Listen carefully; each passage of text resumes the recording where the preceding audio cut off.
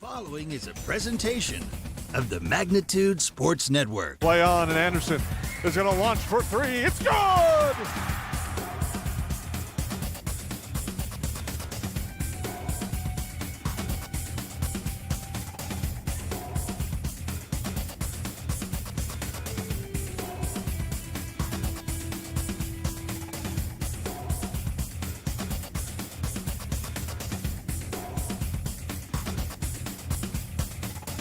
Payoff pitch, swing and a miss. It's a drop third strike. All he has to do is throw him out, and the West Fargo Patriots are your 2022 state champions.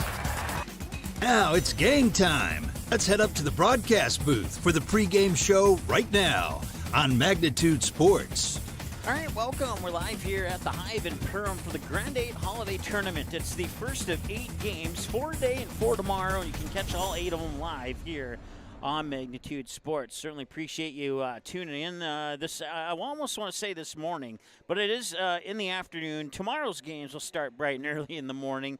On deck here we have Barnesville taking on Sauk Center. Sauk Center will be in their maroonish red uniforms. Barnesville was out on the court earlier, but I did not pay attention to what they were wearing. I believe they are in their white uniforms with purple numbers. We'll see for sure when they make an appearance on the court once again. My name is Mike Mason.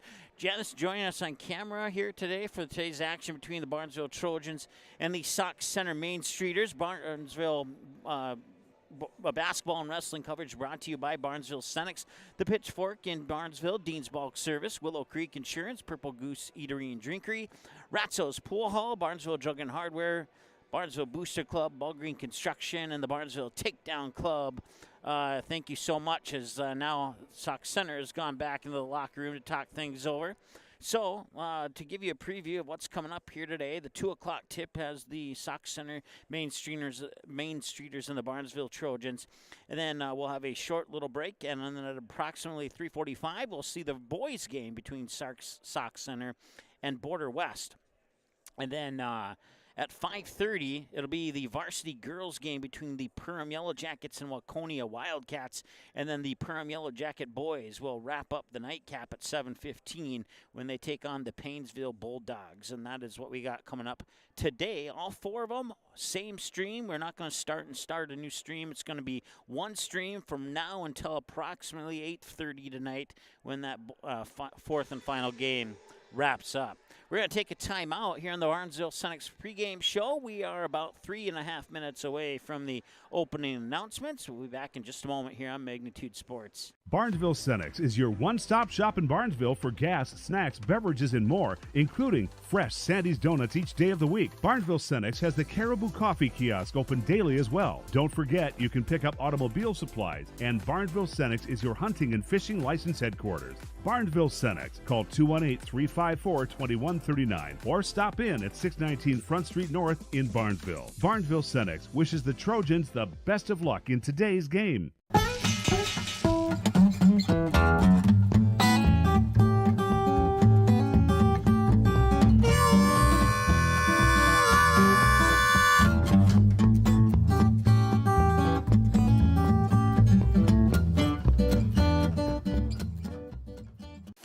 Bulk Service C-Stores in Barnesville and Sabin are your stops for high-quality Arco gas and diesel fuels, plus a car wash in Barnesville. Don't forget to pick up your favorite snacks and beverages as well. Dean's Bulk Service is your preferred choice for your propane, fuel, diesel, exhaust fluid, and ISO-Clean certified lubricants for your home, farm, and business. Call them 1-800-548-2799 or visit dbsoil.com to see what they can do for you. Auto Owners protects your home.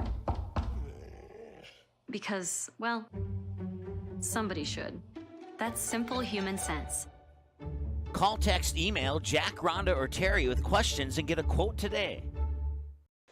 All right, welcome back to the Hive in Perham. It's the Grand8 Holiday Tournament. Game 1 of 8, 4 today and 4 tomorrow. The games tomorrow will start bright and early at 10 a.m. It'll be Barnesville taking on Waconia. And then at 11:45, it says p.m., but they mean a.m. Tomorrow will be to be determined.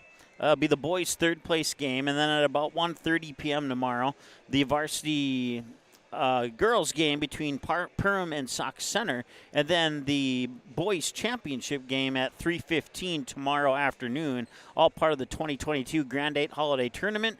Thanks to the Grand8 Hotel here in Perham, who has graciously hosted all the players and teams that have wanted to spend the night here in Perham, since some of them got to be back bright and early at 10 o'clock tomorrow morning. And I also want to say thanks to, I didn't catch his first name, but the guy at Mid-Minnesota Sports for helping me out with some name pronunciations for Sauk Center. He will be here broadcasting all the Sauk Center games. Magnitude will be here for all 8 of the games. So just a FYI on that for any Main Streeter fans who may be checking in. I know that he covers a lot of your games, and he's always been a good guy whenever I've had a chance to talk to him.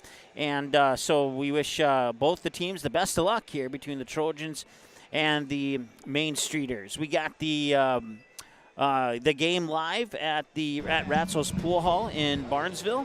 And we are now about 30 seconds away. Our PA announcer will go through the opening announcements. I'm not sure what the plans are for the national anthem. We'll find out momentarily here. So, once again, it's the Barnesville Trojans and the Sauk Center Main Streeters. And then the second game we'll have Sauk Center versus Border West, Perham versus Waconia girls at 5:30 tonight, and Perham versus Painesville, the boys matchup at 7:15 tonight. So the two teams, once again, Barnesville is indeed in the white with purple, while Sauk Center in the maroonish red with white numbers and white stripes down the side. Here's our PA announcer, Jason Groth. For today's Grand8 Holiday Classic, presented by the Yellow Jacket Backdoor Club and KLN Family Brands. Today's first game features the visitors on the scoreboard, the Barnesville Trojans. And the home team, the Sauk Center Main Streeters. Perham High School, its administration, and the Minnesota State High School League welcome you to today's game. For all participating here, we urge you to practice good sportsmanship by being positive toward the teams and the coaches, and by respecting the decisions of the officials. You help enhance the atmosphere of educational athletics. Thank you for your attendance and cooperation, and let's enjoy some great basketball. Now at this time, we request that you please rise, remove your headgear, face the flag, and sing along as we honor America with the playing of our national anthem. And we'll be right back. The Purple Goose Eatery and Drinkery, located at 310 Front Street South in Barnesville, open every day from 11 a.m. to 8 p.m., 7 days a week. Burgers, salad, pizzas, sandwiches, they got you covered. Daily specials on all food and beverage items on the menu as well. They're located, once again, 310 South Front Street, Barnesville, 2 blocks from Barnesville Senior High School. Order online, purplegoose2go.com, or text your order to 218-321-1963. The Trojan Takedown Club supports Barnesville wrestling on all levels. Members serve to go to the wrestling program and are thankful for family, friends, fans, donors, and sponsors that help contribute to any and all fundraising efforts. The Trojan Takedown Club meets at the American Legion Post 153 in Barnesville in the evening of the first Wednesday of the month. For more information, search Facebook for Barnesville Trojan Wrestling. Budget Blinds, based in Detroit Lakes, serving Perham, Fergus Falls, and Park Rapids, is celebrating its 30th anniversary. Whether you need blinds, shades, shutters, drapes, check out the entire inventory online, budgetblinds.com. Also, schedule a consultation on the website. Have more questions? Give them a call, 218-206-9599. Meet the starters. All right, First, here's your for the starting Barnesville lineups. Trojans. Starting at a guard, a 5'4" junior number 2, Kennedy Gray. Starting at a guard, a 5'5" junior number 5, Sydney Strand. Starting at forward, a 5'7" senior number 10, Mackenzie Scogan. Starting at a guard, a 5'8" sophomore number 23, Abby John. And starting at forward, a 5'8" senior number 40, Emily Smith. The Trojans are coached by assistants Alejandro Nicole Morrison and head coach Ryan Hopstad. And now for the home team, the Main Streeters of Sauk Center. Starting at a guard, a 5'8" sophomore number 15, Sierra Corton. Starting at a guard, a 5'7" sophomore number 21, Madeline Schuster. Starting at a guard, a 5'9" senior number 33, Heidi Leeser. Starting at the post, a 6' senior number 35, Jenna Kovinsky Vogt. And starting at a post, the 6'3" sophomore, number 45, Victoria Jennison. The Main Streeters are coached by assistants Kent Gustafson, Karina Maher, and head coach Scott Bergman. The officials assigned for today's game are Mr. Terry Eider, Mr. Steve Burns, and Mr. Tim Berkwood. Let's take a second and thank our officials. Everyone, without them, we do not play today. The Sauk Center Main Streeters, the posters there saying playing for Mary. They are referring to Victoria Kerfeld as she is number 11 on the Sauk Center Main Streeters, and I was informed that unfortunately her mother passed away this morning.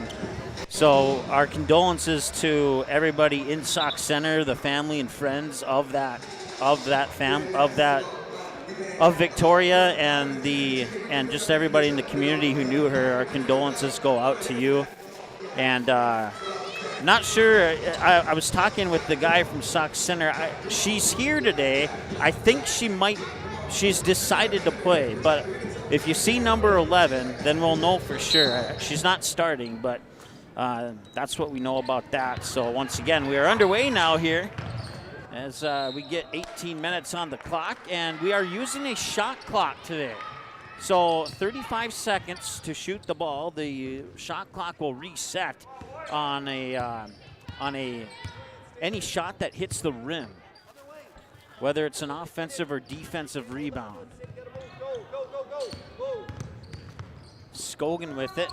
Fires it outside for Emily Smith, who tries to drive the baseline. Now pops it back out top for Kennedy Gray. That shot is off the mark. And the rebound will come down here to Sauk Center. Bringing it back the other way. Couldn't quite see who it was. She'll put it to the near corner here for Schuster, and the shot underneath is not going to go. And back the other way. Here's Abby John. Little loop, underhand loop there for a missed shot, and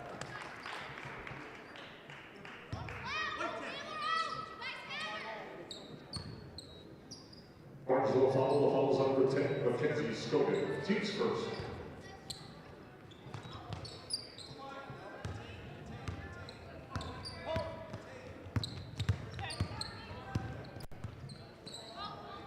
near wing here, Schuster. She'll work it up top there for Gapinski-Volt. And now a three on the way. Far side is off the mark. And the follow-up shot is off, and Abby John will get the rebound, bring it back the other way here. Tee up. Good cut. Swing it, get it off this side of the floor. Get it off this side. And that one's out of bounds. I'll stop the clock with 16:37 to go.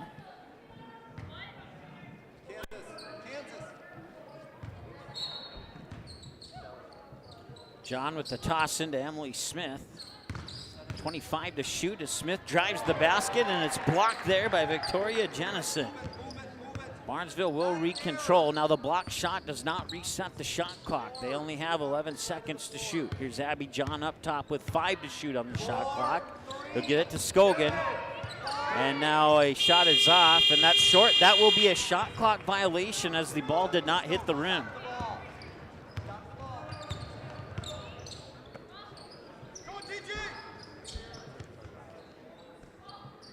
They'll work it around here to Schuster. So I think maybe the Barnesville Trojans were caught off guard on that one. There's a turnover. First turnover of the game for either team, and it's courtesy of Emily Smith. They'll pop it out. Sydney Strand for a three. That misses everything. And the rebound will come to the Main Streeters. And a drive to the basket, and I'll stop the clock with 15:39 to go here in the first half. Still a 0-0 ball game here between the Trojans and the Main Streeters. Number 10, Mackenzie Scogan, team second. That is the second foul on the Trojans, and we still have no points in this ball game. Sierra Corton at the line, and she'll change that. So John will bring it down. They'll get it into the hands there of Kennedy Gray. Scogan has it. fires it over to Smith. Baseline jumpers up. That one's off the mark. And the rebound comes down to the Main Streeters. Bringing it up court here is Corton. Corton towards the top of the key, being guarded by John. Shuffles it off there to Gopinski-Bolt. Couple passes later, it's in the hand of Schuster. And down low, his shot is missed, and there is a foul. 10. Push, 2. Barnesville foul. Fouls on number 10, Mackenzie Scobin.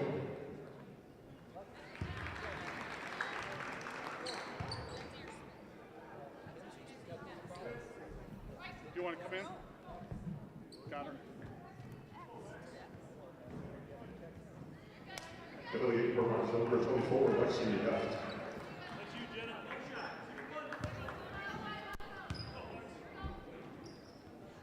And she'll make them both. And it's now a 3-0 ball game.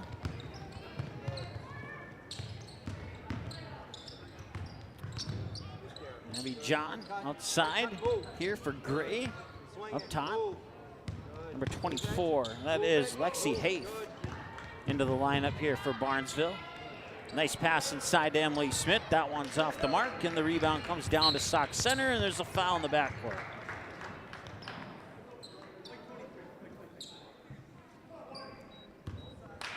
Barnesville foul. The foul is on number 23, Abby John.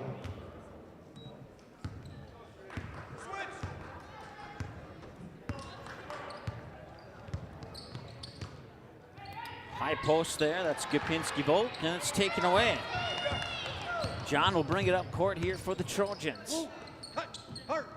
Down low to Emily Smith. Back up top there for Lexi Hafe. Now Strand has it. Strand looks left, dribbles to the right. 20 to shoot on the shot clock as they rifle it around. Long three off the mark, won't go. And the rebound's out of bounds. 21, 13 for 33. Great job, Lexi Hafe! Some substitutions coming up here for Sauk Center. In the game for the Main Streeters, number 5, Emily Peters, and number 13, Avery Reload. Inbounds pass will come into Emily Smith. Now Strand back over to Abby John. Catch and shoot three. Missed everything.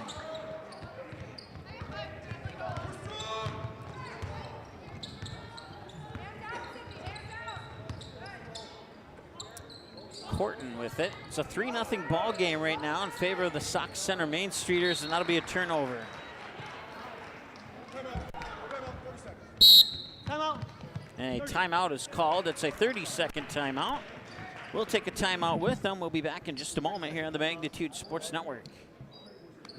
Barnesville Drug and Hardware is your local Health Mart pharmacy and hardware Hank store in Barnesville. Open weekdays 8:30 a.m. to 6 p.m. and Saturdays until noon. Stop in at 117 Front Street to select your next grill or smoker. Choose from a wide variety including Pit Boss, Weber, Traeger, and Blackstone. Let one of Barnesville Drug and Hardware's friendly team members help you pick the grill or smoker that's just right for you. Search Barnesville Drug and Hardware on Facebook and give them a like and follow. Barnesville Drug and Hardware wishes the Barnesville Trojans the best of luck in this game and this season.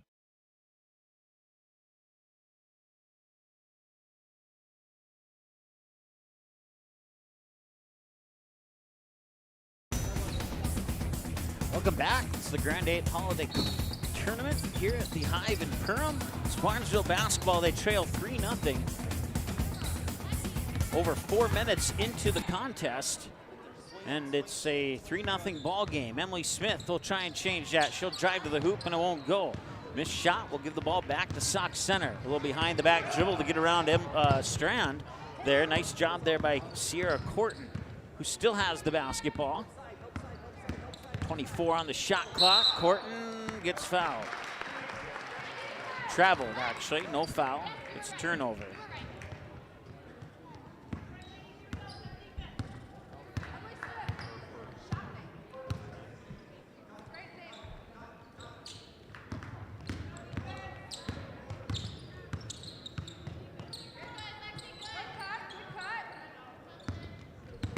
Here's Abby John.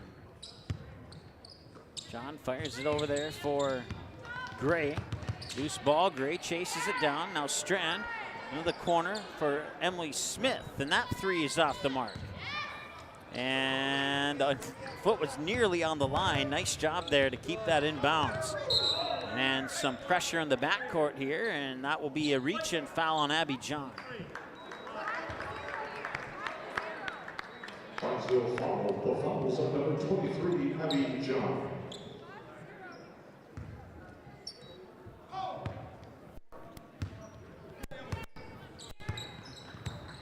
Corton will bring it, or check that. Yeah, it was Corton. Peters tried to dish it down low to the post, but it was another turnover. Now Abby John will get a whistle. And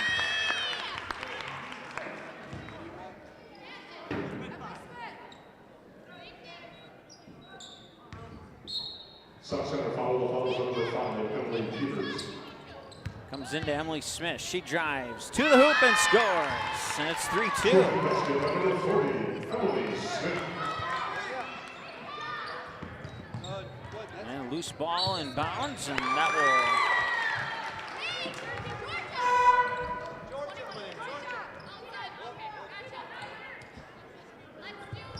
Into the game for South Center, number 21, Madeline Schuster, and number 33, Heidi Leeser. So John will trigger it in from the inbounds pass, or the baseline, I meant to say. Emily Smith hands it back there for Kennedy Gray. Gray now to Strand. Strand finds Emily Smith on the far wing.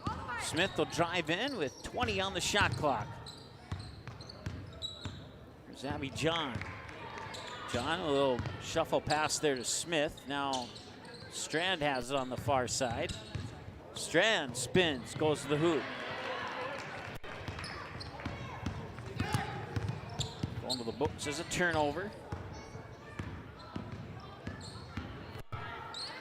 And that one's off the mark. Kennedy Gray will bring it up court. Get it to Sydney Strand. She'll drive onto the baseline, and there's a whistle and a foul. A low-scoring game with 11:29 to go here in the first. A lot of fouls and a lot of missed shots. First trip to the free throw line here for the Barnesville Trojans. It's Sydney Strand, and that one's up and in and out. Into the game for Barnesville, number 3, Jada Bonchis. Jada Bonchis checking into the lineup here for Barnesville. Second free throw, missed the first one, and the Strand will put the second one up, and it's in. Full court pressure here from Barnesville. They get it in there to Emily Peters. Peters being guarded in the backcourt there. They get it over the timeline. That's Schuster. Long three on the far side is in.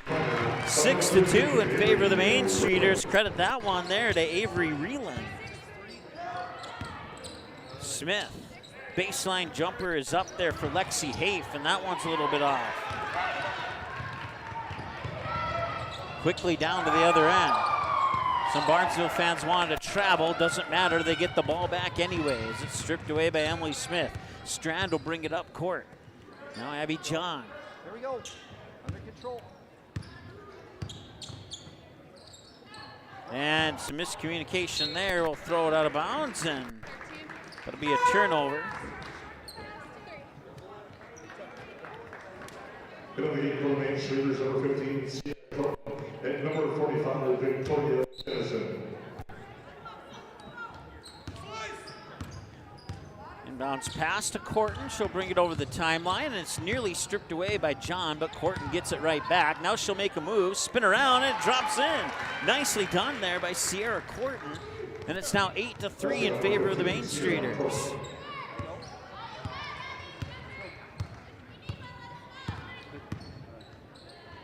John with a straightaway three that's nothing but net, and a timeout is called. 8-6 as that three by Abby John has cut the lead down to 2, and Barnesville's still in it. We'll take a timeout. We'll be back in just a moment here on Magnitude Sports.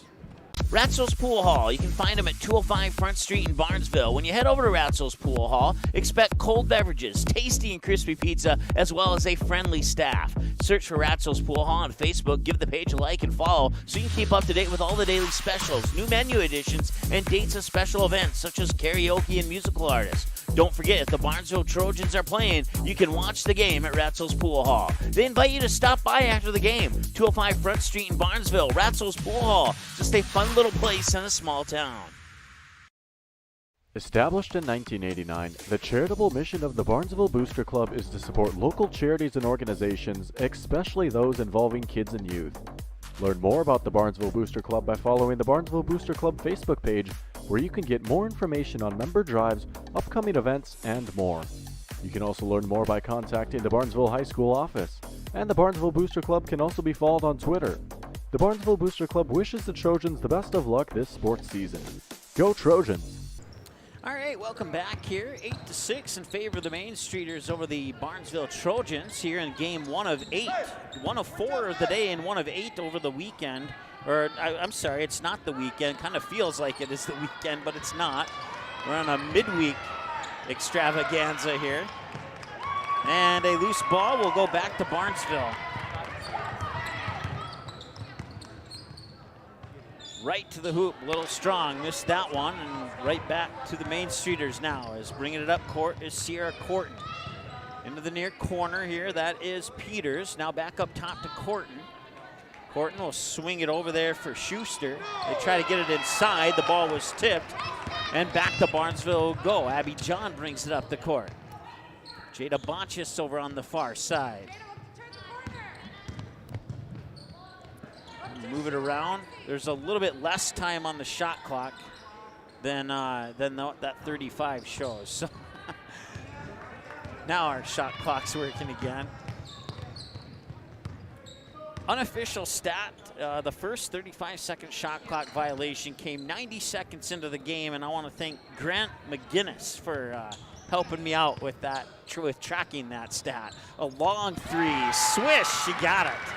Nicely done there by Sierra Corton, a 5'8" sophomore.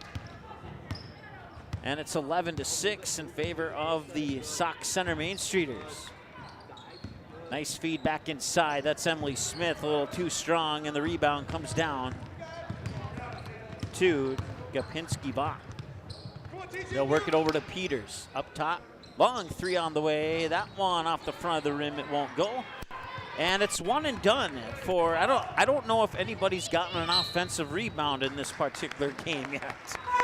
It's been one and done on both sides, or at least so it seemed. As you can see there, the shooting for the two teams combined is not the greatest at the moment. And that's not to say anything negative. They'll get it in there to Kennedy Gray. Gray now over to Alexi Hafe. Back to Gray, bounce pass, Emily Smith long two, swish, she got it. 11-8 our score. Full court pressure once again by the Trojans. Corton will control the ball in the backcourt and bring it over the timeline. Just inside 8 minutes to go here in the first half.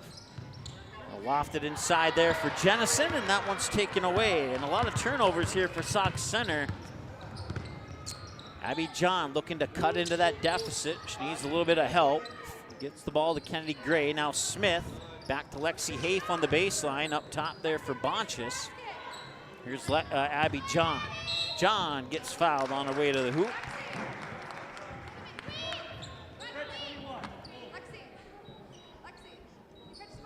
Sauk Center fouls on number 21, Madeline Schuster.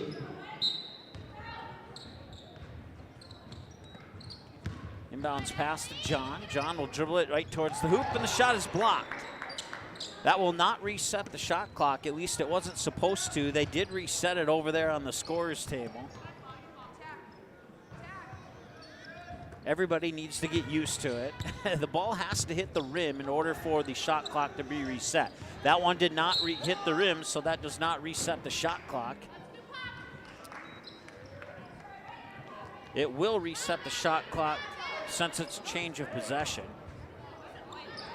A long pass up over the half-court line there to Gapinski Vot, excuse me. Now a couple passes later, it's Corton at the top of the key. Near side here, that's Schuster. And that is it, and in for a three.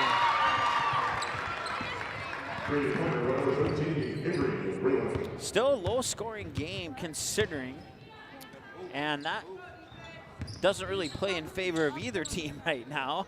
Bonchis drills a three, and I guess maybe Bonchis is like, yeah, it does play a little bit of favor in our team's side because now we're within a basket.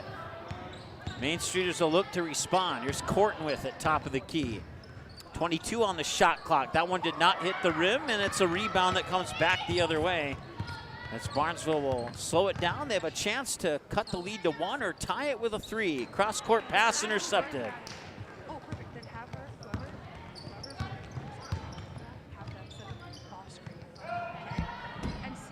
And that one's up and in.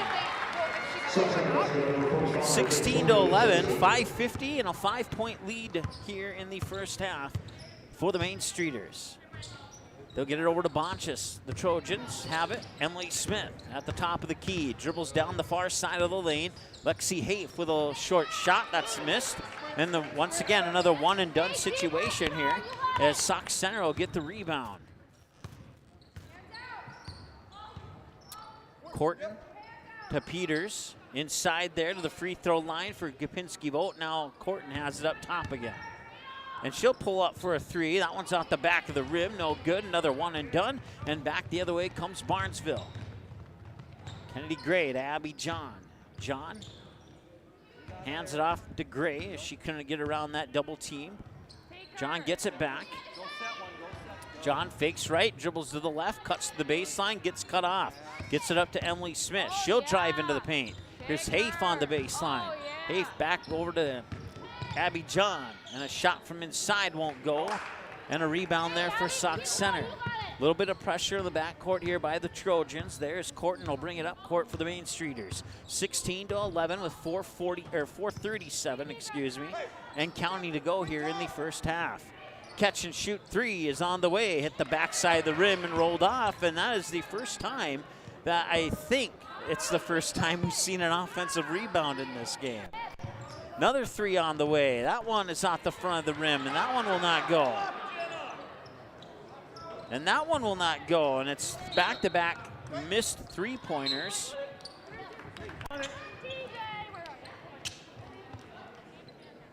Into the game for Barnesville for Sydney String, and number 15, Macy Common. Into the game for South Center, number 33, Heidi Lister. 4:11 and counting to go here in the first half. And a 5-point basketball game between the Main Streeters and Trojans. These two teams don't normally play each other, except on rare occasions on tournaments like this one. Here's Sydney Strand with some nice movement. Tosses it up. That one didn't hit the rim, but doesn't matter because the other team got the ball. A little behind the back dribble there by Corton. And I'll do my best to explain how the shot clock works for those who may be a little rusty on it. I'm very familiar with it as it's as I reviewed the rules. It is exactly the same for North Dakota as it is in Minnesota now, which was easy for us because we didn't have to reprogram our shot clock for Minnesota rules.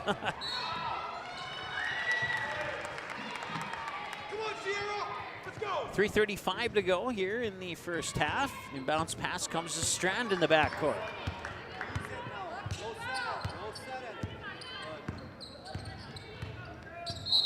And I think, was that travel? A double dribble. Either way, it's a turnover.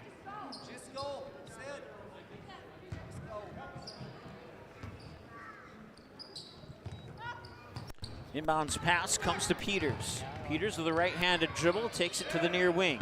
Now works it up top. Driving in there, number, is that 23 or 33? That was 33, so that was Heidi Leeser, excuse me. And that shot is off the mark.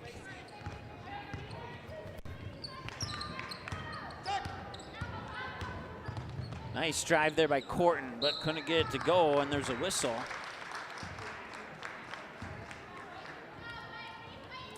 And a foul on Sauk Center.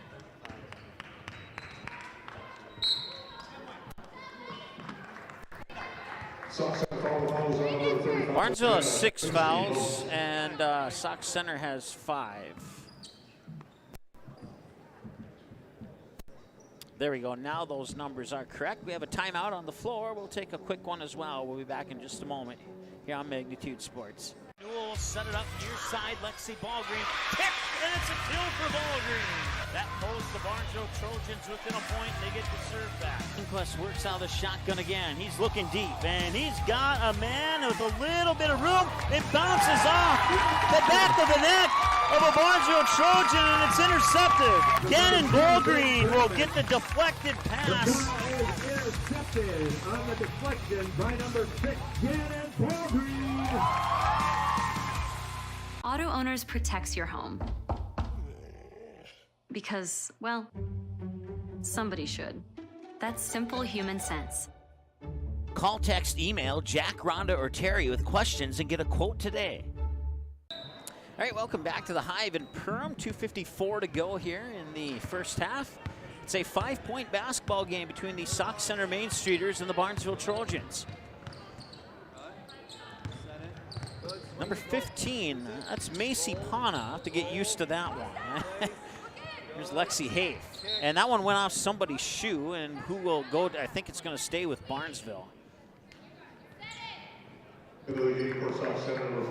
So the Trojans will have 16 seconds to shoot after the inbounds pass is complete. And it'll come into Pana. Hands it off there to Gray. Gray now back up top for Emily Smith. Back to Gray now. 7 on the shot clock. 3 is on the way and in. I don't know if that's a shot she would have taken if there was no shot clock, to be honest. And maybe the shot clock will bring out some more 3-point shooting stars in Minnesota basketball. You never know. And that one's stripped away.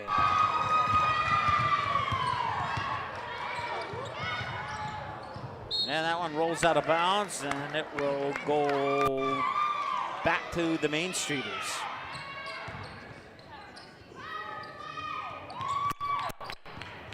A little bit of pressure in the backcourt there by Sydney Strand, as with the ball is Emily Peters.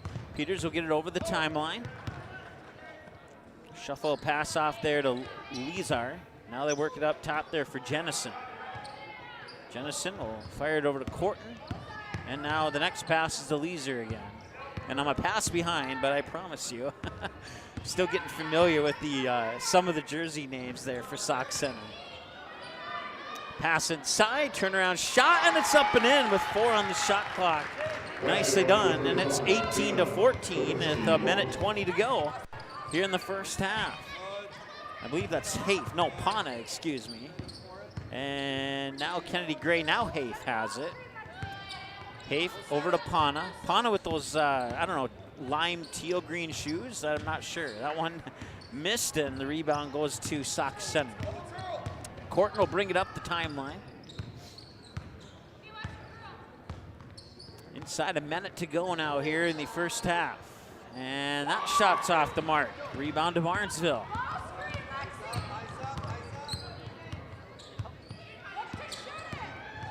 And missed shot will reset the shot clock. Shot clock would be turned off, except the shot clock is 1 second ahead of the game clock. So that's one adjustment we'll have to make here. Shot clock is now off. The Barnesville Trojans can hold it for the remaining 13 seconds and counting here if they choose to do so. Drive to the basket, a little bit short. 3 seconds to go. Long 3 at the buzzer. Missed it all, and that'll bring us to halftime. 21-14 in favor of the Sauk Center Main Streeters. A 7-point advantage here in Game 1 of the Grand 8 Holiday Tournament here on Magnitude Sports at the Hive in Perham. Thanks so much for joining us. Your halftime show comes up next here in a moment on Magnitude Sports. The Trojan Takedown Club supports Barnesville wrestling on all levels. Members serve to go to the wrestling program and are thankful for family, friends, fans, donors, and sponsors that help contribute to any and all fundraising efforts. The Trojan Takedown Club meets at the American Legion Post 153 in Barnesville in the evening of the first Wednesday of the month. For more information, search Facebook for Barnesville Trojan Wrestling.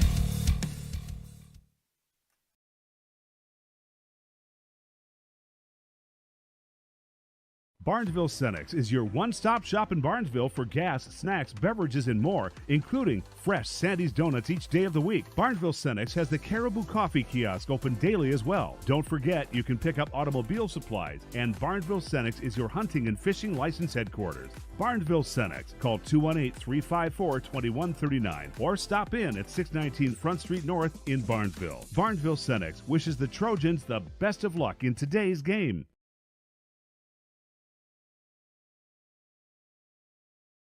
Dean's Bulk Service C-Stores in Barnesville and Sabin are your stops for high-quality Arco gas and diesel fuels, plus a car wash in Barnesville. Don't forget to pick up your favorite snacks and beverages as well.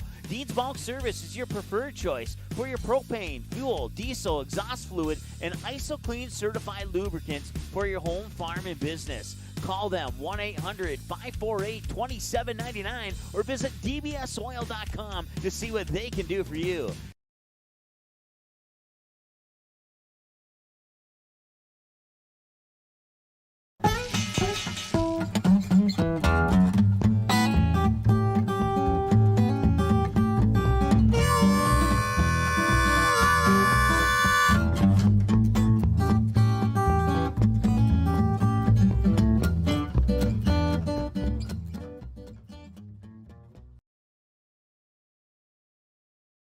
The Purple Goose Eatery and Drinkery, located at 310 Front Street South in Barnesville, open every day from 11 a.m. to 8 p.m., 7 days a week. Burgers, salad, pizzas, sandwiches, they got you covered. Daily specials on all food and beverage items on the menu as well. They're located, once again, 310 South Front Street, Barnesville, 2 blocks from Barnesville Senior High School. Order online, purplegoose2go.com, or text your order to 218-321-1963. Ratzo's Pool Hall. You can find them at 205 Front Street in Barnesville. When you head over to Ratzo's Pool Hall, expect cold beverages, tasty and crispy pizza, as well as a friendly staff. Search for Ratzo's Pool Hall on Facebook. Give the page a like and follow so you can keep up to date with all the daily specials, new menu additions, and dates of special events such as karaoke and musical artists. Don't forget, if the Barnesville Trojans are playing, you can watch the game at Ratzo's Pool Hall. They invite you to stop by after the game. 205 Front Street in Barnesville, Ratzo's Pool Hall. Just a fun little place in a small town.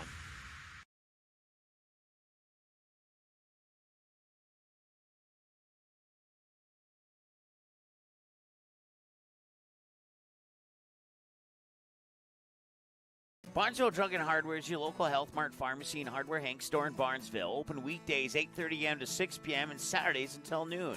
Stop in at 117 Front Street. Get everything you need for your home. Smoke alarms, thermometers, Ethernet, coax cable, and maybe a little something for your kitchen. Baking goods, paper supplies, toasters, coffee pots, griddles, and stove and oven accessories. Don't forget that Barnesville Drug and Hardware is your Valspar Paint headquarters. Barnesville Drug and Hardware. Give them a like and follow on Facebook. Barnesville Drug and Hardware wishes the Trojans the best of luck this sports season.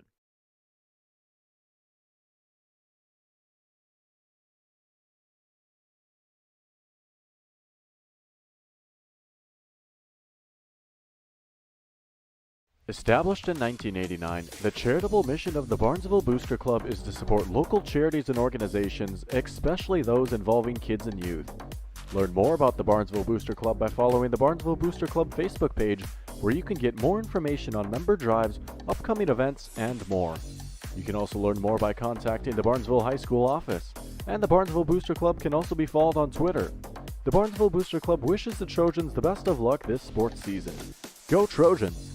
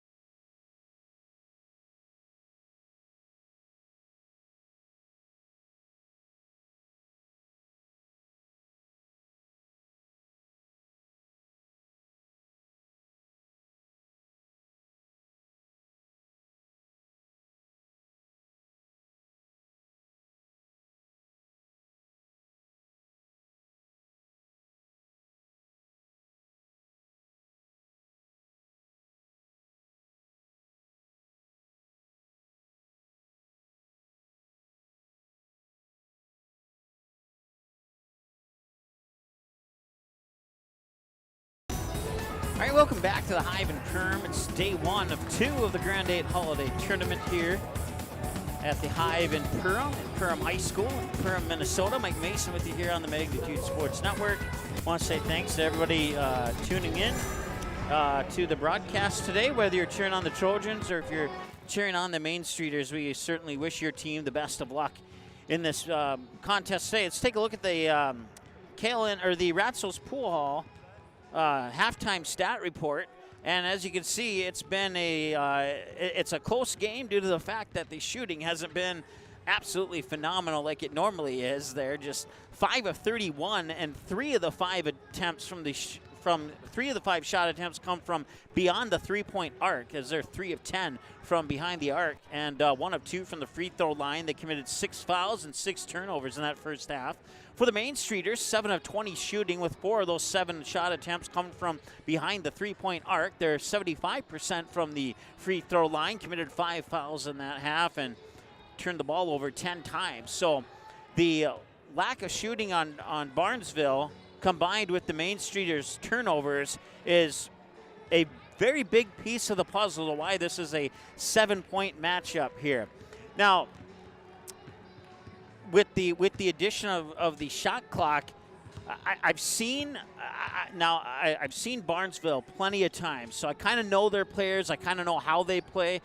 This is the first. I think I saw the Main Streeters last year on a couple of occasions, but this is the first time I've seen them play with a shot clock included. But one thing, so I can't really say too much for Sauk Center, but what I can say, what I've noticed from the Barnesville Trojans is that and I've kind of noticed this from Sauk Center too. They're shooting the ball earlier than they normally would, and when I compare it to North Dakota basketball games, like the North Dakota basketball games have been playing with a shot clock for the longest time, so the teams know that they can wind the clock down to 3 seconds, 2 seconds, 1 second before they take that shot. What I've noticed here is usually when the clock gets anywhere between 7 and 14 seconds, Barnesville and Sauk Center are firing up shots that they probably normally wouldn't fire up. And some of those shots have gone in, and so it's kind of a mix of, like, maybe it's a confidence builder for some of these players to be a little bit more comfortable in taking opportunities when they have open looks at the basket, knowing that, hey, I actually made that shot, maybe I can make it again. So we'll see if things kind of calm down a little bit here in the second half or not, or if it kind of stays the same as it did in the first half.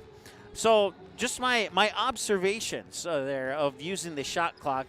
It's my first Minnesota broadcast using a shot clock, but I've done several of them using a shot clock on the North Dakota side. So I'm used to it, and hopefully you're getting used to it, and hopefully I haven't confused anybody here today. But there's a look at your Ratsos Pool Hall halftime stats report. And coming up here on Magnitude Sports, a little bit later this afternoon, we have 3 more games. Border West boys will take on Sauk Center. And then the final 2 will feature the Perham Yellow Jackets, as the girls will take on the Waconia Wildcats at about 5:30, and then the boys will take on the Paynesville Bulldogs at about 7:15. We'll have all 4 of those games here on Magnitude Sports, and then 4 more tomorrow. And then we'll have a New Year's Eve broadcast to wrap up our 2022 broadcast portion of our schedule as we head to Bismarck, North Dakota, and my former high school, the Shiloh Christian Skyhawks, take on the Kindred Vikings in a girls and boys doubleheader. Those 2 teams always meet up right around the new year. We did that broadcast last year from Jamestown College, and then the year before that from Kindred High School. So this time it's in Bismarck, and we'll have those 2 games for you here on Magnitude Sports, and then more Minnesota action to kick off 2023. Second half underway. Barnesville in white, moving from left to right now here in the second half. Kenzie Scogan gets it up 2 passes later to Abby John. John will drive the baseline, lose the ball out of bounds, and it'll be a turnover.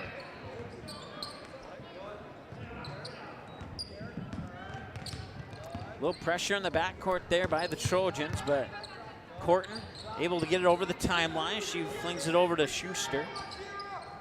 Schuster now with a bounce pass near wing for Gapinski-Vaught, and then quickly back to Corton.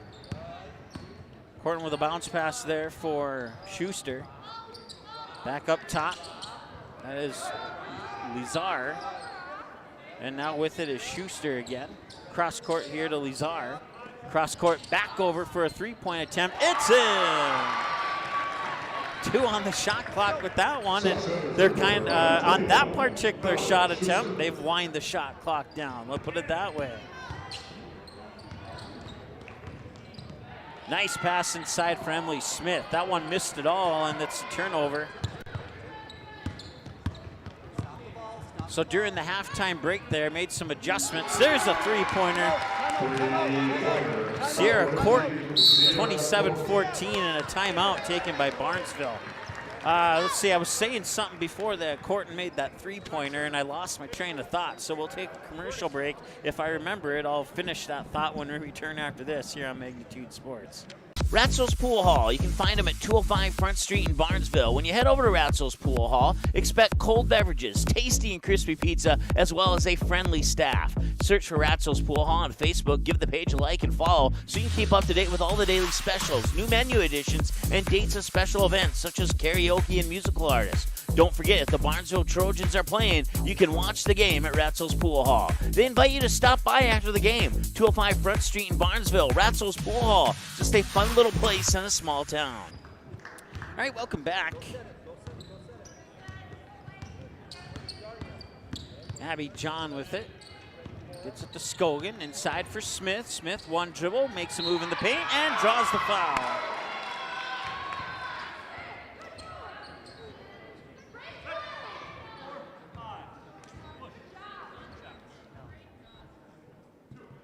Subset call calls over 45, Victoria Jennison.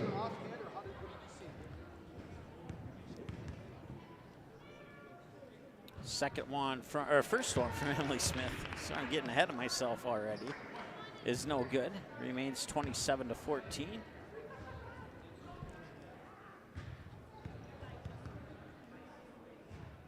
And Smith's second one is up and in. Full court pressure once again here from the Trojans. They'll get it in for Schuster. Schuster with a bounce pass down to the low post. Ball nearly lost, but they'll get it back up top for Corton. She'll reset the offense. Schuster on the far side. You can hear the coach for Barnesville trying to yell from across the court and set up the Barnesville defense. And that ball will go out of bounds, and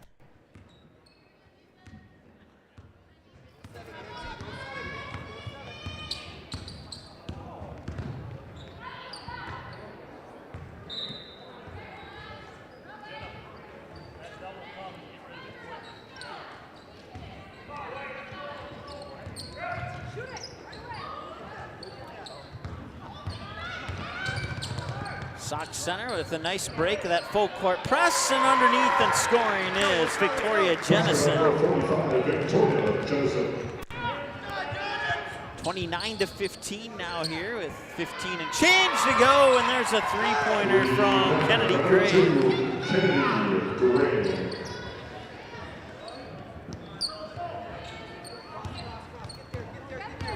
Drop. Match. Who's got who? Leeser fires it over there for Schuster. Schuster up top for Corton. Corton being guarded by John. Back over to Schuster. Schuster now gets it into the hands there of Jennison. Jennison feeds it down low, and there's a foul.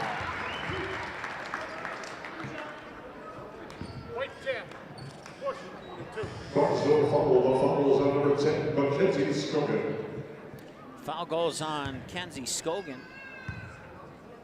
Jim, I did get your text message. I'll respond to it ASAP here. Free throws up and good by Gapinski-Volk, who's at the line here for the Main Streeters, and a substitution for Barnesville. Lexi Hafe will come in. They'll give Scogan a breather on the sideline.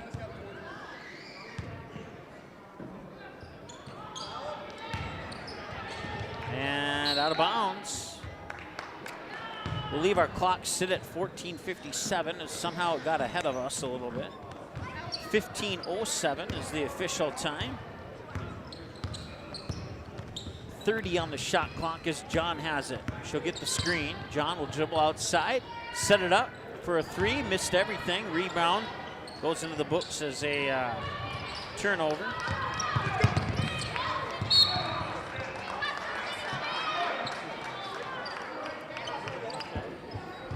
And that will stop the clock with 14:49 to go. 30-18. Catch it if you need her. Drop. Stay back. Up top, Courtney for a three. That one rattles around and out.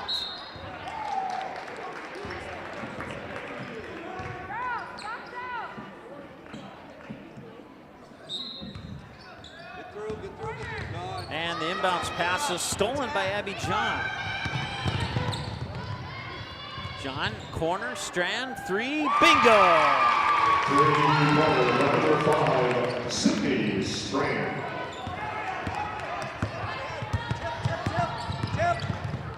Little lob pass inside for Jennison, too strong. Let's go.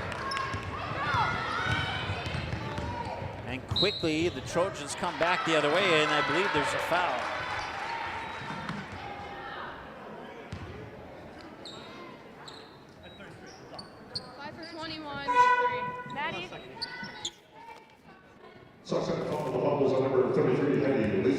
Emily Peters and one other Main Streeter will check in here after the free throw from Kennedy Gray, which is up and in. Into the game for Main Street is number 5, Emily Peters, and number 13, Avery Wheelan.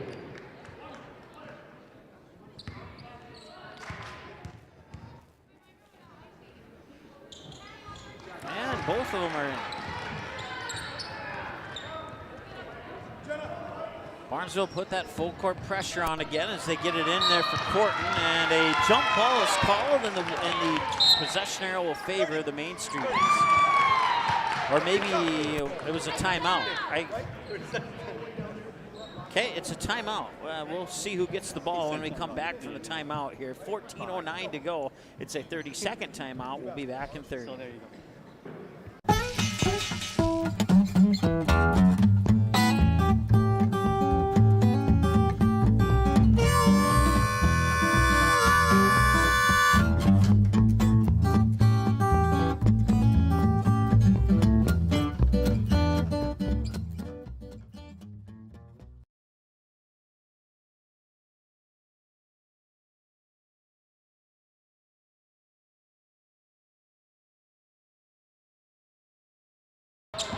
All right, welcome back.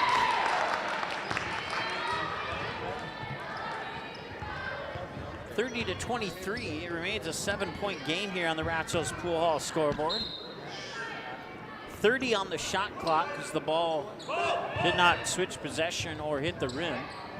John has it now with 27 to shoot on the shot clock. Here's Emily Smith up top, Kennedy Gray.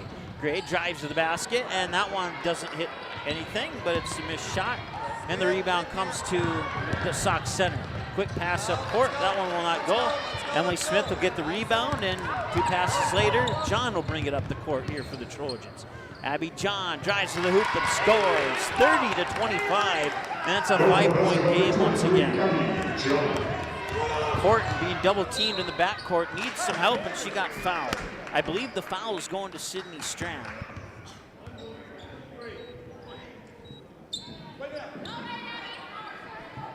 Trojan foul, the fouls on number 23, Abby John.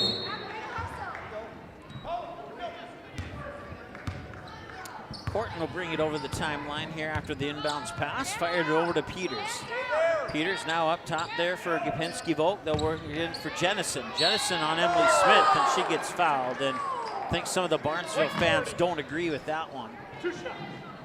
But it'll be a 2-shot attempt here for Victoria Jennison.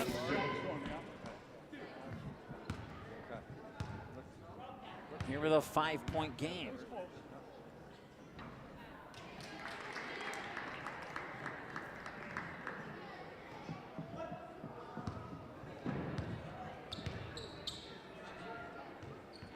And that one's off the mark.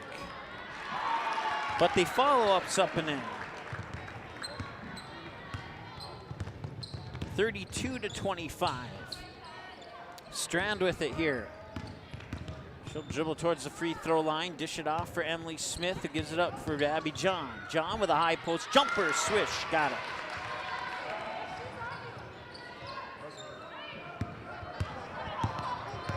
Back the other way now with a 5-point game once again. Peters up top for Corton. Corton back to Peters. Peters looking inside for Jennison, gets it over Emily Smith, and that one goes way up high. Don't worry about her up there. Barnesville foul, the foul is on number 40, Emily Smith. Hey, pinch now, pinch. Jennison's first free throw is off the mark. Both teams identical from the free throw line right now with that miss at 4 for 7. Second one is off the mark as well. And a loose ball rebound comes down to the Main Streeters in the corner off the knee of Sydney Strand. And Strand saying, hey, it touched her hand after my knee. But the official did not agree with that assessment.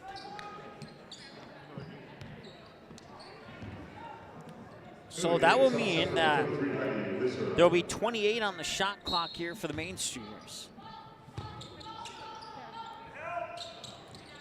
Inbounds pass comes in. Up top there for Leeser. And now that is Corton. And the loose ball picked up.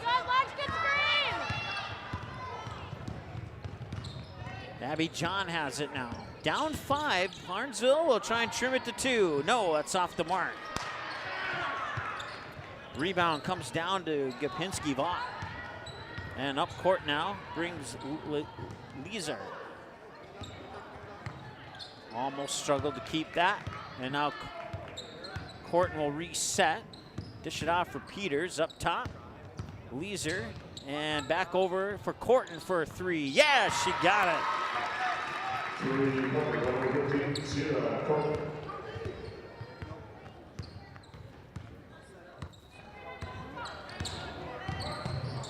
John gets it to Lexi Haif.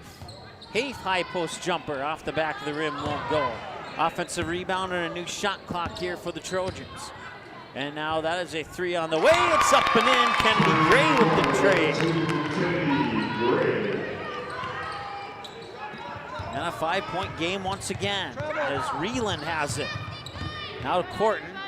Spins around, fires it over to Lizar, and now Peters with a 3. So Peters answers the 3 from Kennedy Gray, and it's back to an 8-point basketball game with 11 minutes to go.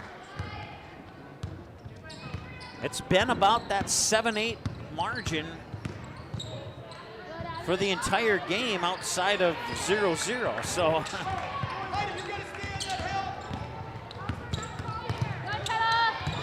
and a near turnover, and they'll get it to Abby John. Abby John has a breakaway to the basket, lays it up and in. Give Abby John an opportunity like that, she's going to make it 29 times out of 30. If not 30 out of 30. They wanted to travel, they're going to get a turnover regardless, and here's John. And now she's 2 for 2, and she's proven my point, and the timeout has been called, as is now a 4-point game. Substitution on the timeout, 4 points for number 3, Jacob Bunches, and number 4, Sophie Frogger. Coming in for Main Streeters, number 21, Madeline Schuster. We'll take a timeout with them. We'll be back in just a moment here on Magnitude Sports. The Trojan Takedown Club supports Barnesville wrestling on all levels. Members serve to go to the wrestling program and are thankful for family, friends, fans, donors, and sponsors that help contribute to any and all fundraising efforts. The Trojan Takedown Club meets at the American Legion Post 153 in Barnesville in the evening of the first Wednesday of the month. For more information, search Facebook for Barnesville Trojan Wrestling. Auto Owners protects your home. Because, well, somebody should. That's simple human sense. Call, text, email Jack, Rhonda, or Terry with questions and get a quote today.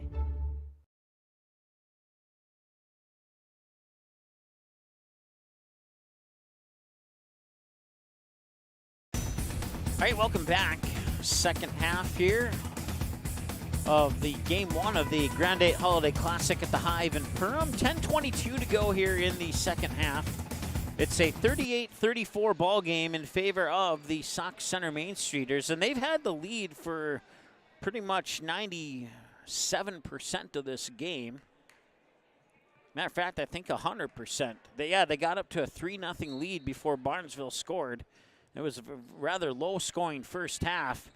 The second half has picked up in scoring just a little bit in comparison.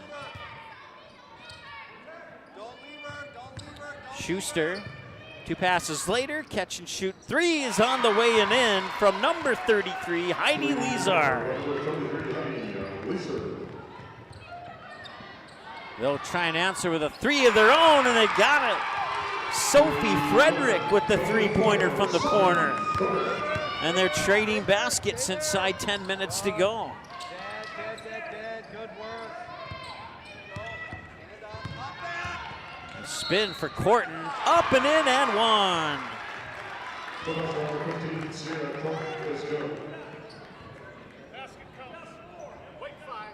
So be a chance for the 3-point play here for Sierra Corton. 5'8" sophomore guard, and she'll knock it down.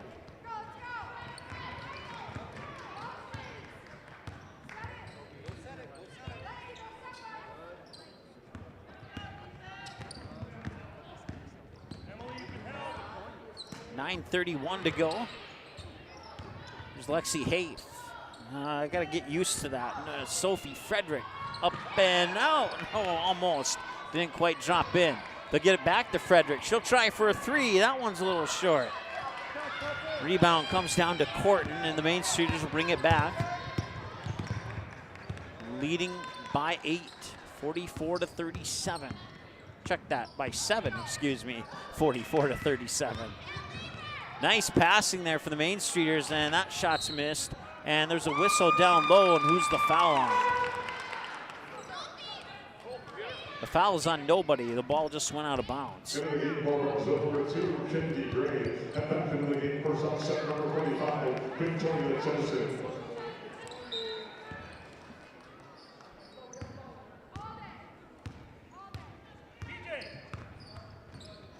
Nice skip pass down there for Lexi Haith, who puts it up and in on the short jumper off the baseline. 44-39, back to a 5-point basketball game. And a loose ball. Main Streeters maintain control of it. 25 to shoot on the shot clock. 20 to shoot on the shot clock. She looked at the hoop, now gets it up to Corton. Corton with a right-handed dribble, cuts down the right side of the lane, and it rolls off the rim. And a rebound for Barnesville, and a chance to cut into the deficit. Kennedy Gray up court and a whistle.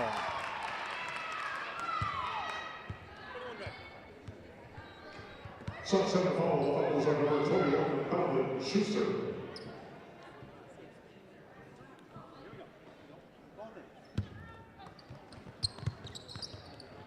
Catch and shoot off the inbounds pass, and almost deceived my eyes there. I thought that one went in for a half second, but it did not. Back the other way, Corton gets it in for Jennison on Emily Smith, and she scores. Inside 8 minutes to go now. Barnesville sticking in there, but like I said about maybe a couple minutes ago, it's been that 5-7 point margin for a majority of the game here. And a near turnover, but Kennedy Gray able to maintain possession of it. Gets it to Emily Smith. Smith pops it out, 3 on the way. In and out won't go. And a whistle and a foul on Sauk Center.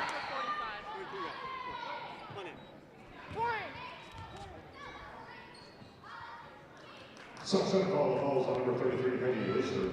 Into the gate for Sauk Center, number 35, Jenna Kavitsky-Holt. So Kennedy Gray will trigger the inbounds pass from the baseline here into the corner. That's Jada Bonchis. Now Sophie Frederick. Frederick gets it over to Gray. Gray down to Lexi Haith. Haith to the top of the post, and 2 passes later back to Kennedy Gray. Gray, right-handed dribble, gets it to Bonchis. Bonchis, cross-court pass there for Frederick. Frederick, 7 to shoot on the shot clock. Emily Smith to the hoop. Hey, you gotta watch 24 on the movie screen. And somehow Kennedy Gray did not get whistled for a foul there as Corton was able to get around her hugging defense. I'll put it that way. Corton with a 3. Holy smokes. That was a good 22-footer there. Corton with another 3, and the Main Streeters have extended their lead to 10 now. And that one goes off somebody's foot, and it's going to go back to the Main Streeters. So it'll be a turnover for Barnesville. Into the game for Barnesville, number 23, Abby John.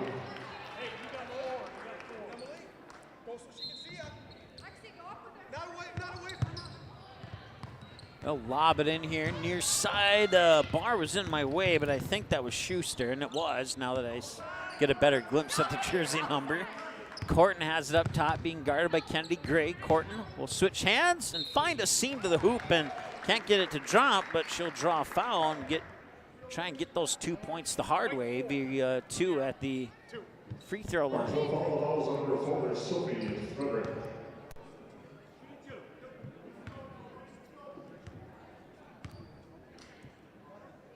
And that one's up and in. Into the game for Barnesville, number 5, Sydney String. Sox center now, up 50 to 39. Frederick comes out. Kenzie Scogan comes in. Emily Smith comes out. And I think Lexi Hafe came in, but I'm not sure who came in for the other Barnesville player. Swish. Nice job there at the free throw line for the Main Streeters. And Abby John will bring it up. Down by 13. Check that. Misdid my math. Down by 12.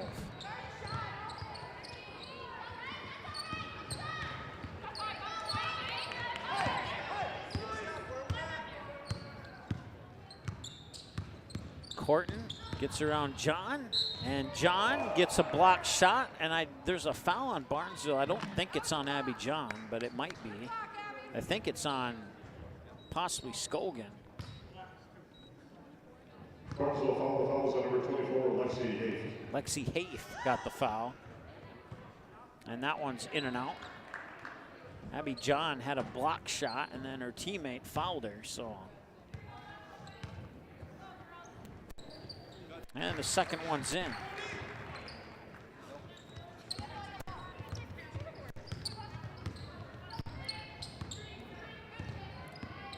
Abby John with it. And from the free throw line, she'll put one up, and that's missed. And the rebound comes to Corton. Corton being guarded by John in the backcourt. She'll bring it over the timeline with 5:25 and counting to go here in the second half. Now she'll get it to Lizar. I was told it was like laser with an E, so Leeser. If I'm mispronouncing any of those names, my apologies, but I think I got them all. As long as I can read my handwriting from the pronunciations that I was given earlier, then I should be getting them right.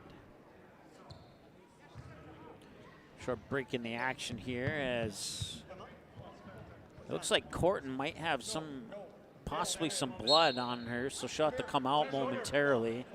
And Sox Center will use a timeout to take care of that.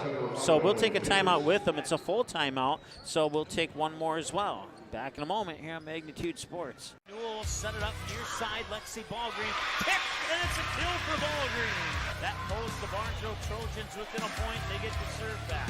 Quest works out the shotgun again. He's looking deep, and he's got a man with a little bit of room. It bounces off the back of the neck of a Barnesville Trojan, and it's intercepted. Gannon Ballgreen will get the deflected pass.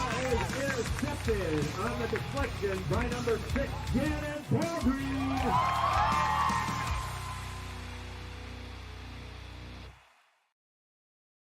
Ratzo's Pool Hall. You can find them at 205 Front Street in Barnesville. When you head over to Ratzo's Pool Hall, expect cold beverages, tasty and crispy pizza, as well as a friendly staff. Search for Ratzo's Pool Hall on Facebook, give the page a like and follow so you can keep up to date with all the daily specials, new menu additions, and dates of special events such as karaoke and musical artists. Don't forget, if the Barnesville Trojans are playing, you can watch the game at Ratzo's Pool Hall. They invite you to stop by after the game. 205 Front Street in Barnesville, Ratzo's Pool Hall. Just a fun little place in a small town. All right, welcome back.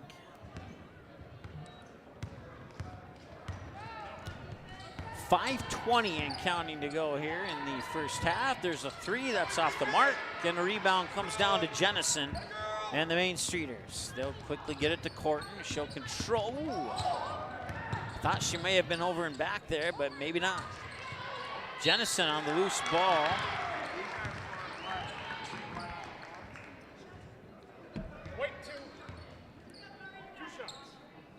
Barnesville fouls on number 2, Kennedy Gray.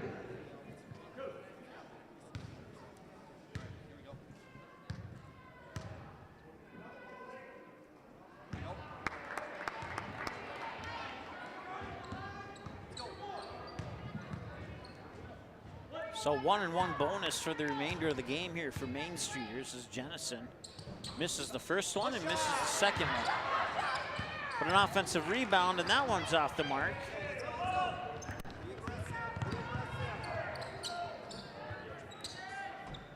Three back the other way, missed everything. That does not reset the shot clock, even though they did reset it down there at the scorer's table. And that one will reset the shot clock on that missed three.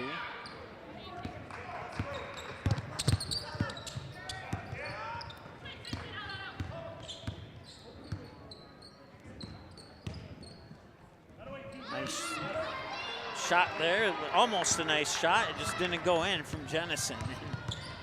Now Barnesville with 4 minutes to try and work with to come back here, as they've been able to keep it within that 5 to 7 range until the last minute or so. Sox center foul fouls on number 21, Madeline Schuster. Into the game for Barnesville, number 40, Emily Smith.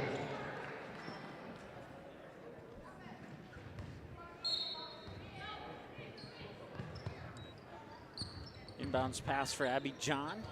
And now that is Gray up top for Scogan. Long three, missed it. And a battle down low for the rebound, and the ball's gonna go back to Sox centers. The foul is on Barnesville. So we'll march down to the other end for free throws. Number 2, Kennedy Gray.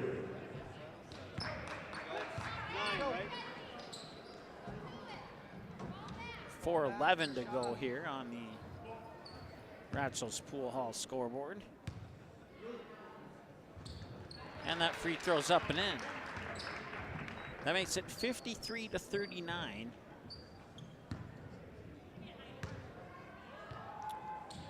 Eddie Leeser gets the second one as well. Back the other way comes Abby John.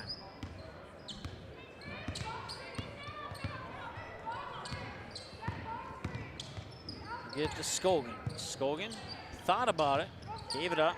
Now John has it. John fakes right, cuts left, tried to get feed a pass into Emily Smith. Loose ball comes to Kennedy Gray. Now they get it back to Smith. Smith gets it swatted away by Jennison. Nice block there by Victoria Jennison, a 6'3" sophomore. That's nice to have that height on one of your sophomore players, because you know you have the height for a couple more years.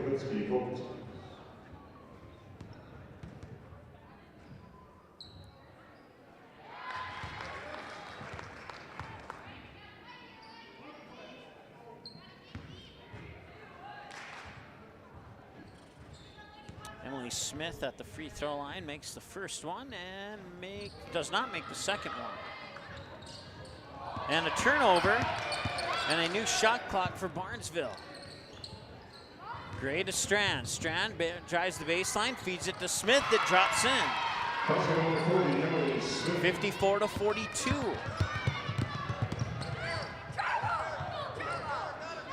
Can hear some of the Barnesville fans wanting to travel there. No whistle on it though. Corton has it in between the circles now here for the Main Streeters. Fires it back over to Schuster, now up top here for Japinski-Vot, and it's turned over. Abby John will bring it up court.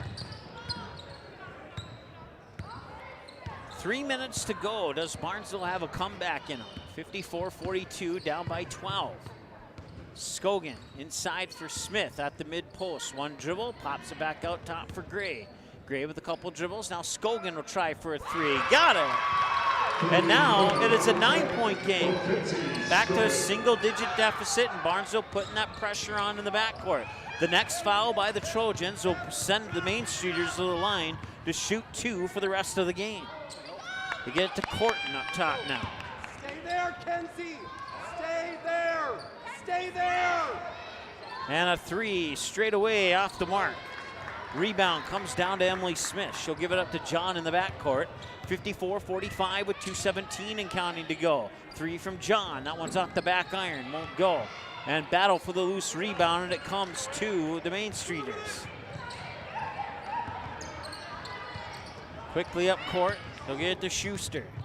Schuster dribbling high on the far side. Now Corton being guarded by John. Trojans not fouling yet. They might need to change that game plan soon here. Back to Corton.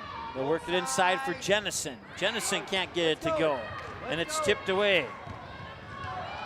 Scogan back the other way. No, that one won't go. Rebound comes to Jennison. No. That was Gapinski-Vot, excuse me, who got the rebound. And nearly poked away from behind, and it is poked away from behind into the backcourt. Corton picks it up. It was tipped by John. Sano over and back.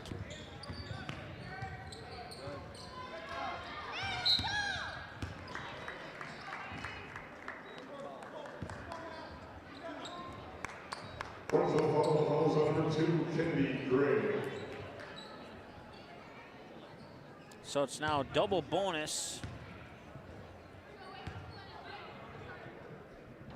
for Sox Center. They'll get 2 free throws for every foul for the remainder minute 15 of this ball game.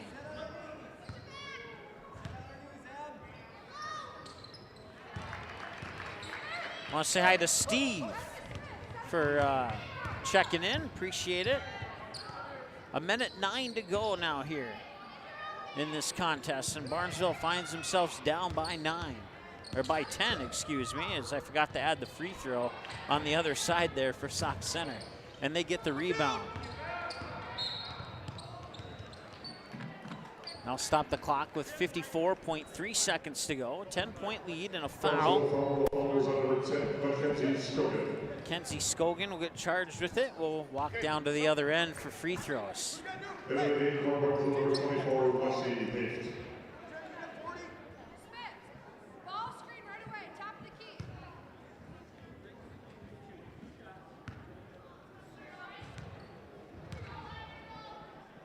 Free throw in and out.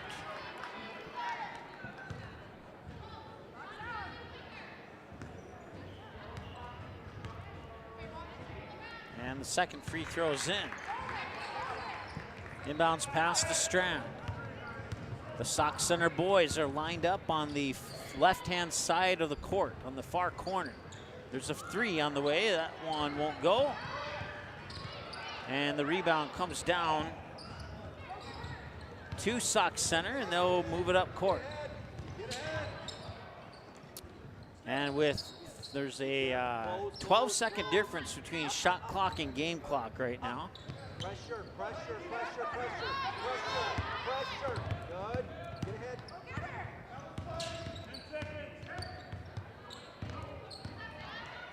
Main Streeters have 5 on the shot clock. Jennison gets the bucket up and in. And now 10 seconds to go in this ball game. And Barnesville can hold for the final shot. They'll work it around. And that is a 3 that's up and in at the buzzer for Kennedy Gray. And that will bring us to our final score. The Sox Center Main Streeters 58 and the Barnesville Trojans 48. Thank you so much for tuning in. Don't go anywhere. We're going to keep the stream live. and we'll get things set up for game number 2, which will be a boys basketball game between the Sauk Center Main Streeters and Border West. Our next game will start at 3:45 and will feature Sauk Center and the Border West Buccaneers both basketball action. Tomorrow at 10 a.m. Barnesville will take on Waconia in girls basketball action, and at 1:30 p.m. tomorrow, Pearl will take on Sauk Center.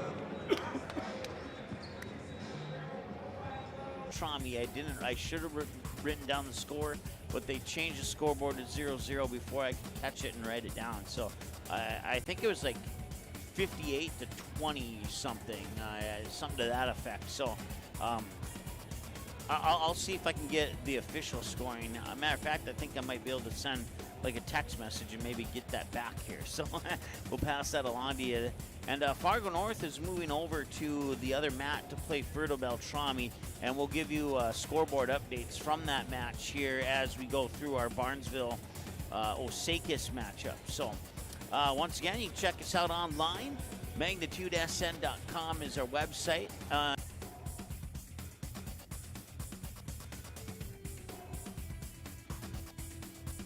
Hey, it's Mike with Magnitude Sports. Thank you so much for your support. It's been a blast these 5 years, and because of our sponsors and our YouTube members, you've kept this station rolling for 5 years, and now we've surpassed 2,000 broadcasts. That's 2,000 broadcasts, 2,000 streams of area high school sporting events, semi-professional events, youth sporting events, youth hockey, youth football. We've done a little bit of everything here at Magnitude Sports, and it's all thanks to our sponsors and our YouTube members. We'll tell you how you can become a YouTube member here in a little bit, but here's some of the moments, memories, and magic that has been captured on Magnitude Sports over the past 2,000 games, thanks to our YouTube members and our sponsors. Like, not 100% sure actually if I'm live right now, as I just got a notification it disconnected again. That one's going to be popped up high by Feldner. That one has a chance and it's gone. Alex Feldner with the 2-run shot, and Davies takes the lead. 2-1 on the night, and it's Feldner helping her own cause with a 2-run home run. And she's going to head home with a big smile on her face as the Eagles take the lead for the first time today. He's seeing a little bit of history in the making here. Oh, how about that? And he did that on purpose, too. Highlight reel right there. Gage Anderson assist off the backboard for the Moni dunk. Wow, that's pretty awesome. Wow. I mean, Cheyenne is just flexing their muscles right now. They are sign, sealing, and delivering, stamping. We are the team to beat here in the EDC. We are the team to beat here in North Dakota. If you're just tuning in, that is not a misprint. It is 77-37 here in favor of the Cheyenne Mustangs. Our scoreboard is working, and there's been a couple games where we've had trouble with it. Now it's 80-37. Jackson Moni hits another one. Let's count them up here while we have the opportunity. 1, 2, 3, 4, 5, 6, 7, 8, 9, 10, 11, 12, 13, 14 three-pointers for the Mustangs here in this contest. And we still got just shy of 7 minutes to go here. Here's Label. Screen. Needs some screens. Goes it around nicely on Davis now. Here's Davis now. Well, Davis taking it. Let's throw Davis. Dunk with the dunk. One. The right brother may have been the first one to try. Davis has perfected flight. Absolutely unbelievable. Chance for one more at the line. That is a grown man dunk right there. How about that? Wow. Here's Bainbridge. Lost the ball and a chance for... At the buzzer, he scored! Zach Bregman on the layup off the turnover! And what a way for Barnesville to walk it off!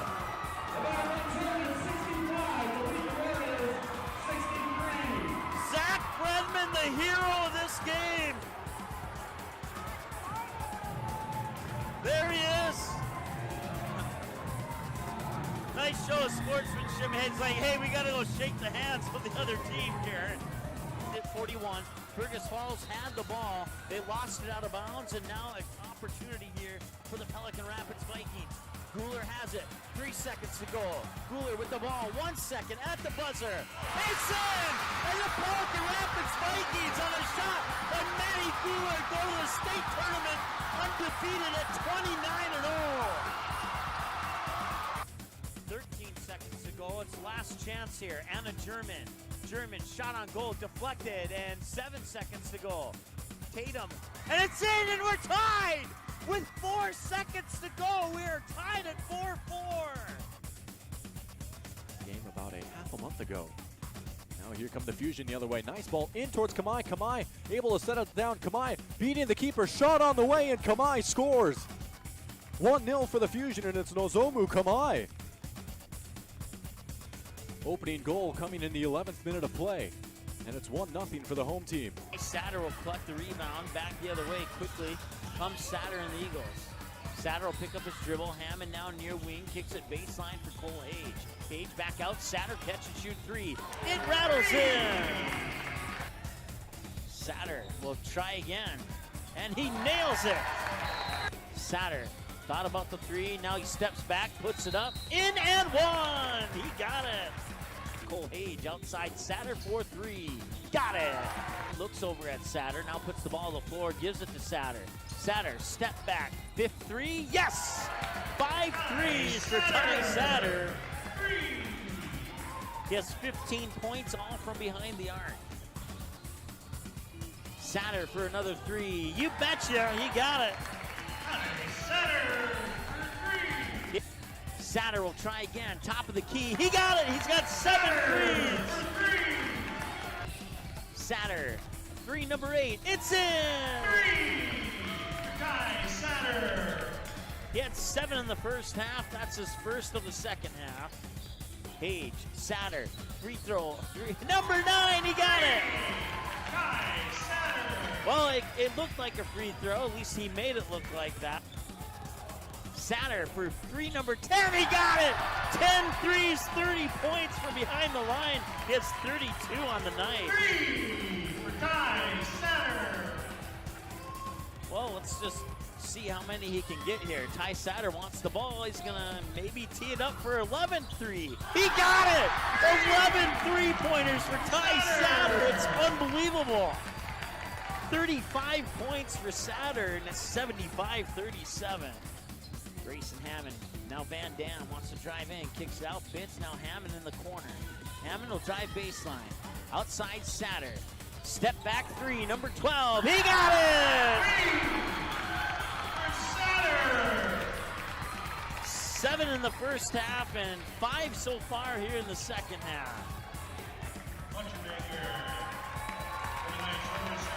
Satter will head to the bench. Ty Satter has set a new Davies Eagles single-game three-point record with 12 three-pointers. That's pretty awesome. I will admit, that is pretty awesome. Congratulations, Ty Satter. Count will go to a ball and no strikes on Cole Hage. Hage at first base with some pretty good pop in his bat for a number 2 guy in the lineup. And he'll turn things around and bat from the right side. Hoganson out of the line, delivers 1-0. Curveball blasted to left field and deep. Back after it, Carolyn at the wall, it's gone. Cole Hage with a solo home run on the second pitch he sees, and Post 2 will take a 1-0 lead. We had just mentioned that Hage has some pop in his bat for a number 2 guy, and he got a fastball up belt high and just unloaded upon it. He was looking for that pitch, he got it, and all left fielder Zach Carolyn could do was take a couple of steps, look up, and watch it fly over the wall. 1-0 lead for Fargo Post 2 after their second hitter of the game.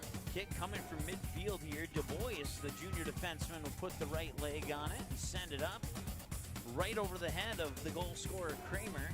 The Packers will try and clear it. Mustangs touch up on it. And a little bit of pushing and shoving there. No call. And now Bukestad will get around the defender. Bukestad with the left foot over the head of Pyle into the back of the net. And it's 2-0 Mustangs. First round EDC tournament game between the Mustangs and the Knights. Coming away with it here is Bukestad. Bukestad over! Pyle had her hands on it and it slipped through. And Bukestad scores her second goal of the game. We'll toss it in. Right inside the near corner here. Monger touches up on it, gets it to Bukestad with a shot, and it's into the goal! Bukestad sneaks it into the near post, and it's 4-0 Mustangs.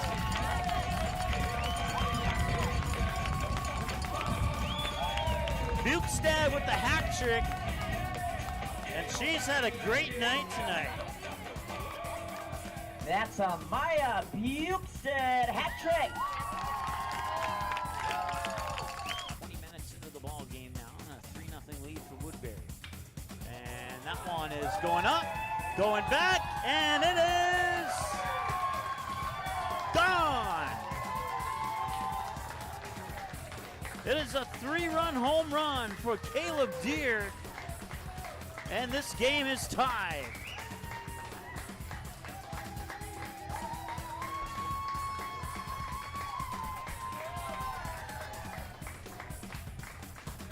Sets up, roll it away. Comes back inside, ground ball to second. Flip to Rarick for one, on to first, rack him up for two. Throw back to third, they get a triple play. They didn't just get two, they threw back behind the runner and turned it into 3 outs. How about that? One swing, 3 outs, and that does it the 6th. How about that? It will go 4, 6, 3, 5 on the triple play. And just like that, 3 outs. And one swing, Hasbargen cleans it up. It goes Hansen to Rarick to Beiswinger and then back to Mock. Everybody in the infield got their turn. They do get a turnover. They have an opportunity to tie the game, and they do. Paige Pearson with the basket underneath to tie it at 63. 17 seconds to go. Outside, Katie Johnson for a 3. Yes, she got it with 5 seconds to go. Katie Johnson hits the 3. 66-63, back the other way. No, it's off the mark. Coleman sent it up, and it just rattled off the left side of the rim. And the Perham Yellow Jackets will hang on. Ryan's on first, Grant Matter on second, Oliver Luck on third, and Chayton Sen hits this one deep to left field, all the way back, and it is gone. It is a grand slam for Chayton Sen. And Chayton Sen gets the Stars within striking distance of this game once again. And Allen's hit well to right field. It might have the distance, and it's going back, and it's a solo home run for Easton Rarick. Hilber will deliver pitch number 9, and that one's hit high and deep left field, going back, and it is gone. It is a second grand slam for the Stars. And it is now 13-12.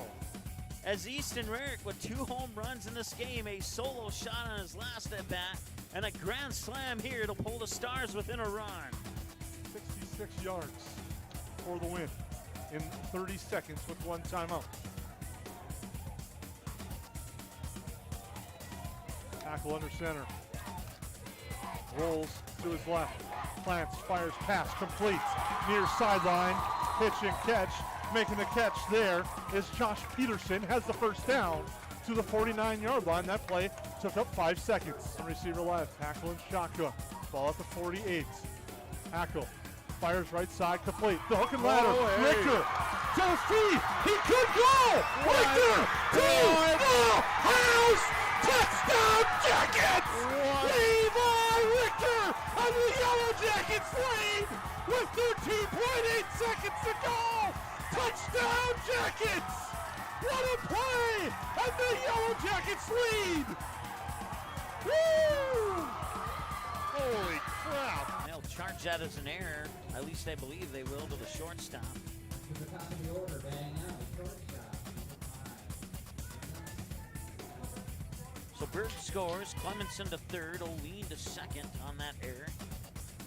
Brennan Hammond 1-for-1. Single into left field last time he was at the plate. Reset the count here for him. That one hit hard to left field. It's going deep, and it is gone!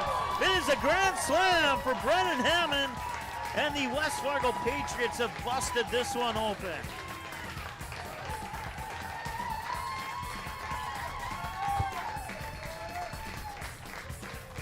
We'll fix the scoreboard. It's only 8-1.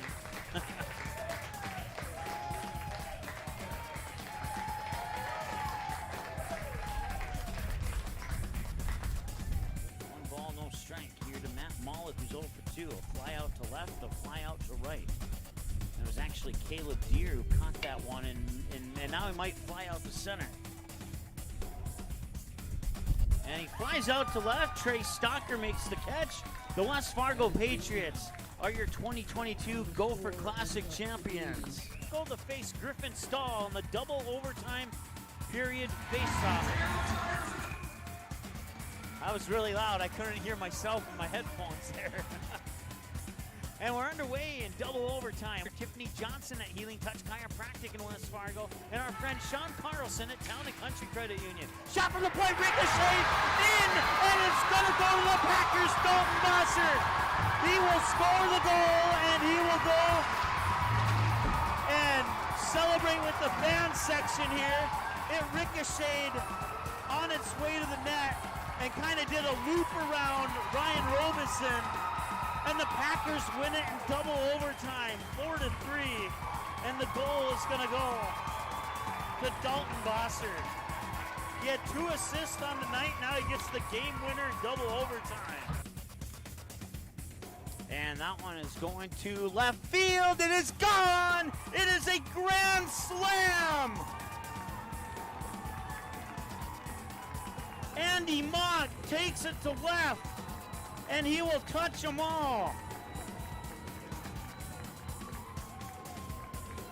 That is the only grand slam of the tournament so far, and Andy Mott comes up big here for the Post 400 Stars. And this one popped up. Can Oliver Lux send them to Shelby? They can!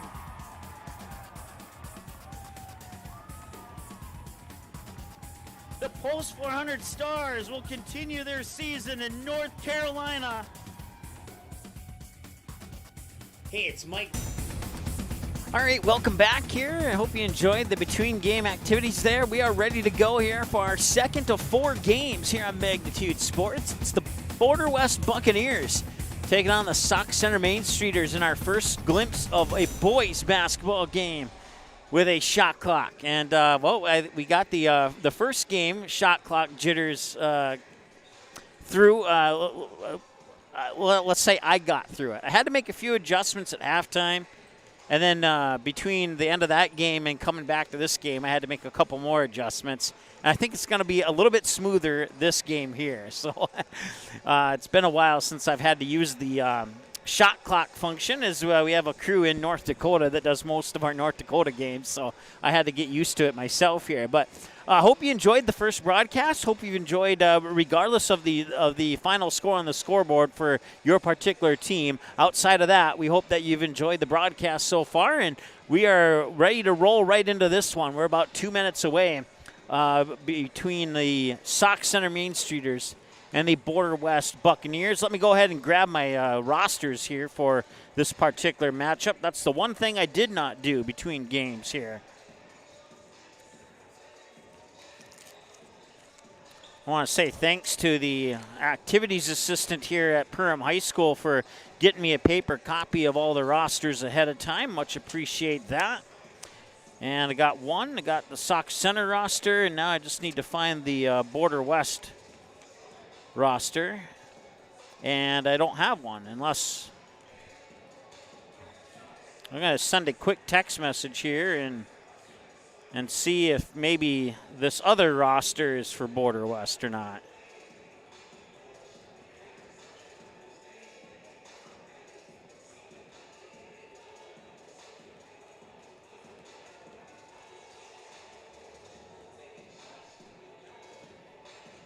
We'll turn down that microphone here to prevent any copyright from the music playing in the background there. We got about a minute before, well, they stopped the clock, so it looks like we're going to get started with this one here.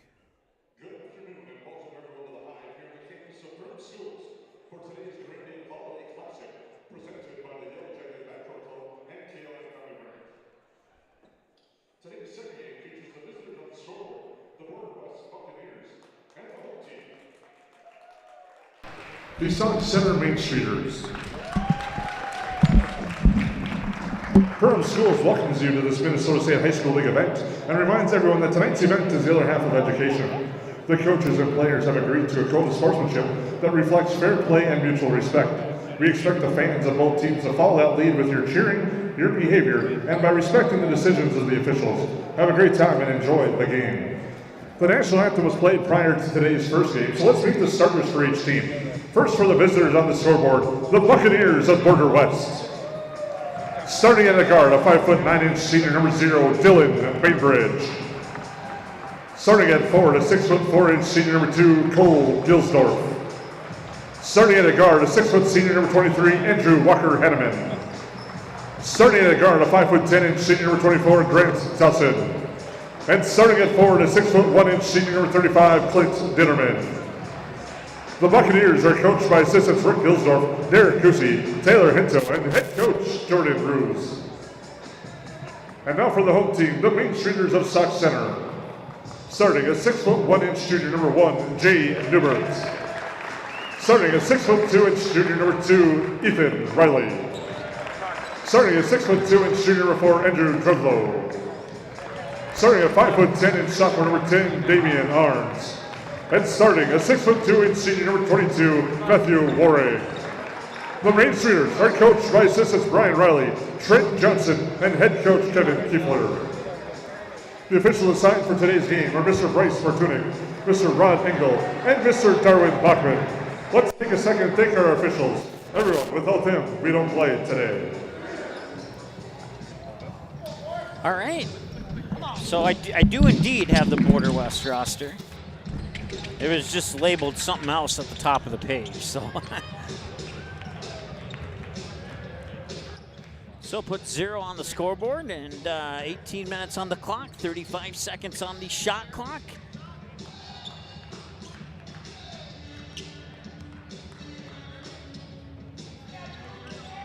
Border West in the white, Sauk Center in the maroon, and we're underway here in game number 2 of the Grand8 Holiday Classic here at the Hive in Perham High School.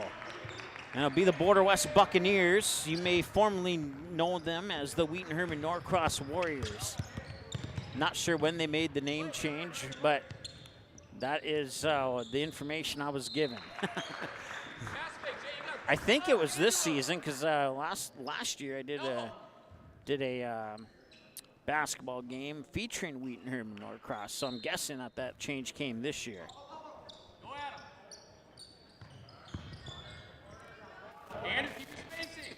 They'll work it inside there for Ethan Riley, and now out top, the 3 is on the way and grazed the front of the net out of bounds, and that will go into the books as a turnover, as there was about 1 second on the shot clock there.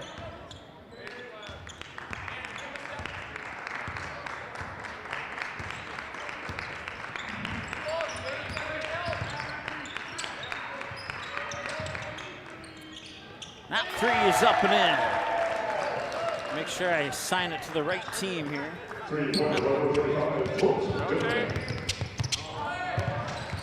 Quick pass out of the corner for Riley. He responds with a 3 of his own.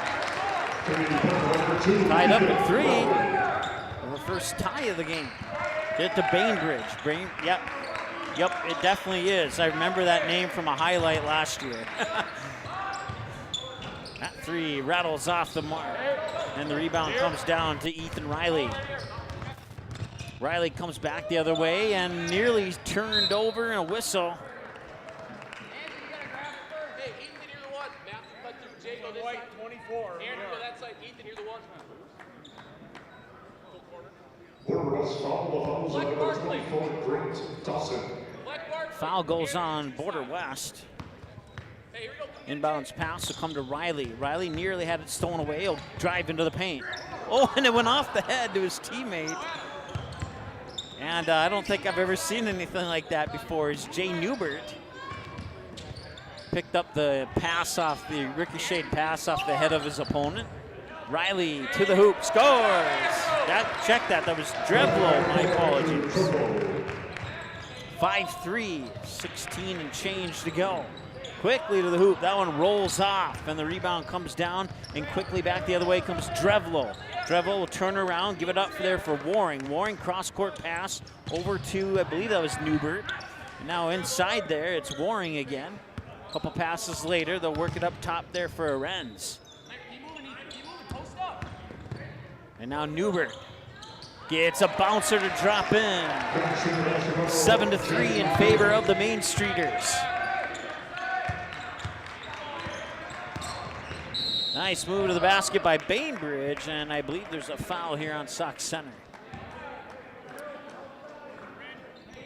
Bainbridge on the wrong side of a memory highlight from last basketball season.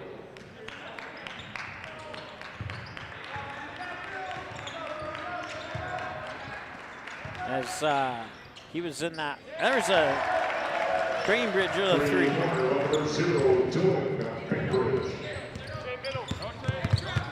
He had the ball stolen from him at half court when Barnesville scored a layup at the buzzer to win the game.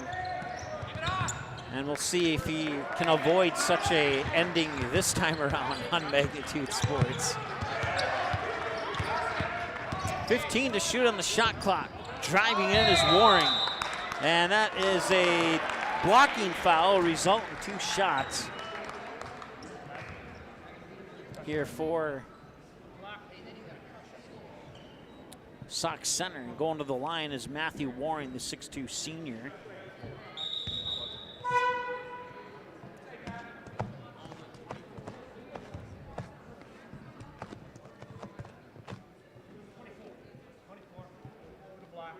Bonus foul, fouls at number 24, Grant Dawson.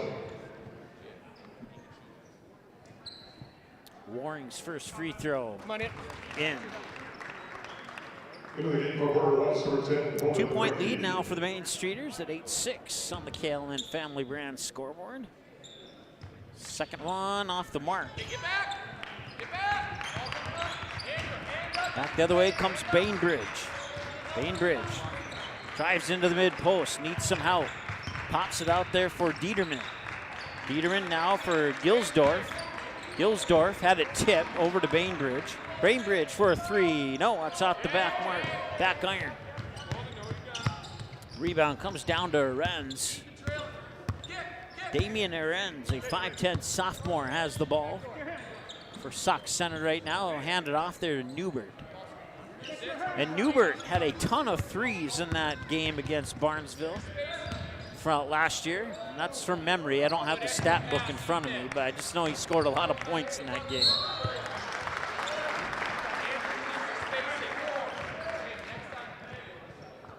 Sauk Center foul, fouls at number 4, Andrew Drevlo.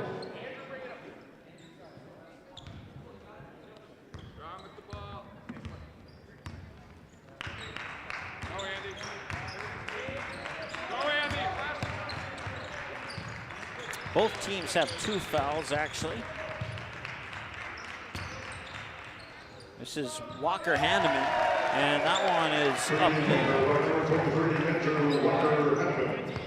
Borderless takes the lead at 9-8.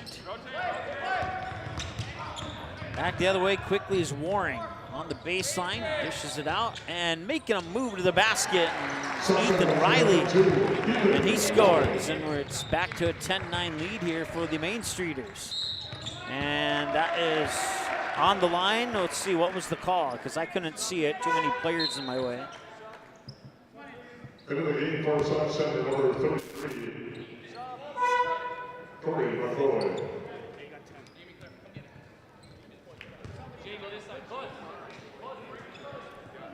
So Border West will put some pressure in the backcourt here. Inbounds pass comes to Riley.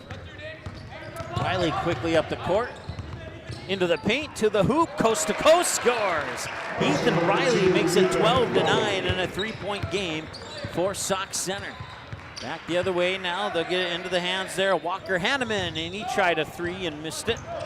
Back the other way now, Newbert with the basketball. Newbert with those bright pink shoes. That'll be an easy one to remember. Working around right wing here for Arends. Arends feeds it down to the low post. Double team, pops it out. They work it over the corner for Riley, and Riley gets called for a travel. First turnover of the game for either team, unless I missed one, and it's possible that I did.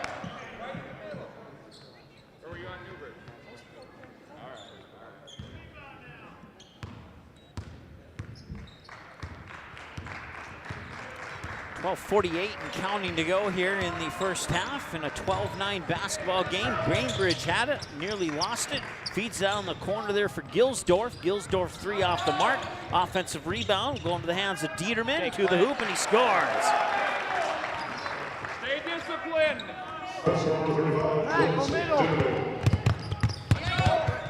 And he cannot battle through a double team there without a whistle and a foul. 23 white with a hand check. Right here.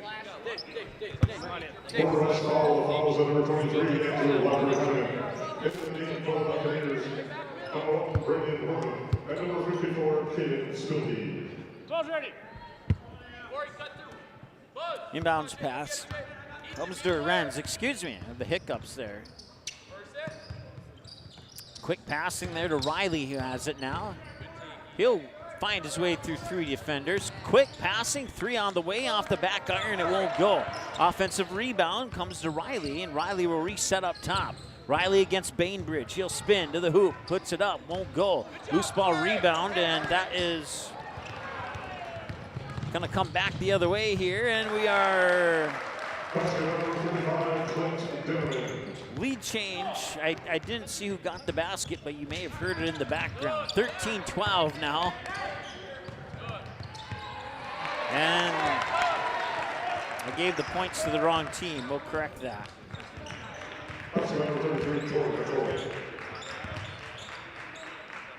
14-13, three on the way. Yes, it's in. Clint Dieterman with the tray, and some quick back and forth action here between the Main Streeters and the Buccaneers. We'll take a timeout. Actually, we'll keep it right here. Actually, no, we will take a timeout. Be back in a moment here on Magnitude Sports.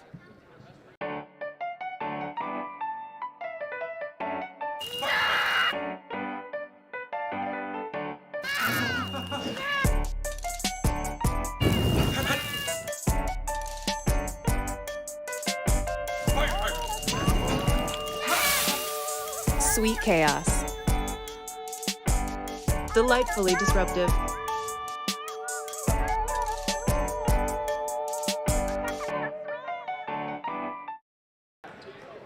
All right, welcome back. 16-14 in favor of the Border West Buccaneers here in a back and forth ball game. Corey, you got 54, I got 2.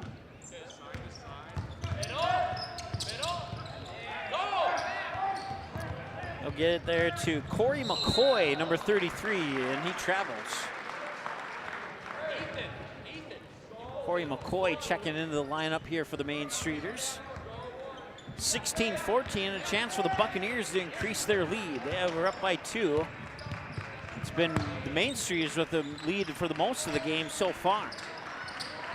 Holden Rinke, number 10, in the lineup here for Border West, and that will go out of bounds.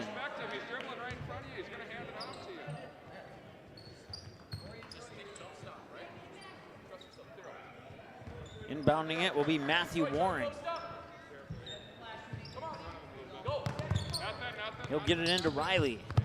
Riley with a right-handed dribble over the timeline, switches to the left hand, now pops it out there from Waring. Waring, and that may have been blocked. No, it wasn't. It's just straight turnover as the ball goes directly out of bounds. So no missed shot on that play.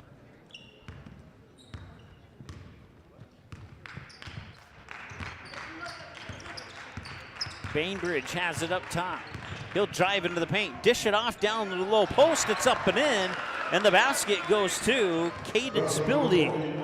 54, Jaden Spilby. 18-14. Sox Center back the other way. 3 on the way. No, it's off the mark. And the rebound comes down to Border West. And quickly up court there it goes to Gilsdorf. And Gilsdorf will lose it out of bounds. It'll be last touch by Sox Center, and it'll remain Buccaneers basketball. Into the game for Sox Center, number 1, J.D. Newbert. And number 20, Ashton Trisco.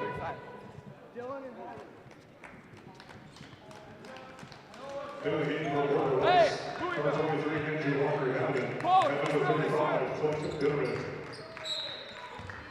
So they'll have 30 on the shot clock on the inbounds pass, and the alley-oop off the inbounds pass goes off the front of the rim. Sox Center will get the basketball. It'll be Newbert bringing it up court here along the near sideline. 10:09 and counting to go here in the first half between the Buccaneers and the Main Streeters. The Main Streeters down by 4. Newbert cuts into the lane to the hoop, rolls off the rim, and it will not go. And quickly back the other way to the hoop, up and in. With the basket is Holden Rinke. And it's a 6-point advantage, the largest lead of the game for either team right now. Newbert with the basketball. Double team. 2 quick passes. Joe Arends, number 4, into the lineup. Dishes it off there for Nathan Johnson. Johnson, it's waved off, and there's a foul prior to the shot.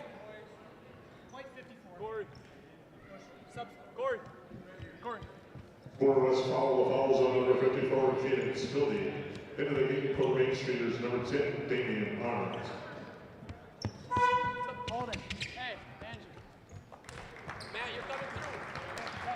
Into the game for the Buccaneers, number 11, Derek Bookies. And into the game for Main Streeters, number 22, Matthew Warren.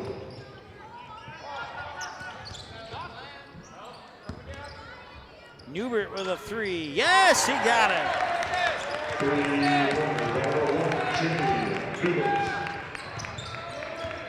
And that pulls the Main Streeters within a 3. With the basketball, there's Dieterman. He'll spin in the paint and get it to drop in.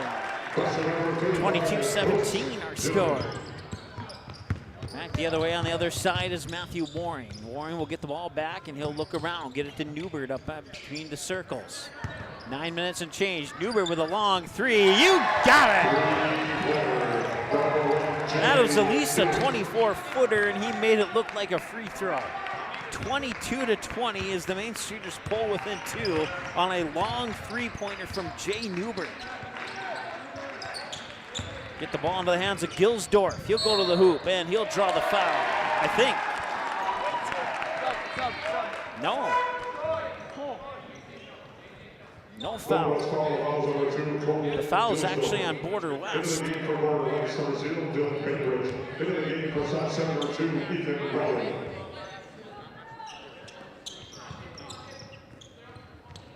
Into Newbert now. Newbert will slow down on the far wing, being guarded by Bainbridge. Now he backs up high on the far side. Newbert patiently dribbling. Bainbridge feeds into the corner. 3 on the way. Off the side of the backboard, won't go. Rebound ricocheted into the hands of Dieterman. Dieterman with a 3. That one rolls off the rim, won't go. And out of bounds. I don't think these two teams care if there's a shot clock or not. They just get the ball down the court and shoot it, which is cool. Maybe it'll come into effect a little bit later in the basketball game, depending on what the score is later in the game. Right now, it's been a good one. Here's Riley with it. Ooh, some quick passing and a 3 from the corners, up and in. That 3 courtesy of Damon Aarons.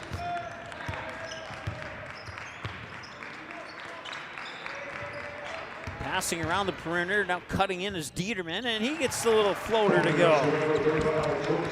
It's a 1-point basketball game at 24-23. 7.5 to go. Newbert brings it over the timeline here for the Main Streeters. Newbert hands it off there for, let me refresh my memory, that was Waring. And now corner 3, you got it. Another one from Ethan Riley this time. And the 2-point advantage now to the Main Streeters at 26-24 on the KLN Family Brand scoreboard. And a loose ball, they'll battle for it, and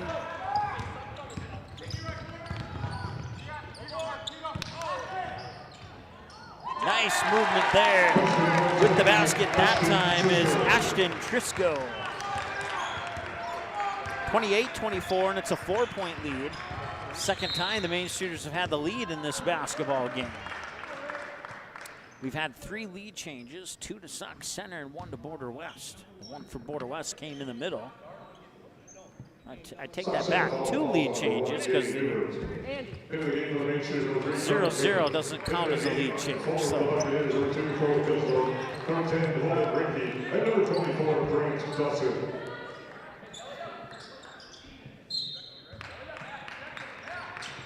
And off the alley-oop on the inbounds pass, Dieterman puts it up and in for 2. It's 28-26. Waring in the backcourt there, gets it to, I believe that's Arends. And Arends will give it back to Waring. Waring now tries to find some space. Arends has it now. Back to Waring. Warren to Arends in the corner. Arends trying to drive the baseline, and that shot will not count. There was a whistle and a foul prior to it. Or maybe he stepped on the line. Yep. Fouls number 10, Damian Barnes. Go, Grant, go, Grant.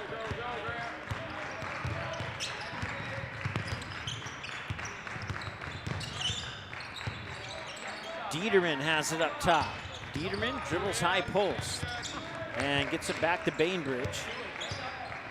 Bainbridge will drive into the paint, kick it out. 3 on the way here from, that is Gilsdorf with a triple.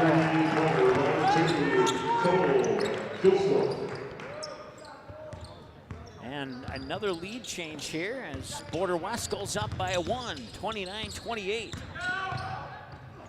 And now it's a 1-point lead for Sauk Center on the basket there by Matthew Warren. 30-29, a 3 for Dieterman, misses the mark. Dieterman saves it into the baseline, and that would not count had it gone in. Bainbridge will earn a foul and possibly a trip to the line. Or will be, yes, I believe Bainbridge will be going to the line.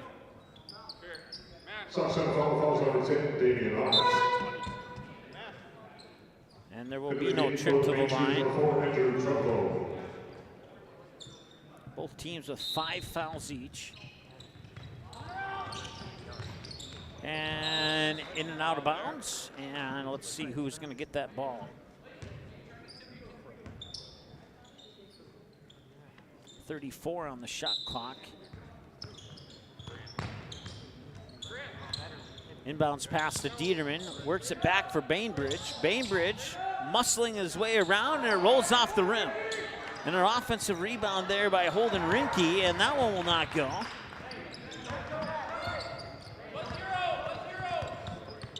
Now Aaron's in the backcourt, and it's a reach-in foul on Bainbridge. Yes or no? Grant. Money. Rinke. So some substitutions here for the Buccaneers.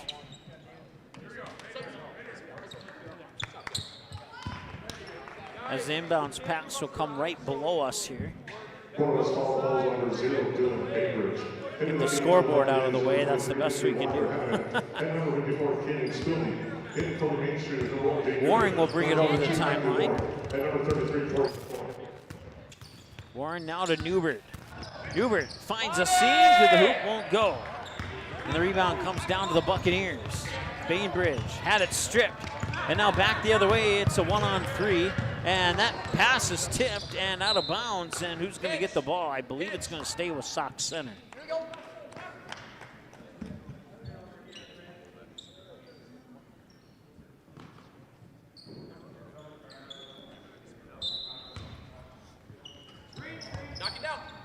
Inbounds pass comes into Drevlo, and Drevlo's 3 is off the mark.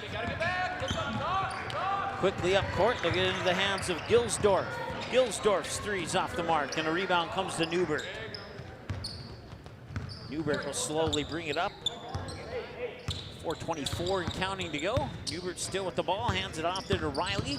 Riley into the paint and scores. Nicely done by Ethan Riley, the 6'2 junior. And it's 32-29 in favor of the Sauk Centre Main Streeters.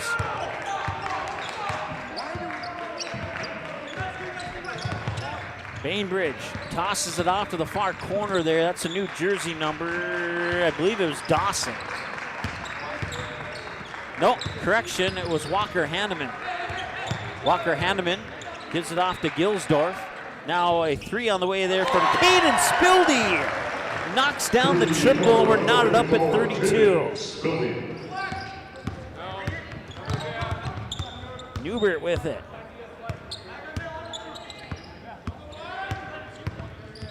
And a whistle. And I believe that's a reach-in foul on Border West.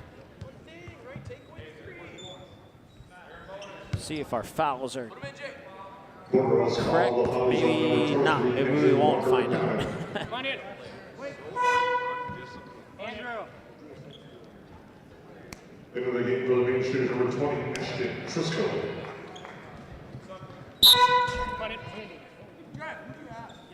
Into the game for the Buccaneers, number 10, Golden Ricky.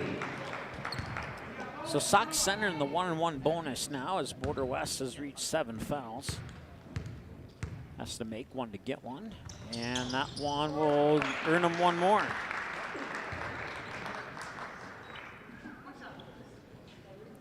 And that free throw will give his team the lead as well. We'll see if he can extend the lead here with the second free throw. Newbert's up and in, no problem. Bainbridge will bring the ball up court here for Border West. Bainbridge with the right-handed dribble. Fakes the handoff, kicks it over to Gilsdorf. Gilsdorf on the baseline. Gets it back over to Bainbridge. Bainbridge will drive the baseline now. He'll float a pass out, and the open three look from Spildy is off the mark. Back the other way comes Waring. Waring uses up his dribble, finds Newbert.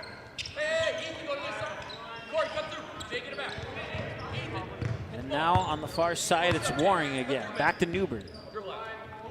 They'll get it over to Riley. Ethan Riley spins into the paint, pumps it out, now into the corner. Waring has it again. They try and feed it to the low block. Outside for a catch and shoot three. Should be a step back three, actually. And that one's off the mark, but an offensive rebound and a new shot clock here for the Main Streeters.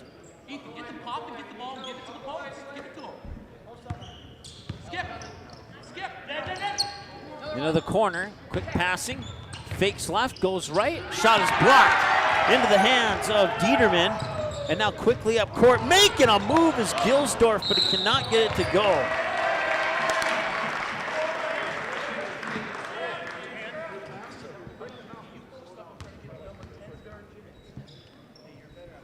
Border West foul, fouls under the 10, Holden Ricky.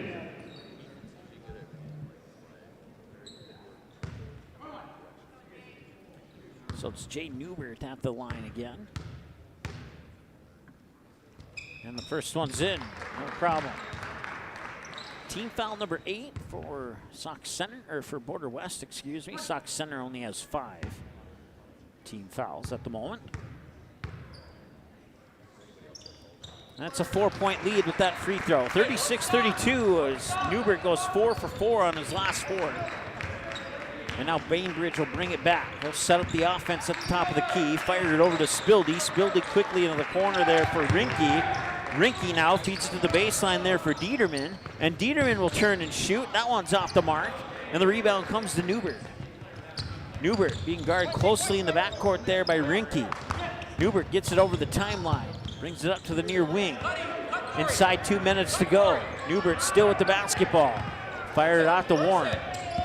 Warren switches dribble, right, left to right hand, and now hands it off and a travel. Off the handoff there, it would be Corey McCoy shuffling his feet, and that would draw the whistle on the turnover. Minute 37 and counting to go here in the first half. Bainbridge with the basketball. He drives the baseline, pumps it out, thought about the three, did not pull the trigger. Now he'll get it there to Spildy. Spildy hands it off there for, I believe that's Gilsdorf. And Gilsdorf makes a move to the basket and scores. 36-34, it's a 2-point game as we approach the final minute of the first half. Nice move by Warren, kicks it out near corner here. That is Trisco, number 20. Pass across the lane and the reverse layup up and in from Warren. 38-34 with a minute to go. Back the other way is Gilsdorf. Long three, Bainbridge off the mark. Rebound comes to Riley. Riley will bring it up court. Nice dish off to Waring, and Waring puts it in off the glass. 40-34 with 45 seconds to go.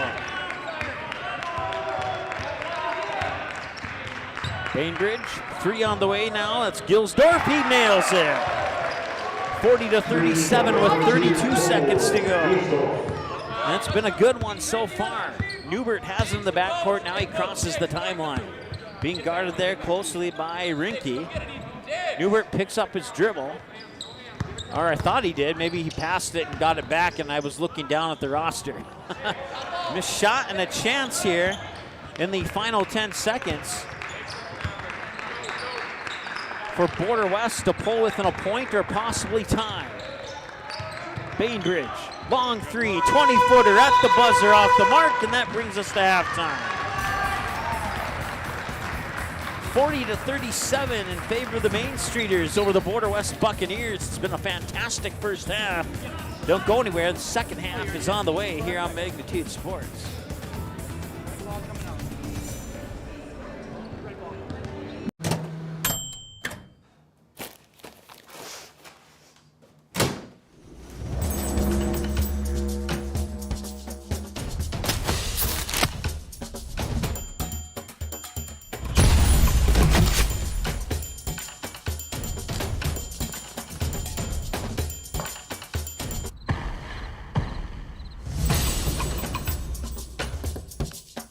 Something with your hair?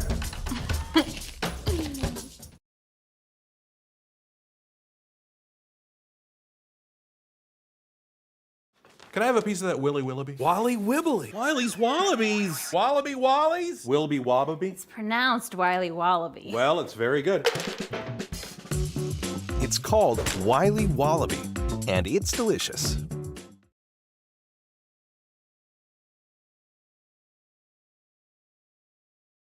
Budget Blinds, based in Detroit Lakes, serving Perham, Fergus Falls, and Park Rapids, is celebrating its 30th anniversary. Whether you need blinds, shades, shutters, drapes, check out the entire inventory online, budgetblinds.com. Also, schedule a consultation on the website. Have more questions? Give them a call, 218-206-9599. Budget Blinds is backed by the #1 provider for custom window coverings in North America and is your local window coverings expert. Visit online, budgetblinds.com.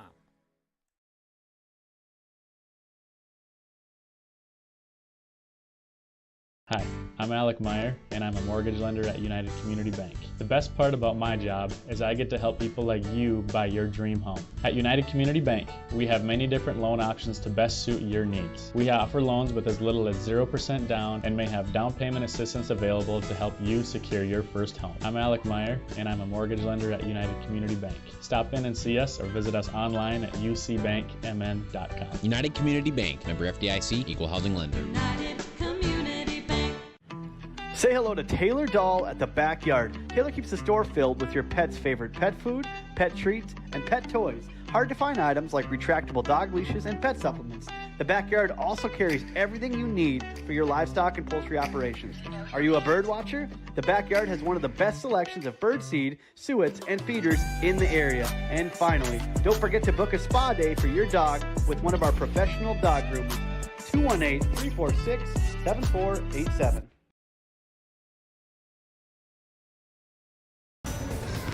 All right, welcome back as we are here at halftime of game number 2 between the Sauk Center Main Streeters and the Border West Buccaneers. And, man, it's been a fun one so far.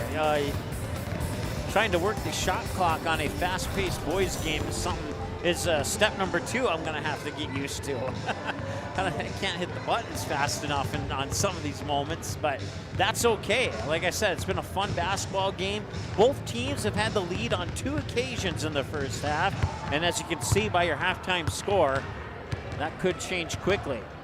Border West Buccaneers 37, Sauk Center Main Streeters 40. Let's take a look at the KLN Family Brands halftime stat report. Buccaneers shooting 15 of 33 with 7 of those 15 attempts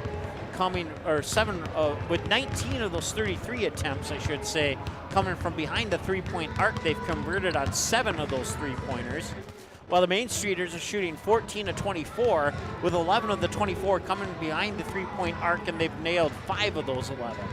Free throws, 5 of 6. Border West hasn't been to the free throw line yet.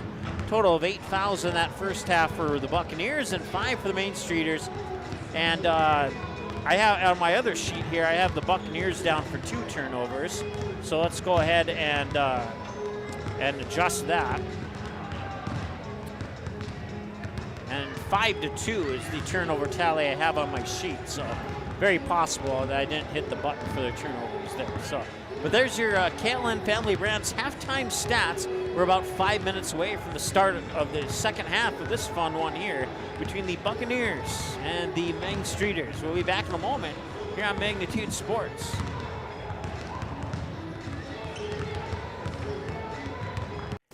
New Horizons Realty has a beautiful home available on Devil's Lake. No corners cut in this 5-bedroom, 5-bath, walkout-style home that includes a 3-stall garage. Host your friends to a breathtaking lake scenery from your new cedar deck patio that is only steps away from the beach. Make it your home this summer and many summers to come. Visit permrealestate.com for more info and photos of this magnificent lakeside home, or call 218-346-7767 today. Wild Goose has a one-of-a-kind gift store and is the premier location for gifts, lake essentials, and decor. We believe in bringing comfort, fun, and style to every area of your life and home. Stop in for a visit today, the Wild Goose in Perham.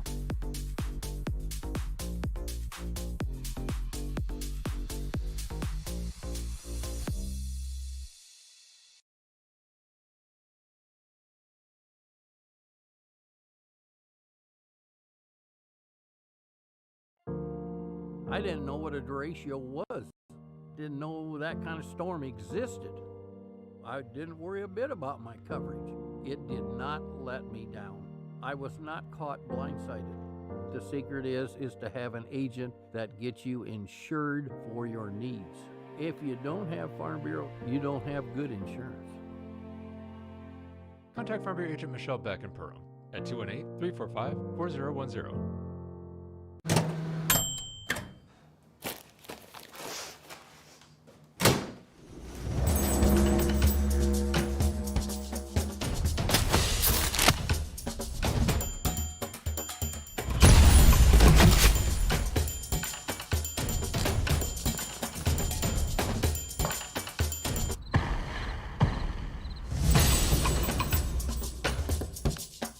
Sometimes to her.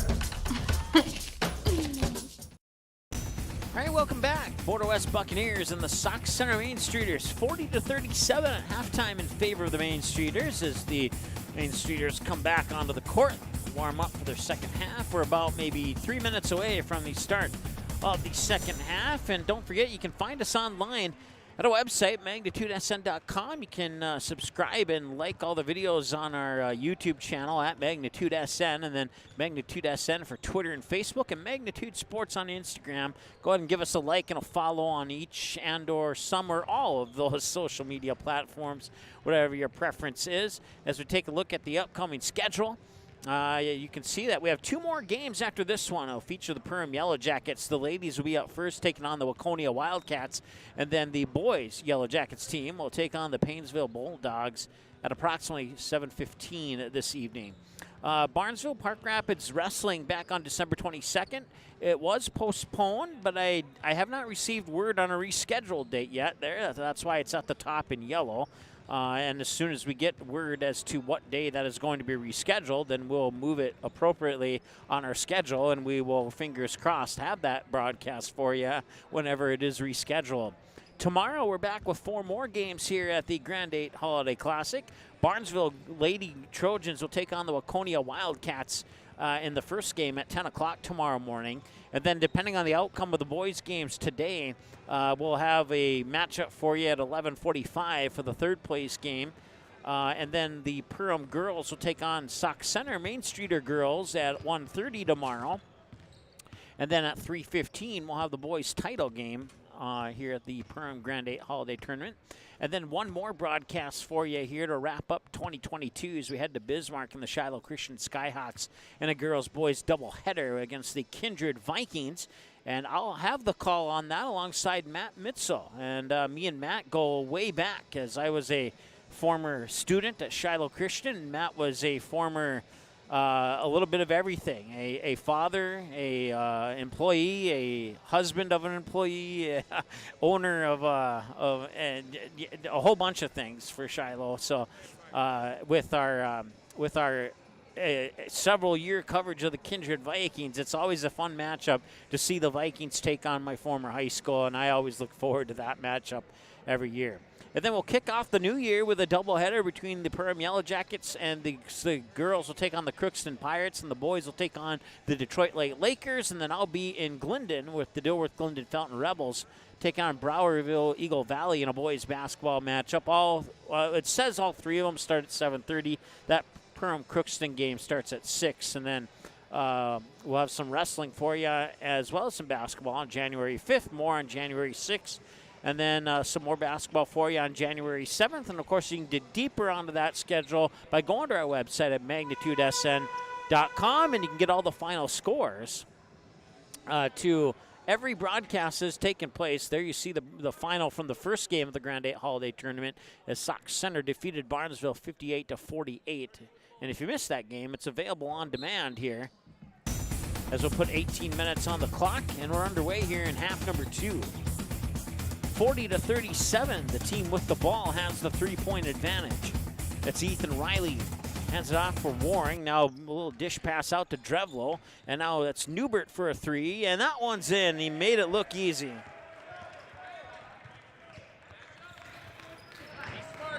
Increases the 3-point lead to 6. 3-0 Sauk Center coming out of the half. 43-37.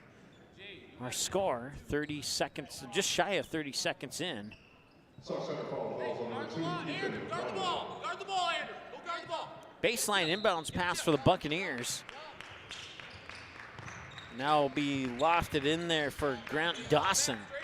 Dawson will feed it down low to Bainbridge. Bainbridge will back up his defender, and he'll muscle his way to the hoop, and it won't go. And it was almost tipped in, and it was almost tipped in again. And a loose ball in the court. And back the other way, it'll come for the Main Streeters. Corner 3 on the way. It is not going to go in. That was courtesy of Damian Irons, who had a good first half for the Main Streeters.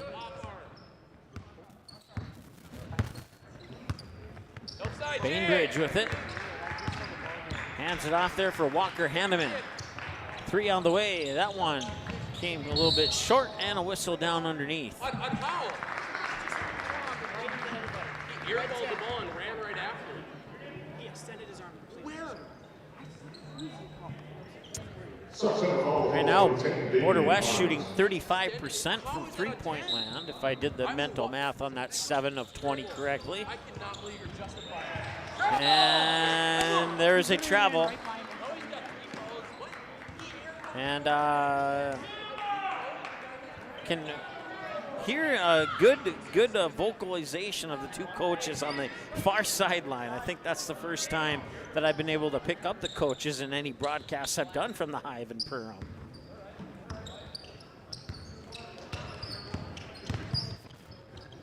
Newbert, oh, he thought about it. That is a good 27 feet away, and he thought about it. Newbert gets it underneath, and he gets fouled. We got to see the ball and help our ball defender. We got to get up the line.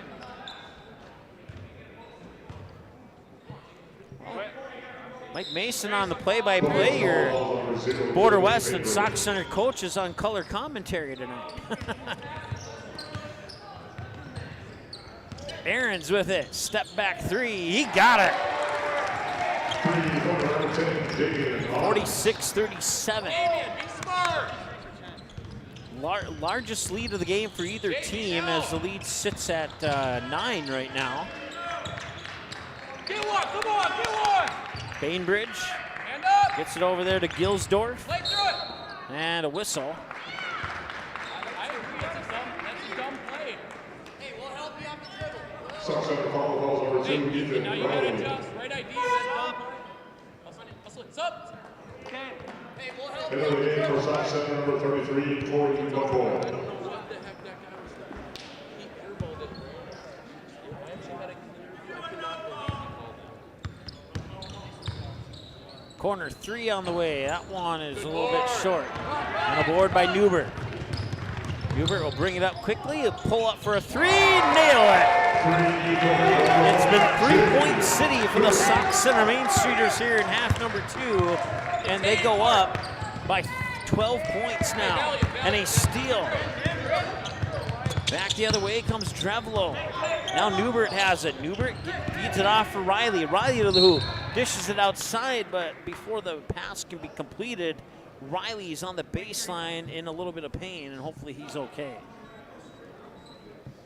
Border West foul the balls on number 35, Clint. He will put a little bit of weight on that leg, which that is a good thing, and he'll go off to the sideline. They'll check him out.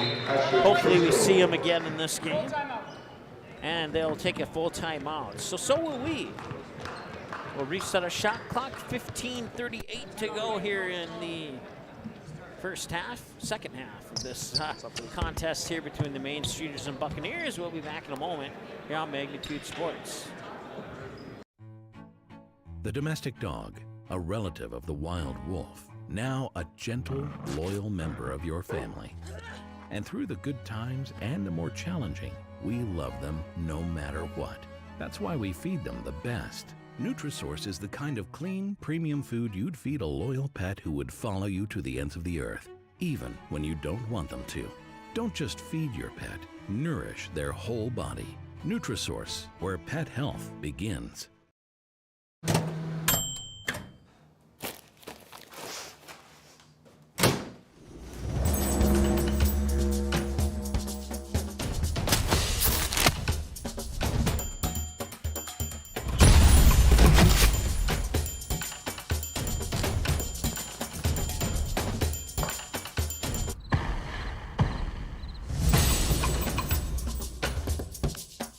Something with your hair? All right, welcome back. Newbert has it off the inbounds pass, and he tried to fire a pass into the hands of McCoy, but it'll go out of bounds. That'll be a turnover. Turnover number 6 for Sauk Center. Bainbridge has it, hands it off. And now it's quickly into the hands of Gilsdorf. Driving into the paint. And now that is Dieterman. Gilsdorf has it again. Good job, Matthew! Some quick passing. Good job, and Matthew! Spildy lost it out of bounds. And that'll be a turnover. Matt, take it out! Matt, take it out! Clear out, clear out.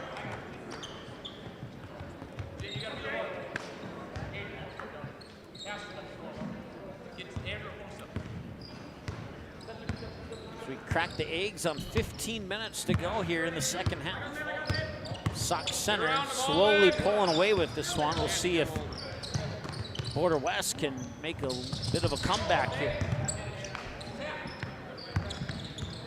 Some quick passing as Drevlo to the hoop, and he scores. 52-37, all of a sudden. 51-37, excuse me. Here's Bainbridge with it. Bainbridge circles around to the paint, off the front of the rim, and the rebound is not there either.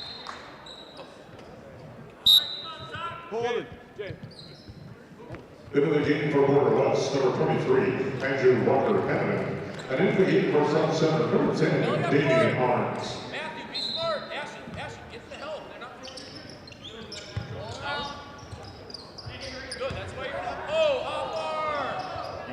Shots up and in. Nice job there by Clint Dieterman.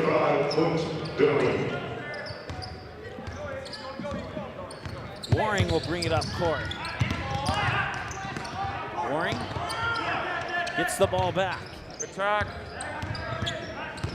Waring into the paint. Pops it out. 3 on the way. A little short. Rebound comes down to Border West as Bainbridge will bring it up court. Bainbridge hands it off there for Gilsdorf. Walker Hanneman back to Gilsdorf. Gilsdorf looked at the hoop, now gets it over to Spildy, back to Bainbridge. Bainbridge into the paint, up against a triple team, pops it out. Walker Hanneman for 3, won't go. And the rebound comes down to Sox Center's Corey McCoy. And bringing it up court here is Drevlo. And a near steal in the backcourt. They'll fight for it. Drevlo needs some help. And a timeout from the, I believe it came from the bench. Kind of expecting that timeout to come sooner than it did. It's a full timeout. We'll take one with them. We'll be back in just a moment here on Magnitude Sports. Budget Blinds, based in Detroit Lakes, serving Perham, Fergus Falls, and Park Rapids, is celebrating its 30th anniversary. Whether you need blinds, shades, shutters, drapes, check out the entire inventory online, budgetblinds.com. Also, schedule a consultation on the website. Have more questions? Give them a call. 218-206-9599. Budget Blinds is backed by the #1 provider for custom window coverings in North America and is your local window coverings expert. Visit online, budgetblinds.com.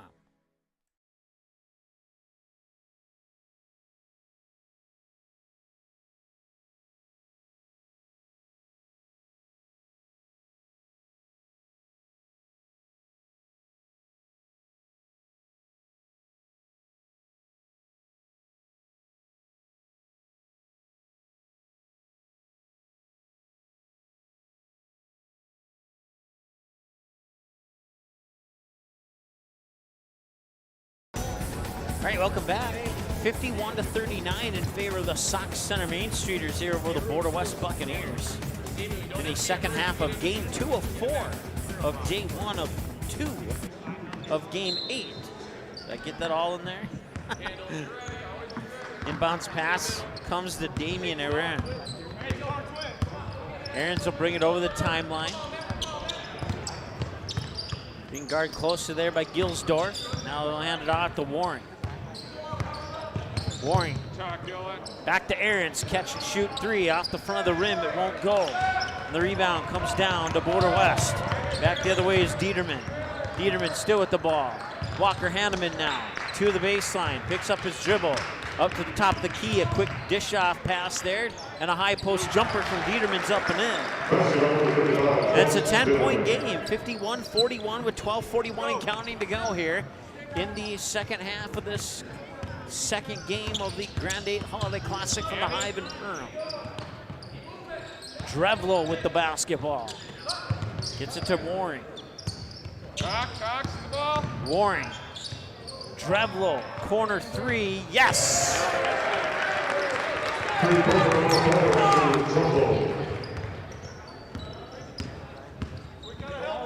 Here's Bainbridge. Into the corner, catch and shoot 3 on the way. That one's off the mark. Rebound here to the Main Streeters, and they'll bring it back up court with Waring. Waring with the right-handed dribble to the right wing. He'll hand it off there for Drevlo. Drevlo gives it up there for Aarons. Aarons now in between the circles. Right-handed dribble, fires it over. That is McCoy. 3 quick passes later, Drevlo has it again. Catch and shoot, Aarons for 3, no, too strong. And the rebound comes down to Spildy for Border West. It's gonna take a moment or two to get Wheaton Herman Norcross out of my system. Long 3, that one's up and in. That was Bainbridge with the triple. Back to a 10-point game. Can they get it? Oh, wide open under the hoop, and that was easy, and that totally eliminated what I was going to say. Ashton Trisco with the basket, 56-44 to the hoop. Bainbridge, whistle, no basket, and a foul. Red 4, 1, subs. Ashton. Sub 7 foul, number 4, Andrew Drucko. Into the game for Main Street number 1, Jane Dewar. Number 2, Ethan Riley. And number 3, Carter Ziegler.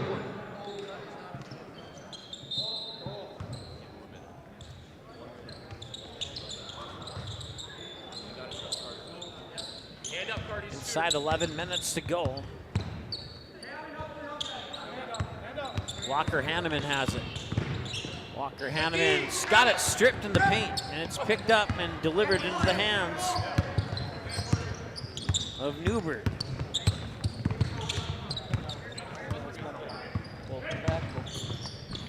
Corner.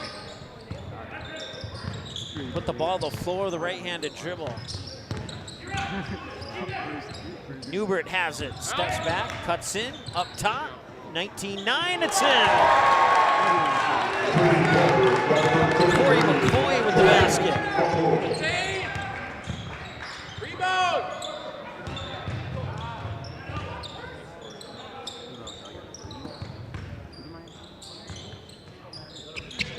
Nice feed into the paint. Walker Hanneman can't get it to go. He'll get his own rebound and a foul underneath.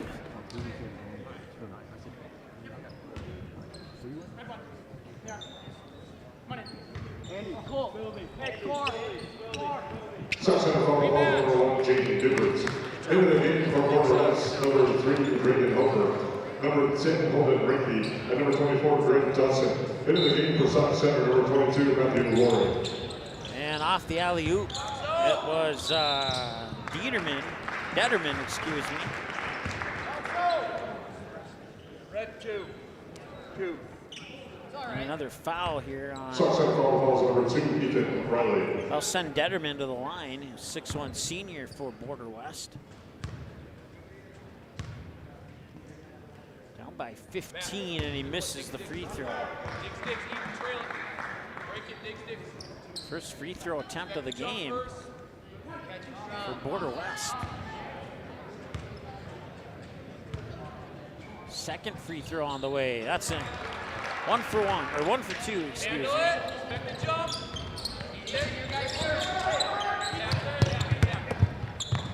Newbert has it far side. He'll cut to the baseline. He'll float it back up top. Loose ball, and it's picked up there.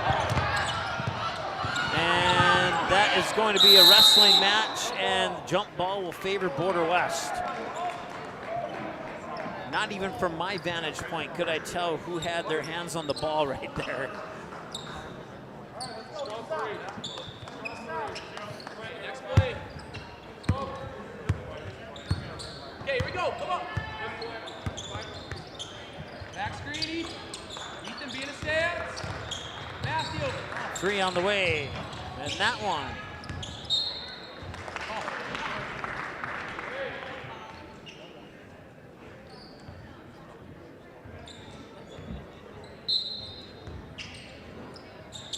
.34 on the shot clock.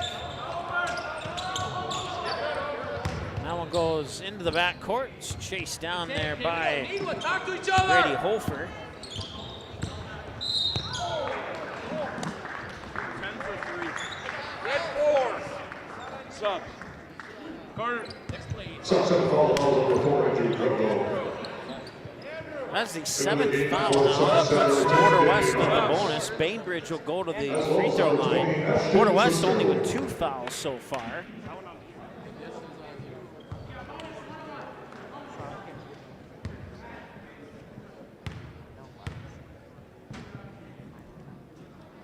Bainbridge free throw is off the mark. Hey, we gotta be strong. Warring with it.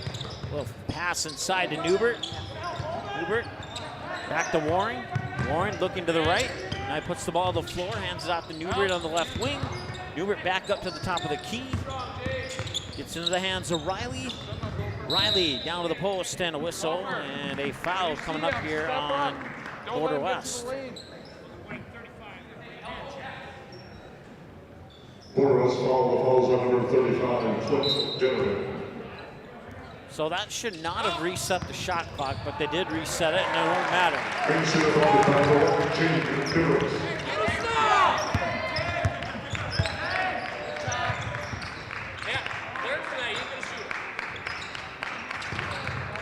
Work around the perimeter, fakes the pass, Ditterman, and now quick passing again, and ends up in the hands there of Holden Rinke. Now Bainbridge has it again. Bainbridge into the paint, and off the glass, it won't go.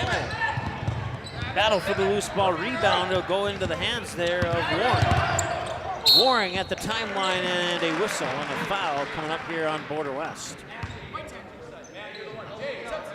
Dylan. Border West foul, the foul's on number 10, Holden Rinke. Into the game for the Buccaneers, number 2, Cole Dilsdorf, and number 23, Andrew Walker. In the backcourt for Waring off the inbounds pass by Riley. Warren will bring it back over the timeline. There's Newbert with a toss there to Riley. Riley into the paint up against 4 Border West Buccaneers, and he'll draw a foul.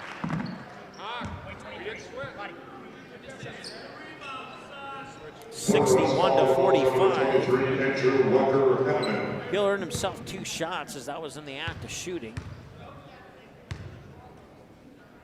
And the free throw's up and in. Next matchup will be a girls matchup between the Perham Yellow Jackets and the Waconia Wildcats, and that'll be approximately 15 minutes after the conclusion of this one here. And both free throws are up and in.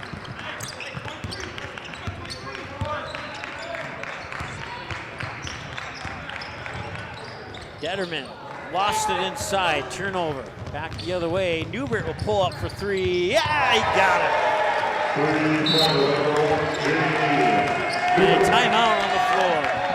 66-45 with 7:53 to go here in the second half of play. We'll take a timeout. We'll be back in a moment here on Magnitude Sports.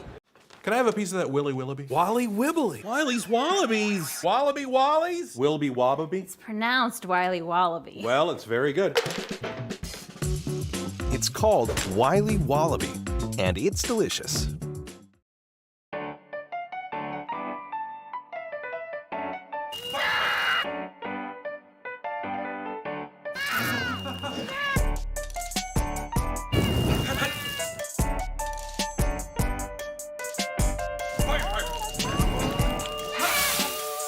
Sweet chaos. Delightfully disruptive.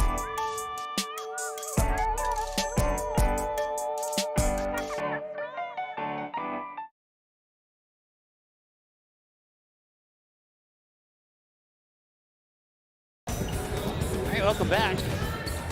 66-45 and out of the timeout.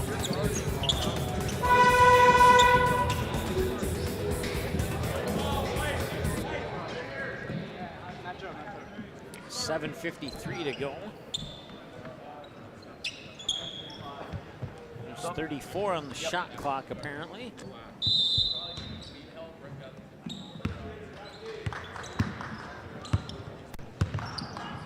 Yep.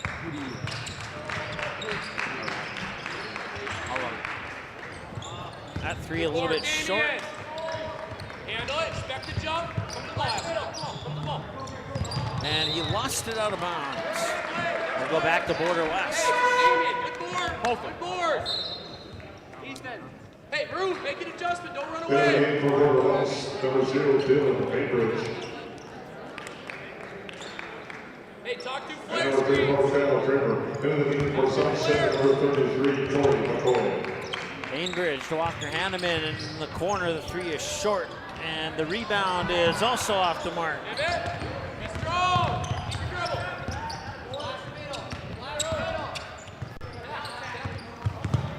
Nearly a lost ball, but the Main Streeters will regain control of it. Newbert has it now.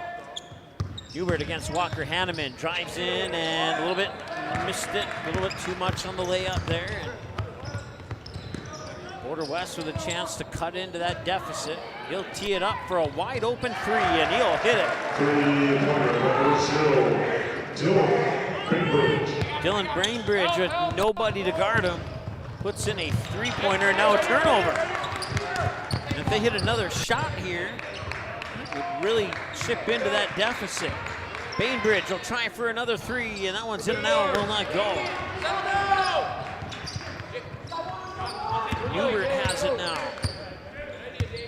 6.5 to go in the second half. Waring feeds it down for Newbert. That one's up and in. Nice pass from Waring to Newbert for the 2-point basket, and it's 68 to 48 as that lead has gone up to 20. Here's Bainbridge. He finds a way to get one in. 68-50 now. 6:09 and counting to go. Take him, Cole, take him.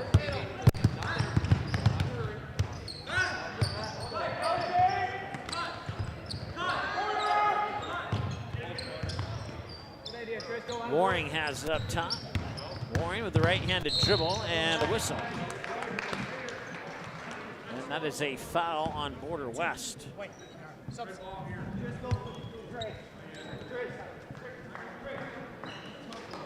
Border West foul ball number 2, Cole Gilsdorf. Into the game for Border West, number 35, Clint Dinman. Into the game for South Center, number 2, Ethan Riley.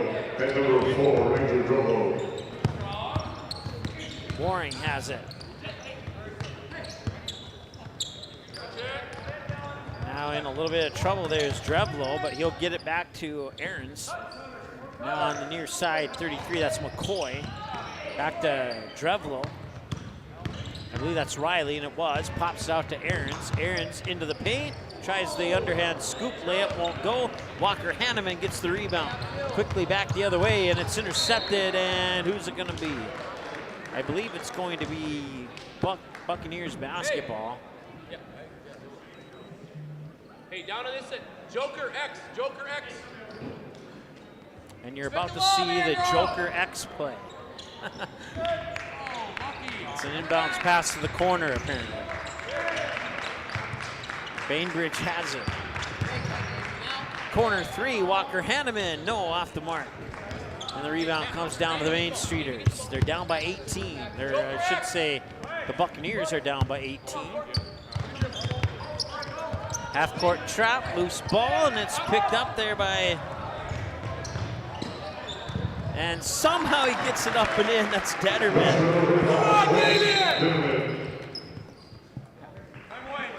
And we have a timeout.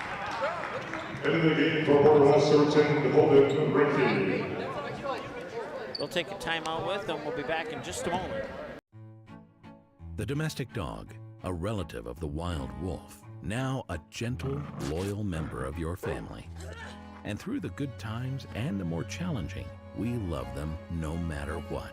That's why we feed them the best. Nutrisource is the kind of clean, premium food you'd feed a loyal pet who would follow you to the ends of the earth, even when you don't want them to. Don't just feed your pet, nourish their whole body. Nutrisource, where pet health begins.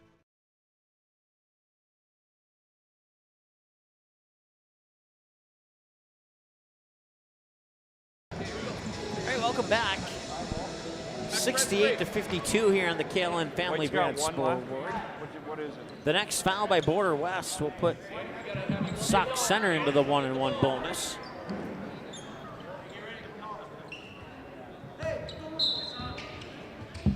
Handle it, expect the jump. Where's our middle flash?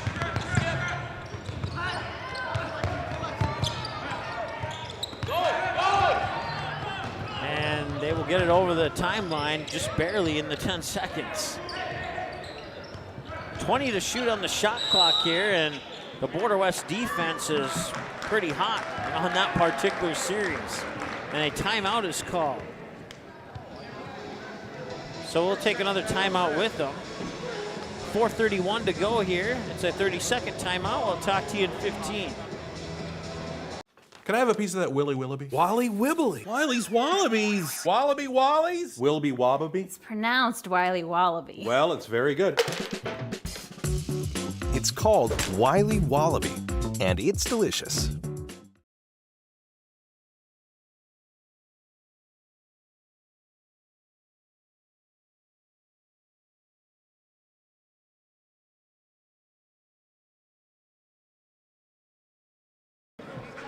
All right, welcome back.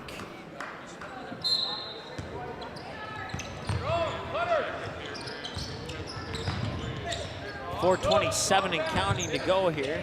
10 on the shot clock. Riley has it, and it's taken away. Down to the other end and a foul. Red 22. 2. Sox center foul calls number 22, Matthew Warren.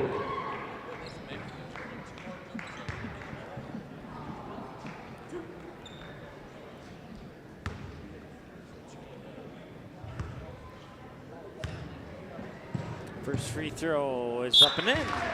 That's Detterman.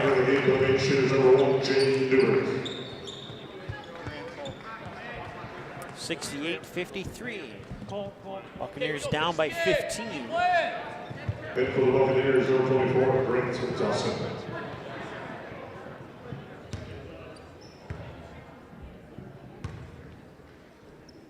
Second one in and out.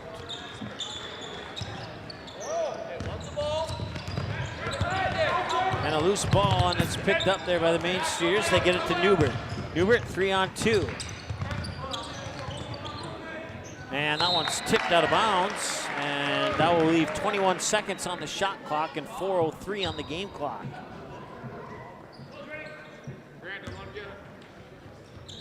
Inbounds pass will find its way to Warren, guarded by Walker Hanneman. Warren hands it off there for, that is, Drevlo, number 4. And now back over to Ethan Riley, wide open for a 3. That one will not go. Detterman will get the rebound. He'll bring it back up court, get it to Bainbridge. Bainbridge dribbles up to the top of the key. Walker Hanneman now into the corner, and that is Grant Dawson. Dawson, Detterman for 3. That's off the mark. Offensive rebound. Walker Hanneman puts it up and in.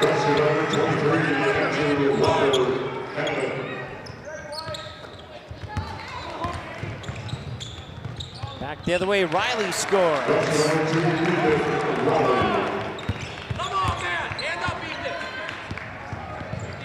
Detterman on the baseline, pumps it out. I think that's Walker Hanneman. No, that's Dawson. Now Walker Hanneman has it, and that's going to be turned over.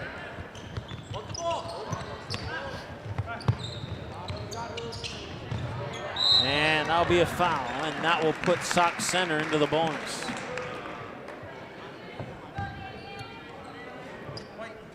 So both teams in the bonus now.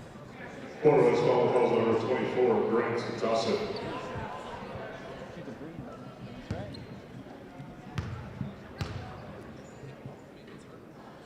And that free throw is off the mark. Grant. Into the game for the Buccaneers, number 2, Cole Gilsdorf, and number 54, Caden Spilby.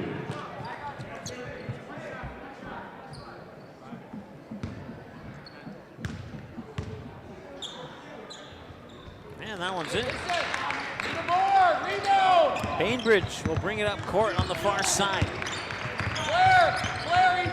And a loose ball. Was it tipped? It was. Walker Hanneman will pick it up. He'll bring it back. 23 on the shot clock. Walker Hanneman with the basketball. Drives into the paint. And rolls it off the backside of the rim. And the rebound and now a whistle and a foul coming up here on Border West. White, 23, push. Border West foul, the fouls on number 23, Andrew Walker Hanneman. Both teams with 8 fouls now.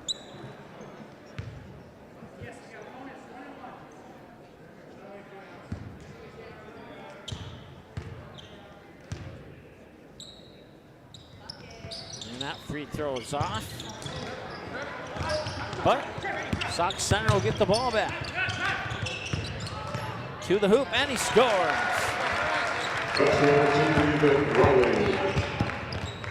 73-55. Bainbridge with a 3-point attempt. That's off the mark. And a foul underneath here on Sox Center. That'll give Border West some free throws. Ethan Riley. Okay, subs come in. In the game for Sox Center, number 23, Corey Control.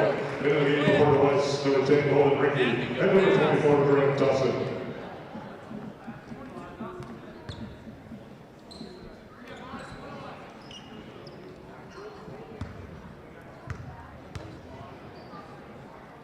Cole Gilsdorf up the free throw line. He gets the first one in.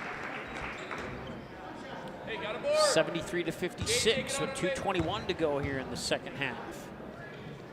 And the second one is also in. 2 big free throws there.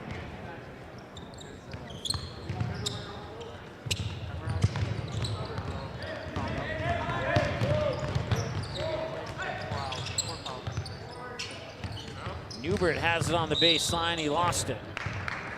I believe there was a foul here on Border West.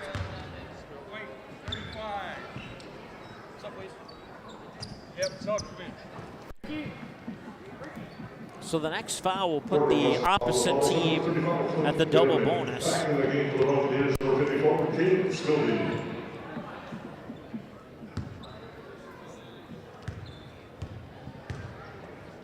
Newbert's free throw is in.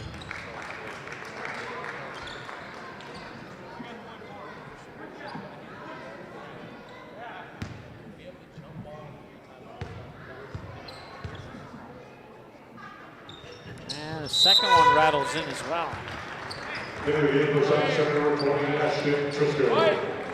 Right. One stop at a time. Hey, talk to flares.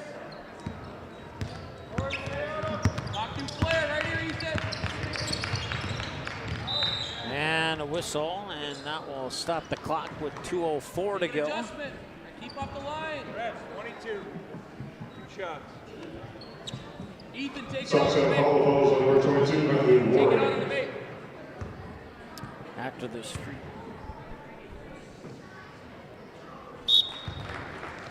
Back into the game for our West Sorton, Holden Ricky.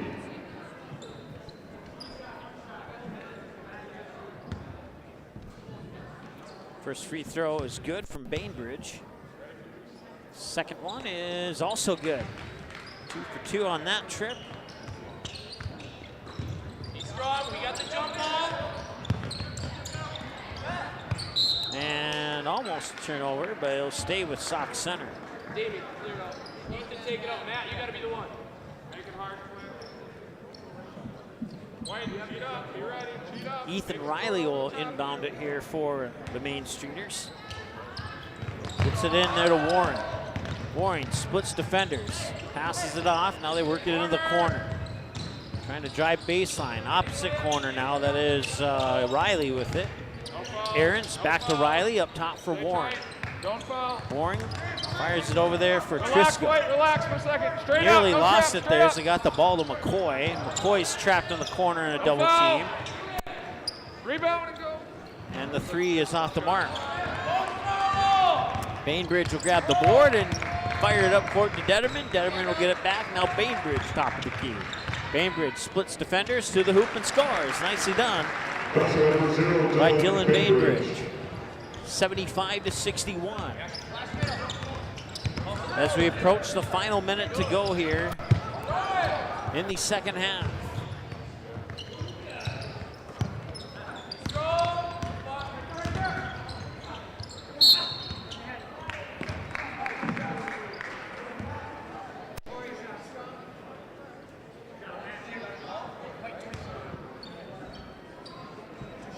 Free throws now.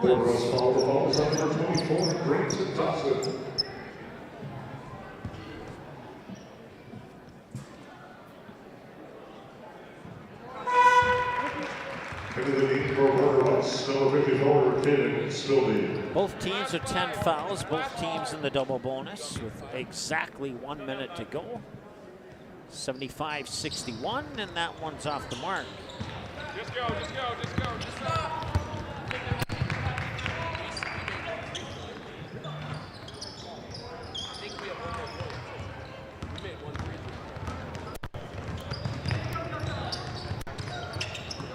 And that one right to the hoop, and Warren scores. Nice passing there as he found the nice look.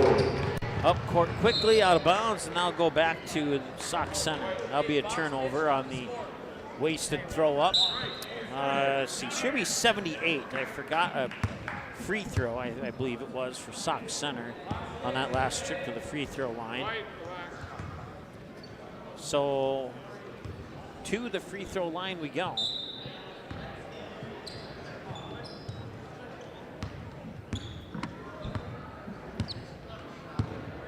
There's 0.7 difference between the shot clock and game clock. So Sauk Center, I think, will have to shoot. And 5-second violation, I would assume, for not passing the ball, but maybe they just won't matter anymore. Oh, now they will pass it back and forth to avoid that. And it will be a shot clock violation. It's the second shot clock violation. There's still 0.5 on the game clock. But I don't think they're going to care about that. 0.5 on the game clock and 0-0 on the... It'll be final. 78-61, your final score here in game number 2. At 11:45 a.m. Up next will be the Perham Yellow Jackets and the Laconia Wildcats. We'll take a timeout. We'll get things reset for the third game of 4 here between the Perham Yellow Jackets and the Waconia Wildcats. It's the girls' game coming up, scheduled for 5:30. It's now 4:58. I'm guessing we'll get that one started maybe a little bit sooner than 5:30, which is all good with me if it's all good with you. We'll take a short timeout here. We'll be back in a moment. You got to make a choice as a player. Do I love the game or do I love what the game brings me?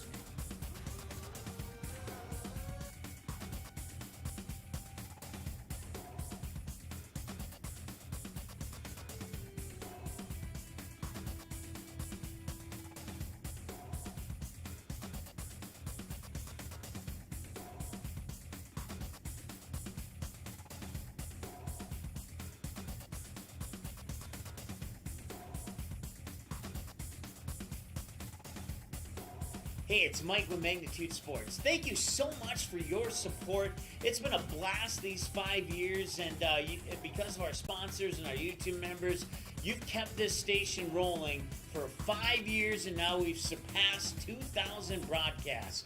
That's 2,000 broadcasts, 2,000 streams of area high school sporting events, semi-professional events, youth sporting events, youth hockey, youth football. We've done a little bit of everything here at Magnitude Sports, and it's all thanks to our sponsors and our YouTube members. We'll tell you how you can become a YouTube member here in a little bit, but here's some of the moments, memories, and magic that has been captured on Magnitude Sports over the past 2,000 games, thanks to our YouTube members and our sponsors.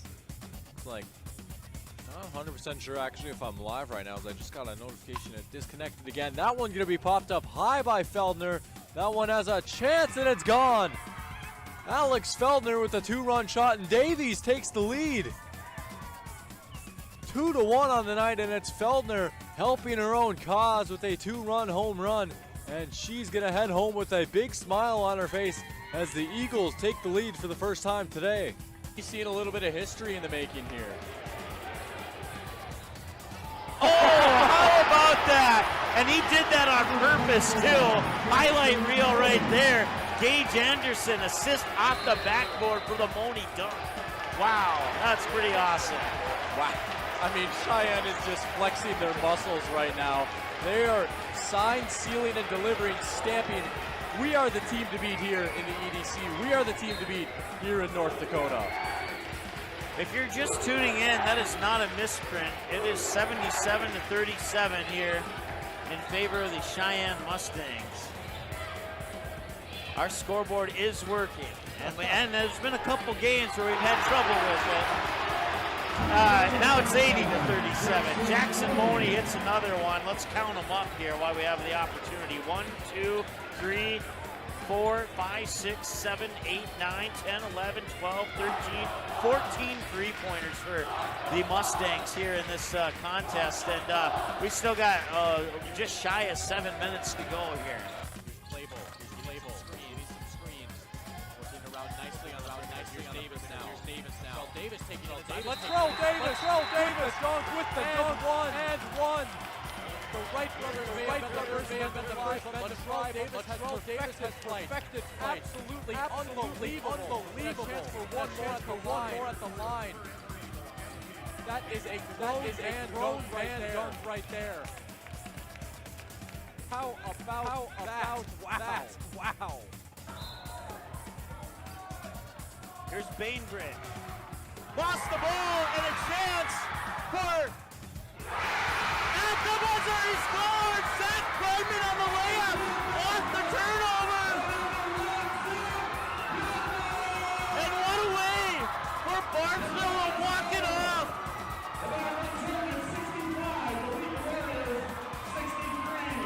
Zach Bregman, the hero of this game!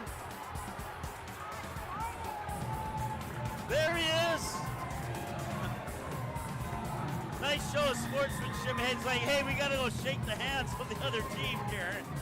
At 41, Fergus Falls had the ball. They lost it out of bounds, and now an opportunity here for the Pelican Rapids Vikings. Guler has it. 3 seconds to go. Guler with the ball. 1 second at the buzzer. It's in! And the Pelican Rapids Vikings on a shot by Matty Guler go to the state tournament undefeated at 29-0. 13 seconds to go. It's last chance here. Anna German. German shot on goal, deflected, and 7 seconds to go. Tatum, and it's in, and we're tied with 4 seconds to go. We are tied at 4-4. Game about a half a month ago.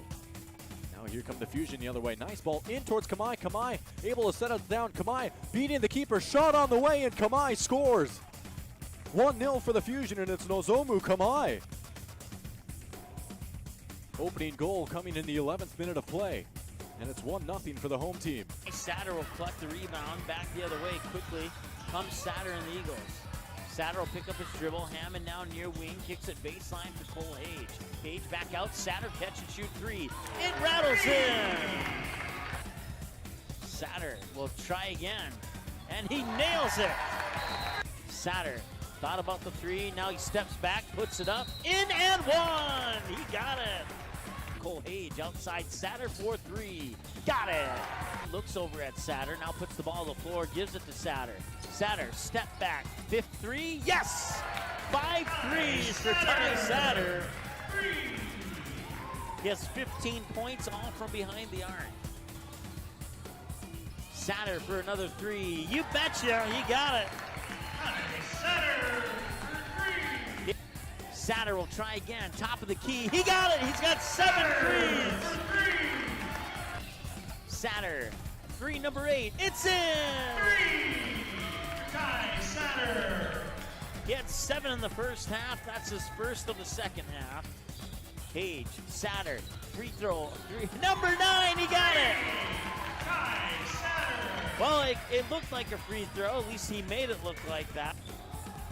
Satter for 3, number 10. He got it! 10 threes, 30 points from behind the line. He has 32 on the night. 3 for Ty Satter. Well, let's just see how many he can get here. Ty Satter wants the ball. He's going to maybe tee it up for 11 3. He got it! 11 3-pointers for Ty Satter. It's unbelievable. 35 points for Satter, and it's 75-37. Grayson Hammond, now Van Dam wants to drive in, kicks it out, Bitts, now Hammond in the corner. Hammond will drive baseline, outside Satter. Step back 3, number 12, he got it! 7 in the first half and 5 so far here in the second half. Satter will head to the bench. Ty Satter has set a new Davies Eagles single game 3-point record with 12 3-pointers. That's pretty awesome. I will admit, that is pretty awesome. Congratulations, Ty Satter. Count will go to a ball and no strikes on Cole Hage. Hage at first base with some pretty good pop in his bat for a number 2 guy in the lineup. And he'll turn things around and bat from the right side. Hoganson out of the line, delivers 1-0. Curveball blasted to left field and deep. Back after it, Carolyn at the wall, it's gone. Cole Hage with a solo home run on the second pitch he sees, and Post 2 will take a 1-0 lead. We had just mentioned that Hage has some pop in his bat for a number 2 guy, and he got a fastball up belt high and just unloaded upon it. He was looking for that pitch. He got it, and all left fielder Zach Carolyn could do was take a couple of steps, look up, and watch it fly over the wall. 1-0 lead for Fargo Post 2 after their second hitter of the game. Kick coming from midfield here. Du Bois, the junior defenseman, will put the right leg on it and send it up right over the head of the goal scorer Kramer. The Packers will try and clear it. Mustangs touch up on it. And a little bit of pushing and shoving there. No call. And now Bukestad will get around the defender. Bukestad with the left foot over the head of Pyle into the back of the net. And it's 2-0 Mustangs. First round EDC tournament game between the Mustangs and the Knights. Coming away with it here is Bukestad. Bukestad over! Pyle had her hands on it and it slipped through. And Bukestad scores her second goal of the game. We'll toss it in. Right inside the near corner here. Monger touches up on it, gets it to Bukestad with a shot, and it's into the goal! Bukestad sneaks it into the near post, and it's 4-0 Mustangs.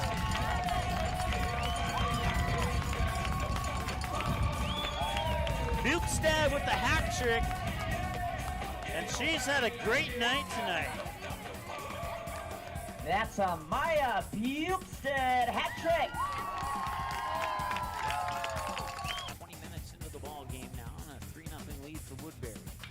And that one is going up, going back, and it is gone. It is a 3-run home run for Caleb Deere. And this game is tied.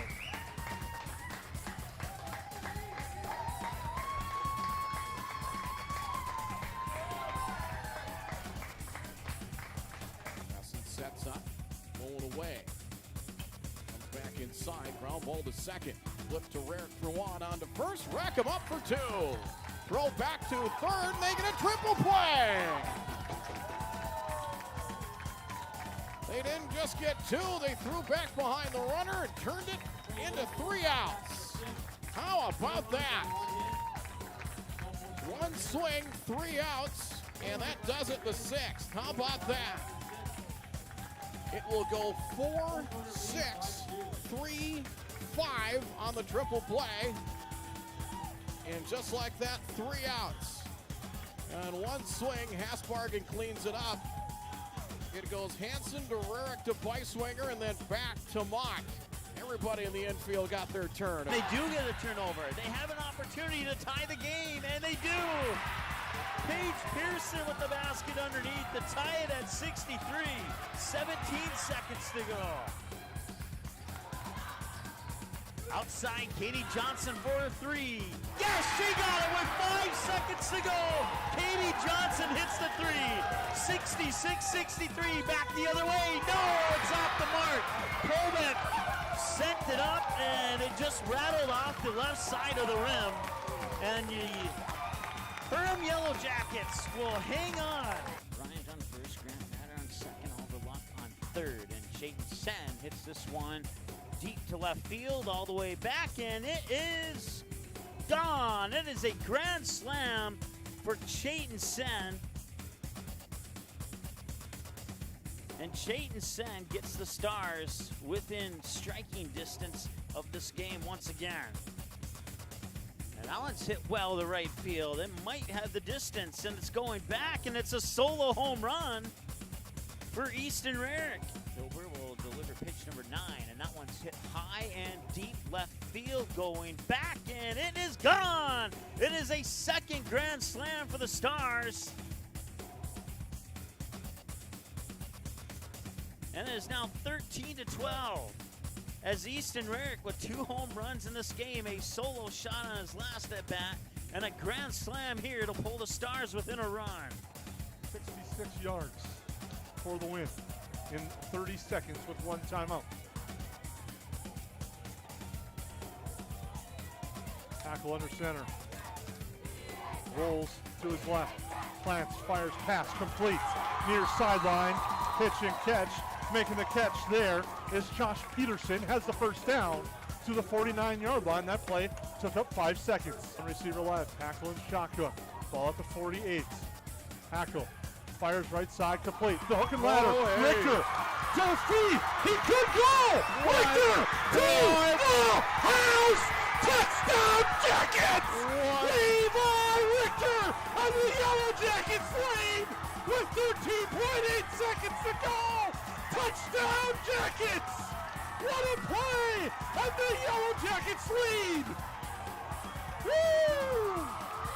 Holy crap! They'll charge that as an error. At least I believe they will to the shortstop. To the top of the order, batting now, shortstop. So Berg scores. Clemenson to third. O'Lean to second on that error. Brennan Hammond 1 for 1. Single to left field last time he was at the plate. Reset the count here for him. That one hit hard to left field. It's going deep, and it is gone! It is a grand slam for Brennan Hammond, and the West Fargo Patriots have busted this one open.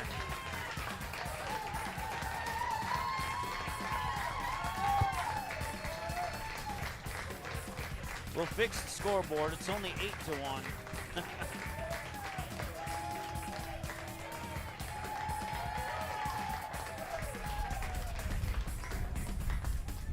One ball, no strike here to Matt Mollett, who's 0 for 2. A fly out to left, a fly out to right. It was actually Caleb Deere who caught that one, and now he might fly out to center. And he flies out to left. Trey Stocker makes the catch. The West Fargo Patriots are your 2022 Gopher Classic champions. Go to face Griffin Stahl in the double overtime period faceoff. I was really loud. I couldn't hear myself with my headphones there.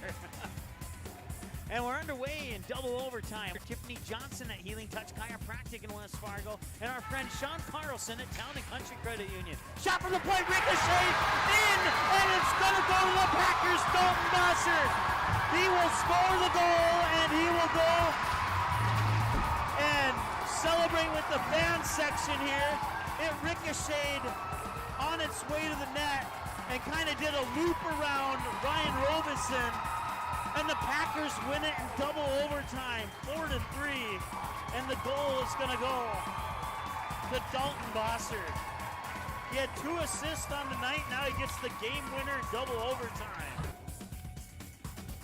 And that one is going to left field. It is gone. It is a grand slam. Andy Mock takes it to left, and he will touch them all. That is the only grand slam of the tournament so far, and Andy Mock comes up big here for the Post 400 Stars. And this one popped up. Can Oliver Luck send them to Shelby? They can!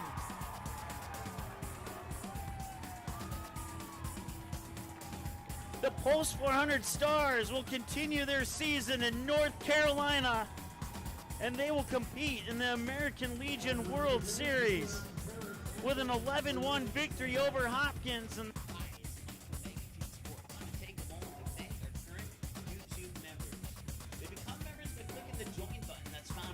subscribe button on our YouTube channel, and it goes a long way to support the channel, keep Magnitude Sports on the air, and keep your favorite teams on Magnitude Sports. If that's something that you would like to consider doing, then we encourage you to click the join button, select one of the available plans, fill out the requested information, and presto, you're a member of Magnitude Sports. No questions asked, no long-term commitments, and you can cancel at any time. You don't even have to call or email us to cancel. It's just you and your laptop, you and your computer. Good luck to your team here on Magnitude Sports.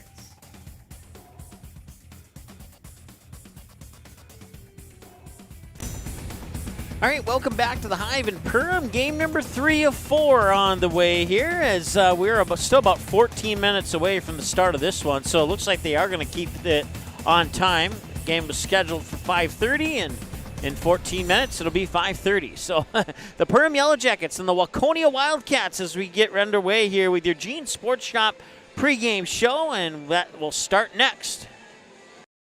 Welcome to Gene Sports Shop, located right on Main Street in Perham, Minnesota. We are your Lakes Area Archery headquarters. We are an authorized dealer for Matthews, Hoyt, Bowtech, Elite, Bear, and PSC bows, as well as a full line of crossbows. Our friendly, skilled bow technicians will go the extra mile with great customer service to ensure your bow and gear are ready for the woods this fall. Whatever your archery needs are, trust Gene Sports Shop this fall, located in Perham. All right, welcome back to the Gene Sports Shop pregame show. We also want to thank our other sponsors, including Nias Family Sales, New Horizons Realty, J&L in the Backyard in Perham, Hanson's Plumbing and Heating, the Perham Community Co-op, Goose Group, Lakes Ace Hardware, River's Edge Cabinetry, Interiors by Winkle, and Joe Foltz Construction, Perham Area Chamber of Commerce, Reuter Family Dentistry, EOT Insurance, Farm Bureau Financial Services, Soda Properties, and Zero Res Cleaning, Perham Lakeside Golf Course, KLN Family Brands, the Cactus hosting the watch party for all the Perham Yellow Jackets. So if you can't make it to the Hive, make it over to the Cactus, get a few of your favorite food items and beverages, and watch the Perham Yellow Jackets play live at the Cactus. Also, I'll say thanks to our friends at United Community Bank, Perham High School, Budget Blinds, and Perham Health. And I don't think I missed anybody, but if I did, I apologize in advance. Thank you so much for tuning in. We got the Gene Sports Shop pregame show coming up right now. The Waconia Wildcats will be in the purple with yellowish shoulders is probably a good way to describe their jerseys. You can see them on the left-hand side of the court warming up. They've had a tough start to the season. They are 1-7 coming out of the 2-4A Metro West Conference. 2-4A section in the Metro West Conference. 1-7, 0-4 in section play, 1-3 on the road, 0-2 on a neutral court, 0-2 at home. QRF ranking 33, ranking them 56 of 64, 219 out of 398 in the state. They started the season with a 65-46 loss to White Bear Lake and a 75-52 loss to Lakeville South. Both of those were home games. Both of those were road games, excuse me.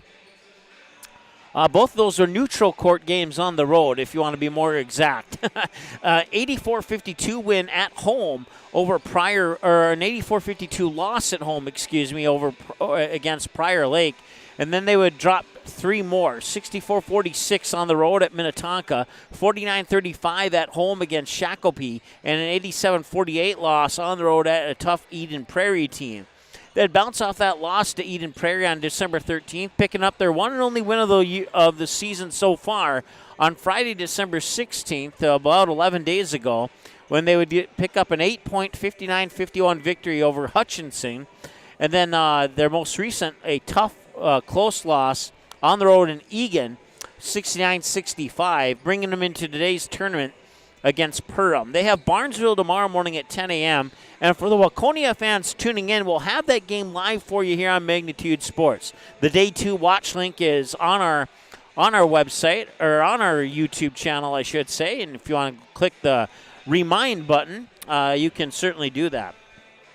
After the tournament here in Perham, they'll go back home and have a matchup with Edina, and then they have a road game at St. Michael Albertville, and then a home game against Chanhassen, and then they go on the road at St. Louis Park, home against Bloomington Jefferson, and then home against Orono, and then they wrap up the month of January on the road with the first one on January 27th at Benilde St. Margaret's, and then they go to Chaska on January 30th, and then they wrap up the road trip on February 2nd to kick off February against Chanhassen. So that's the upcoming schedule as the lights dim here, as I have reason to believe that might be for starting lineup purposes for the Perham Yellow Jackets. And the Perham Yellow Jackets are perfect on the season so far. It's 6-0. Wins over Henning, 69-64, 50-34 win over Detroit Lakes. Those two were road games, and then they'd come home with a 69-48 win over the Underwood Rockets, go on the road to pick up a 60-41 win over the Frazee Hornets, and then 71-44 at Pelican Rapids, and then they would come home and defeat the Barnesville Trojans, 71-53. That was their last game exactly 1 week ago today on December 20th. Now they come into today's tournament taking on Waconia. after tonight, it is. I can say tonight officially now. They'll have home games. They'll have a long home stretch. 1, 2, 3, 4, 5, 6, 7 in a row at home against Sauk Center on December 28th. They kick off January, the home date against the Crookston Pirates. Then the DGF Rebels on January 5th. Breckenridge Cowgirls on January 10th. Hawley Nuggets on January 13th. And the Fergus Falls Otters, that's part of a doubleheader with the boys on January 14th. And then the Brainerd take that back. Brainerd, we'll just say Brainerd, on January 17th.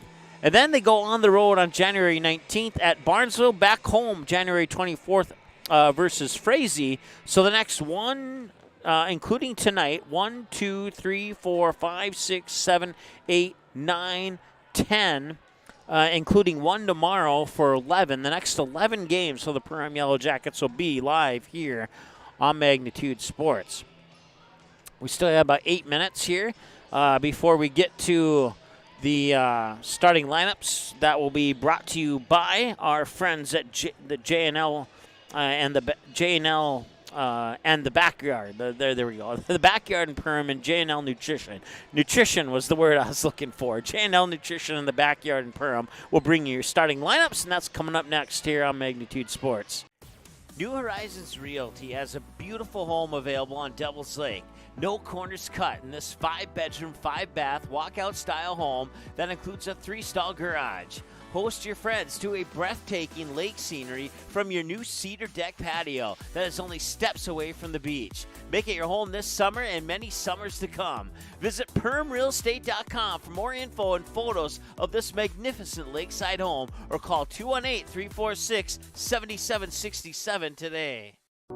Every day, thousands of dogs in the lakes area are told to stay. When they wanted to play at the Backyard Playcare, Doggy Daycare, or Playcare is the perfect spot for your dog. 100% supervised playtime and 100% fun in a brand new facility that opens this fall. Contact the Backyard Boarding and Playcare at 218-346-4104 or check us out on Facebook today. Welcome to Nias Family Sales, located just north of Highway 10 exit in Perham. Stop in today or visit NiasFamilySales.com to view the quality inventory of pre-owned cars, trucks, and SUVs. Nias Family Sales can offer financing options to fit your needs, no matter your credit history. Nias Family Sales also has an experienced and reliable parts and service department that's open extra hours to help fit your hectic schedule. Nias Family Sales, the Lakes area automotive leader since 1999.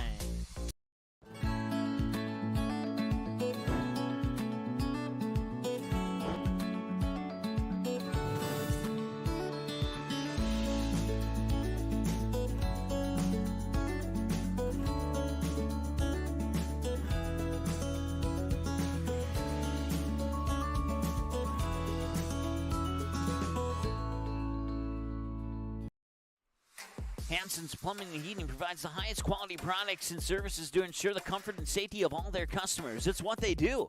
Henry Hansen, later known as Hardware Hank, first opened the family hardware store in the early 1930s in Burgess, Minnesota. Today, they are proud to carry on his legacy of hard work and honesty through teamwork, fellowship, cutting-edge technology, and forward thinking. 218-346-2422 or make a visit in Perham, Burgess, or Detroit Lakes today. Hansen's Plumbing and Heating, proudly serving Minnesota families for over 80 years. At the Goose Gang, we believe there's a kid in all of us, and we are here to help you find the exciting new toy or game to bring a bit of extra fun to your day. We stock the best toys from around the world to promote learning, imagination, and play. Everything you need to bring your family together. No matter what you're looking for or what age your birth certificate says, we have something for everyone. Don't miss our handcrafted popcorn, wide selection of candy, or the specialty sodas. Treat yourself at the Goose Gang. Ace is the place with the helpful hardware, folks.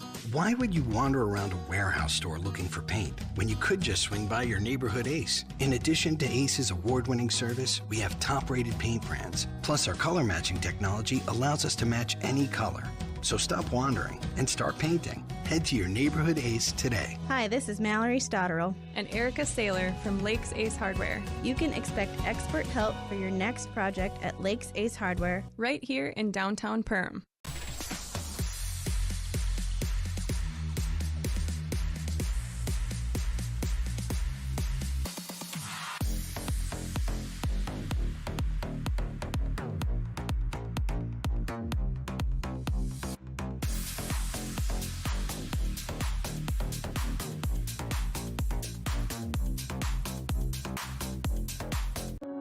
There is a voice inside of you. Do you hear it?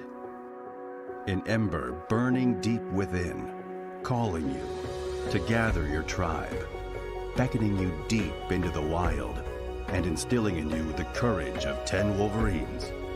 You know that voice. Yep, it's me, your inner otter, and I want you to visit findyourinnerotter.com to explore all that Ottertail Lakes Country, Minnesota has in store for you. See you soon. Reuter Family Dentistry, with locations in Purim and Wadena, welcomes new patients. Come meet the friendly and professional team and experience for yourself what it is patients love about Reuter Family Dentistry. You know, Dr. Reuter is just so kind and inviting, and she's very proactive, and she has instilled it in her staff to be so friendly and inviting also, and that just makes it a wonderful experience.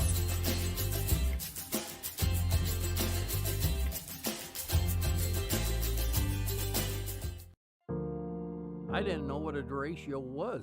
Didn't know that kind of storm existed. I didn't worry a bit about my coverage. It did not let me down. I was not caught blindsided. The secret is to have an agent that gets you insured for your needs. If you don't have Farm Bureau, you don't have good insurance. Contact Farm Bureau agent Michelle Beck in Perham at 218-345-4010.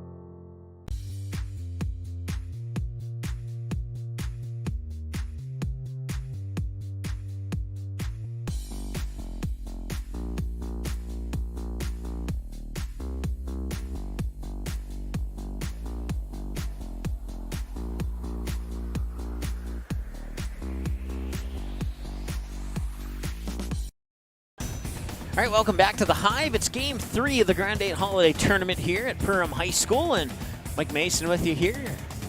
Usually, Jason and Lance have the call on the Perham games, but they're down on the PA floor right now, and I'm not sure what Lance is up to tonight, but I'll be here for these two games tonight, and they'll be back for the games next year. I got the rest of the Perham Yellow Jacket games for the remainder of 2022. So, and then after that, Jason and Lance will be back. It's the Gene Sports Shop pregame show. We have about a minute and a half to go. The undefeated Perham Yellow Jackets taking on the 1-6 Waconia Wildcats. Back with more in about 90 seconds here on Magnitude Sports. Hang on. Soda Lake Properties is a property management company that offers a wide range of local services year-round. Yard care and landscaping services in the spring and summer, and snow removal and watercraft solutions in the winter.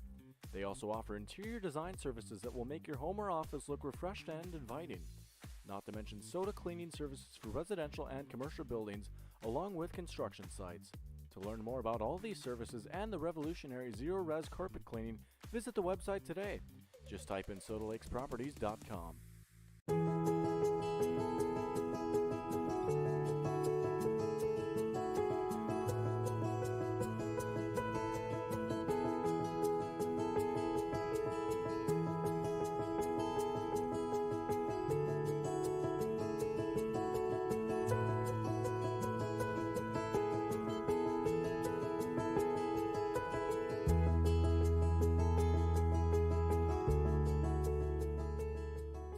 Can I have a piece of that Willy Willoughby? Wally Wibbly. Wiley's Wallabies. Wallaby Wallies? Wilby Wababy? It's pronounced Wiley Wallaby. Well, it's very good.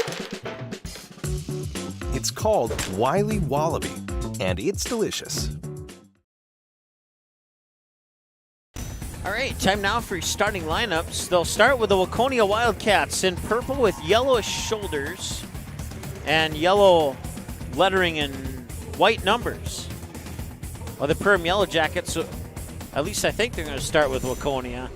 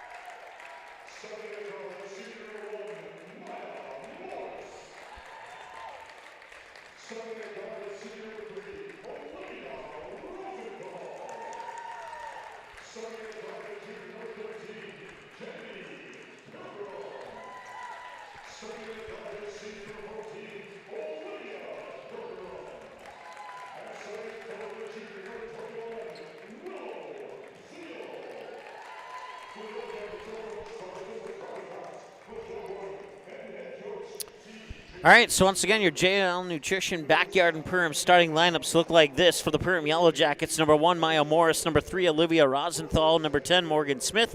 Number 14, Olivia Pilgrim. And number 21, Willow Thiel. And for the Waconia Wildcats, it's number 0, Elena Cavani. Number 1, Ashley Brzezinski. Number 14, Gabrielle, and I didn't hear what the PA announcer said on that one, so Gabrielle L. until further notice. Number 21, Isabella Hoaxie, and number 23, Hallie Reutenberg.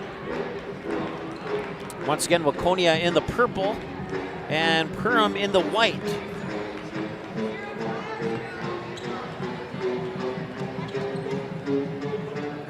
Make sure our camera is good.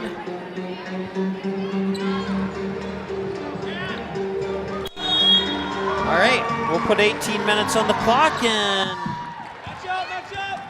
we're ready to go here.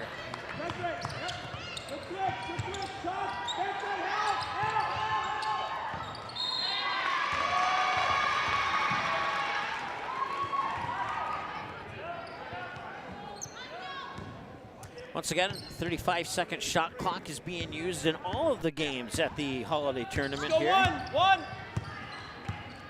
Get it moving, 0-0 here on the KLN Family Brand scoreboard here as they work it over now to, that is Cavani, and that one bounces off, and that one's no good, and the Perham Yellow Jackets will bring it back here, and they'll work it. I'm trying to see over the bar here. I feel like I'm 5 inches shorter in this game. Oh, it's tipped out of bounds. Yeah, just look at the monitor, I guess. Inbounding it will be Kennedy Pilgrim, number 13. Kennedy Pilgrim will get it in.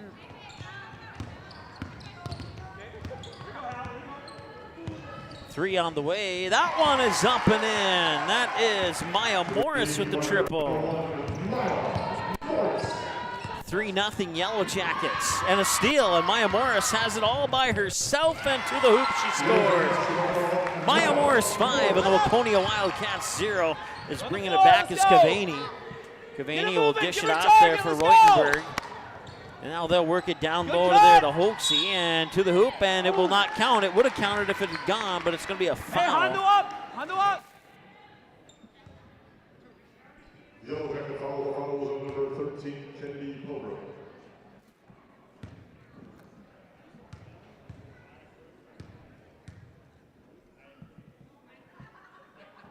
And the first free throw is in and out. Here you go, Luigi.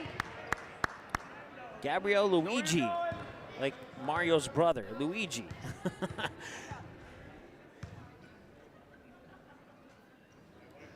And the second one is off. But an offensive rebound, another chance here for the Wildcats. They'll tee it up for 3. Cavani makes it. 5-3. 2-point basketball game here on the KLN Family Brand scoreboard as the Yellow Jackets bring it back. They'll work it to the top of the key. I believe that was Pilgrim, and it was. Kennedy Pilgrim's number 13, Olivia Pilgrim's number 14.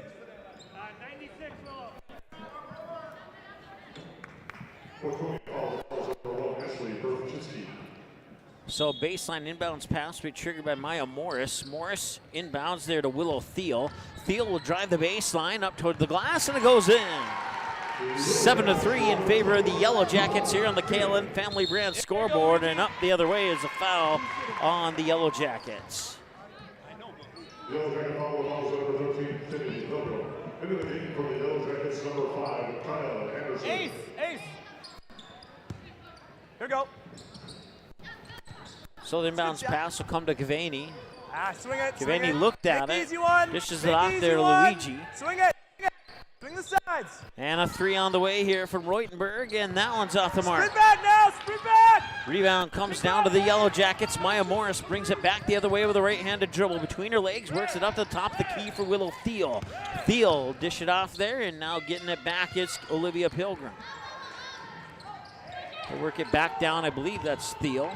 Cross court, teeing it up for a 3 on the way, off the mark, won't go. That was attempted by Kaya Anderson. And the rebound comes down to the Wildcats. Easy ones. They'll flip it over there to Hoaxie, and there's a foul I charged the foul to the wrong team. We'll correct that.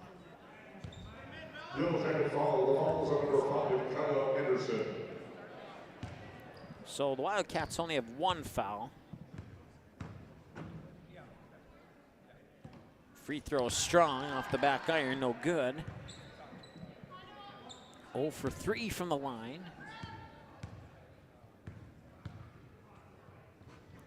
Second one is off the mark as well.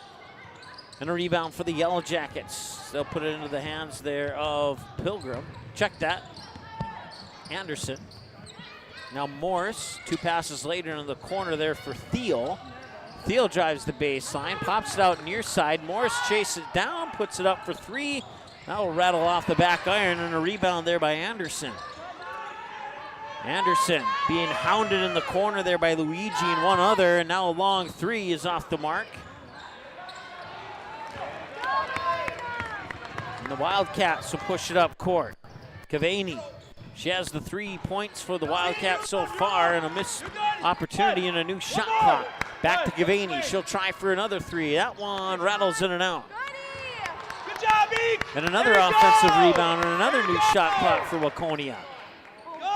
Want to work it inside.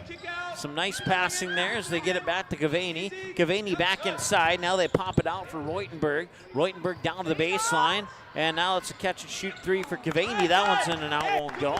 And the rebound to the Yellow Jackets. Quickly up court to Willow Thiel. Looks inside, nobody home, and it's stolen. First turnover of the game, and it is Cavani to the hoop and scores. They're both coming.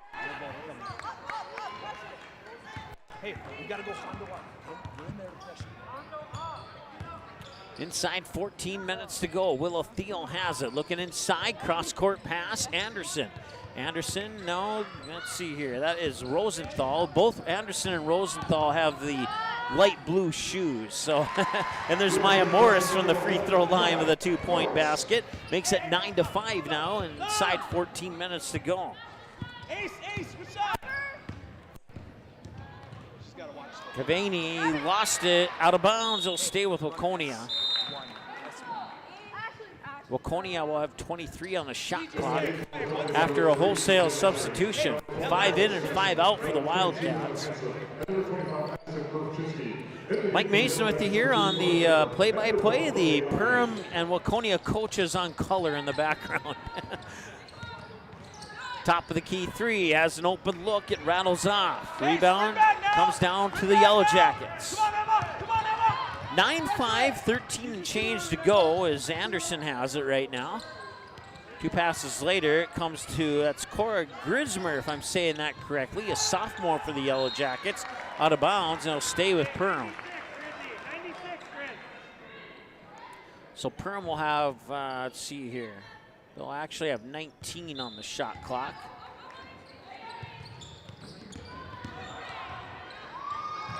That shot's up and in.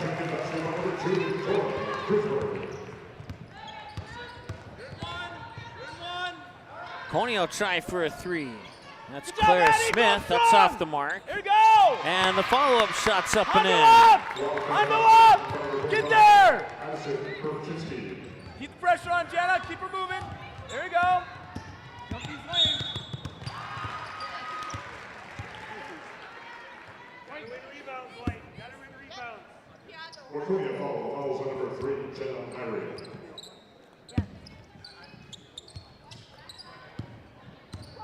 Inbounds pass will come to the Jackets. They'll work it in the corner there for Grismer. Now up top, Pilgrim. And that 3 rattles in and out of the hands of Anderson. Offensive rebound, Anderson gets it back, spins, free throw line jumper on the way from Grismer, and that one's off the mark. Swing it, keep it moving. Back the other way now, Emma Hansen, number 22 in the lineup here for the Wildcats. Catch an attack. Hey, square up first. Easy. All right. Hey, Jenna, set us up. And that shot's off the mark. Going to the books as a turnover since it didn't hit any rim or net or anything like that.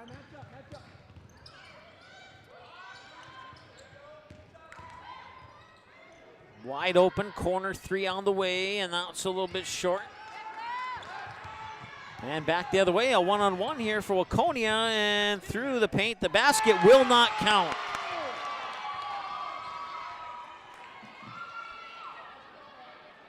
The foul is on Perham, but the basket will not count.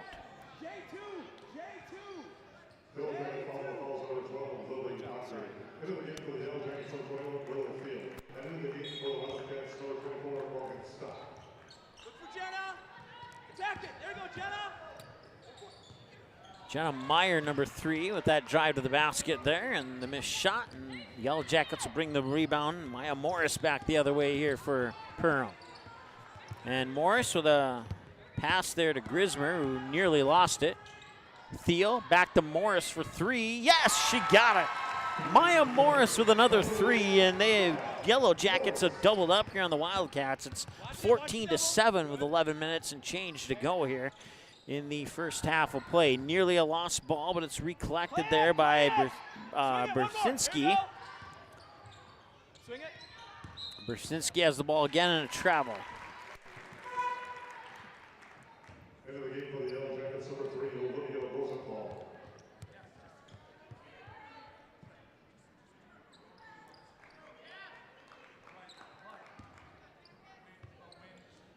Inbounds pass comes to Grismer. She's a sophomore for the Yellow Jackets, number 2 for in white.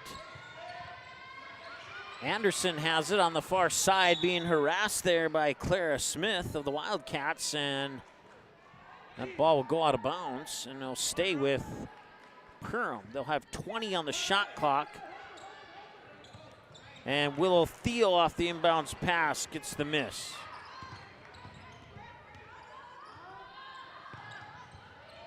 That shot is up and in. That's Anderson with a 3.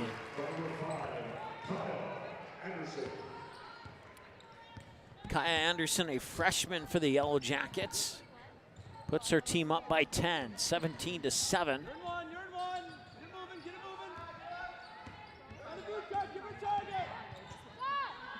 Top of the key 3, 19-9 off the back iron, won't go, but an offensive rebound. They'll try for another 3. That one's also off the mark.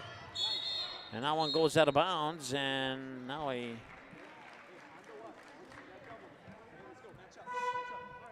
.10:04 to go here in the first half. And we have some more substitutions here for the Wildcats.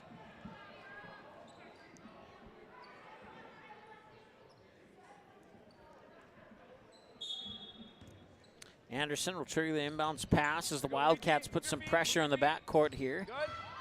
Inbounds pass will come into Grismer. Grismer will get it over the timeline. Fire it over to Thiel. Thiel fakes right, goes left, and now gives it back to Grismer. He'll cut into the lane and to the hoop and missed it. Nice drive to the hoop, but couldn't quite finish it off with the shot. And back the other way, the Wildcats will tee up a 3, and it's in. That's Gabrielle Luigi with the 3, and it is now 17-10 as the Wildcats break into double digits on the KLN Family Brand scoreboard. Grismer gets it to Anderson. Anderson drives into the lane, pops it out. 3 from Morris on the way off the mark. That one won't go. I think it was Morris anyway. And yeah, it was. Now they get a better look at the jersey number. And that one's in off Thiel, off the bump from Willow Thiel. The shot's up and in. And suddenly it's a 5-point game with 9 minutes to go. Anderson will bring it up over the timeline here for Perham. Yellow Jacket substitution coming up at the next break in action. 8 inside, 9 minutes to go. They work it inside. The pass intended for Willow Thiel is turned over, and the Wildcats get it up court quickly. That's Luigi to the hoop, won't go. Missed a shot and a whistle down low.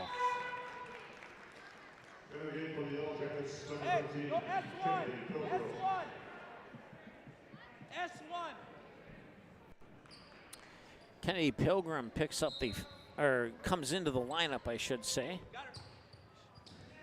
Finish it, good. And Luigi gets the basket up and in. Give her steps if you need to. Just keep her in front. There you go. Good. And driving the baseline is Pilgrim, and did she step out? She did. They'll go into the books as a turnover.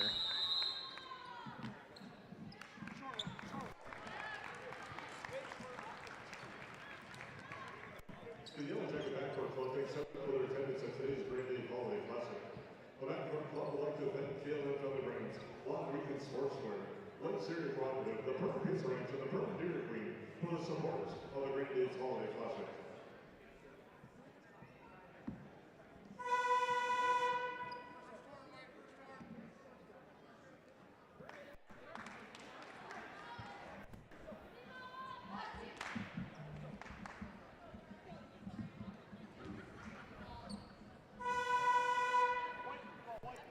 All right, 8:25 to go.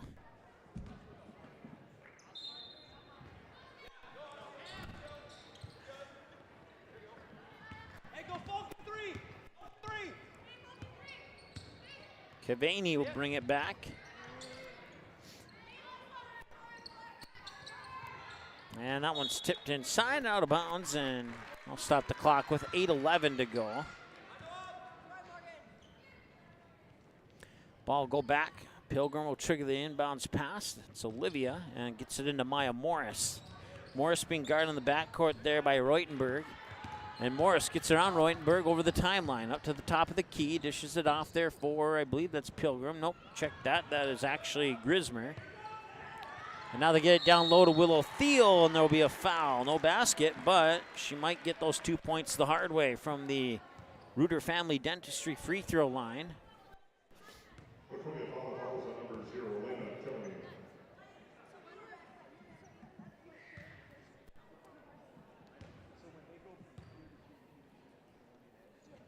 Thiel's free throws up and in.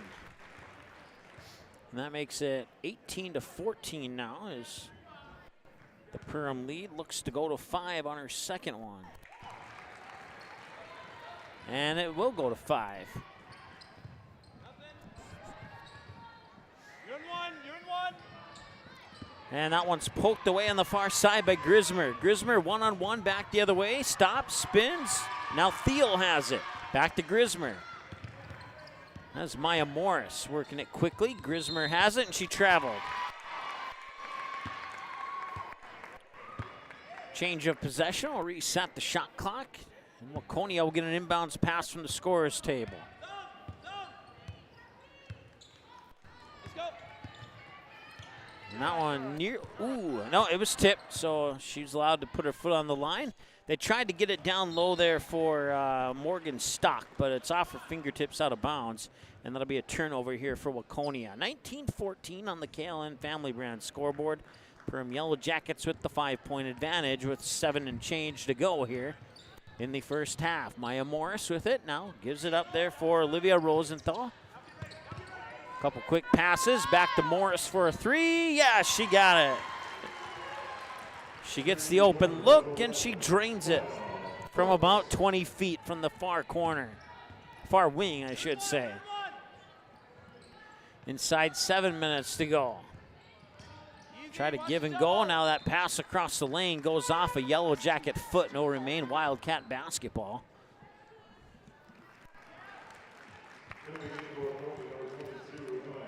Konya will have 21 to shoot on the shot clock.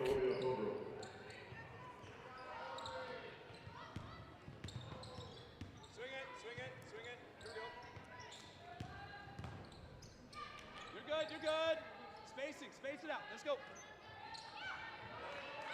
Far side now, they work it up top there. That is Stock. Stock tried to feed it into, I'm not sure how to pronounce that last name. Pilgrim evades the defender. Long 2 is off the mark, and it's going to go back to the Wildcats. Foul on the Yellow Jackets. That's 5 team fouls now for Perham. Wolves. Set the dribble. Long 3. That's in.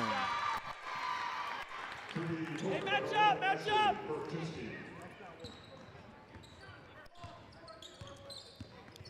Back the other way comes Grismer.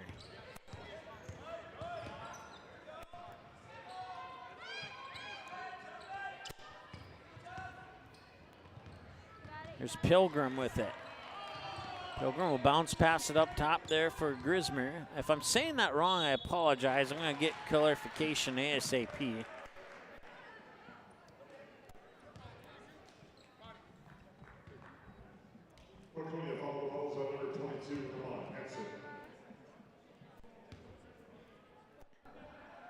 So the sophomore will go to the Reuter Family Dentistry free throw line, and it's up and in.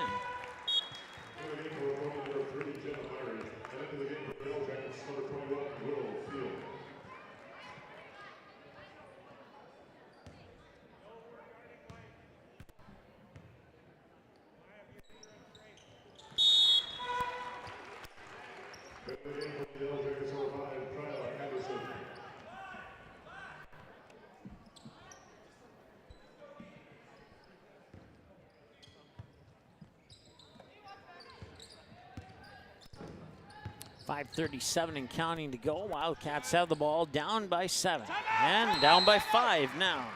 So that basket goes in. It looks like, okay, I just got clarification. I got it right. It is indeed Grismer. Thank you, Jason, for the text message. And now we have a timeout on the floor. So with 5:18 to go, we'll take a timeout. Move back in a moment here on the Magnitude Sports Network. Welcome to the Cactus. The Cactus was built from a passion to gather, to celebrate, and to experience sophisticated fun. Gather your group, rival friends in a game of golf, or lace up the bowling shoes in a grand rendition of the classic American pastime while you enjoy our classic American cuisine served from our scratch kitchen. Don't forget, the Cactus is your go-to watch party destination for all Perham Yellow Jacket broadcasts. The Cactus, a unique dining and entertainment venue. 43-521 Fort Thunder Road in Perham. How has United Community Bank helped Snacks Plus grow throughout these years? United Community has been, we came to Perham in 2004. And the way we got connected with United Community is the family that we bought the business from at that time, they banked here. So we obviously needed a partner in that part of it, and they've been great. I mean, every step of the way. Every time we have needed a partner and needed help with doing a project, which has been many, they've been right there. All right, welcome back. 24-19 in favor of the Perham Yellow Jackets here. 5.5 to go in the first half of this one. Yellow Jacket ball out of the timeout. Thiel back to Morris. Back inside to Thiel. 5:17 and counting. Nearly lost it. Pilgrim picks up the loose ball. 2 substitutions for the Wildcats at the next break in action, and that'll be a turnover. As Morris went up in the air, brought her feet back down, and you can't do that, as opposing fans might say on occasion. Emma, you're the one that clears right away, okay? Emma, go. Here we go. Bringing it over is John Meyer, number 3 for the Wildcats. She'll give it there to Clara Smith. Now they'll get it down low to Luigi, and there's a whistle and a foul on Perham.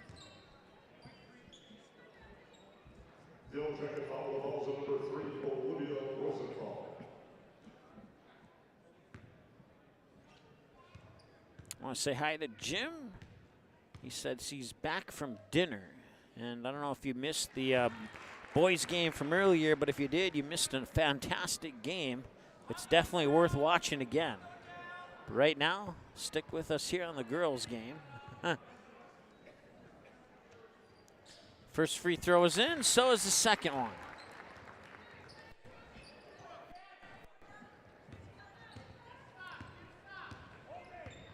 (24-21) as the Wildcats pull back within 3. Morris tried to get it to Anderson. It was tipped away, and it's saved in bounds back to Anderson, and now there's a foul on Waconia.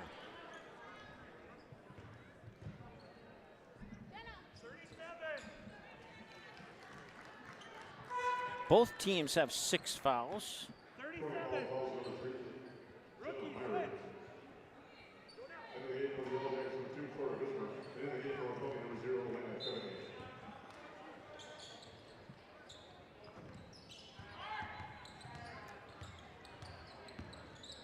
There we go. Now the fouls are caught up. Pilgrim gets it to Anderson. Anderson back up top there. That is Grismer. And now Morris with a 3. That one's off the mark. Came off the back of the iron too strong and out of bounds. They'll stay with Perham.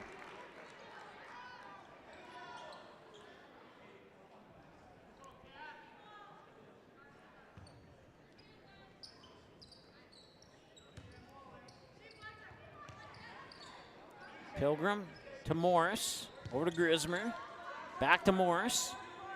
Back to Grismer. Grismer back to Morris. 4-3. She got another one. Holy smokes.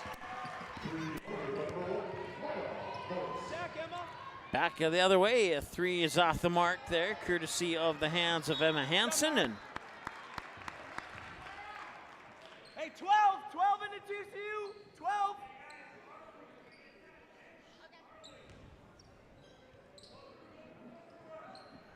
Okay, pressure it. There you go, get here, Emma. Come on, Emma, come on. And the timeout is called by TJ Super and the Yellow Jackets to prevent the potential 10-second violation. And we'll take a timeout with them. We'll be back in just a moment here on Magnitude Sports. Budget Blinds, based in Detroit Lakes, serving Perham, Fergus Falls, and Park Rapids, is celebrating its 30th anniversary. Whether you need blinds, shades, shutters, drapes, check out the entire inventory online, budgetblinds.com. Also, schedule a consultation on the website. Have more questions? Give them a call, 218-206-9599. Budget Blinds is backed by the #1 provider for custom window coverings in North America and is your local window coverings expert.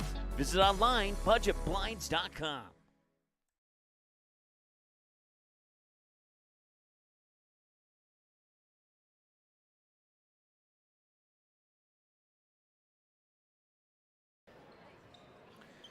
All right, welcome back to the Hive in Perham. 27-21 our score, 3:47 to go here in the first half of this one.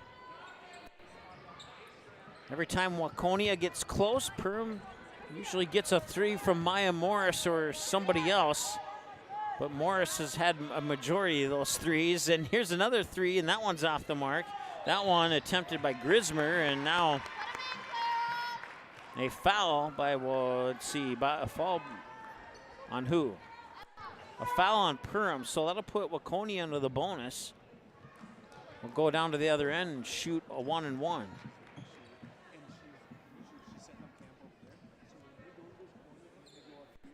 Really take the middle away. Make him throw a lob so that we have a chance to so overplaying. Free throws in. 27-22. Substitution pending for Waconia, and now it'll come in. So back to a 4-point game, and every time Waconia's gotten within 3 or 4, Perham has come up with a big shot. Morris tries the lob one, and it's taken away. And now Waconia, free throw line jumper, no, that's not gonna go, that's gonna miss, and the rebound comes down to Willow Thiel. Wide open for a 3, she got it. She made them pay the price. It's Cora Grismer with the wide open 3, back to a 7-point game with 3 minutes to go. Baseline jumper is up, not quite there, and Willow Thiel has a 1-on-1 back the other way. She'll take the rebound, go coast to coast and score. 32-23 now, 2:41 and counting to go here in the first half. Vulcan 3. Swing it. Work it inside, it was poked away, and they'll stay with the Wildcats. C.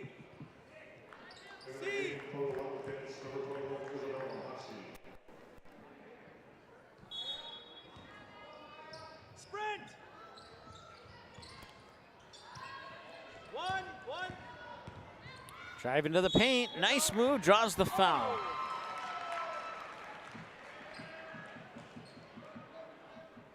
Line 1. Hallie.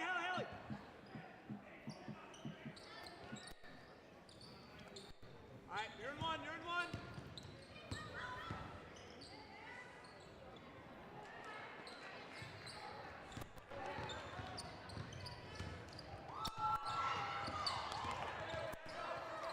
Some quick passing, another 3 on the way, and it's in. Cora Grismer with another 3-pointer.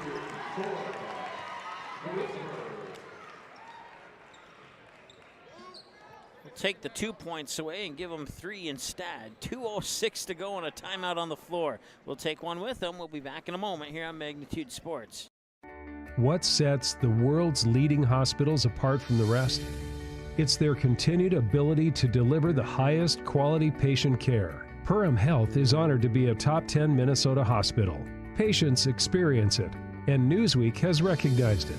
Even during the unpredictability of the pandemic, the nurses, doctors, and many others at Perham Health put their best foot forward.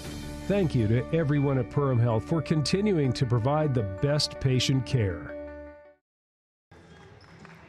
Welcome back. 2:09 to go here in the first half. The Wildcats ball out of the timeout. 35-23 in favor of Perham. That's the name I can't pronounce. I might have to get some clarification on that. Here's Cavani up top now. That is Luigi. And a reach-in foul. It's coming on Perham.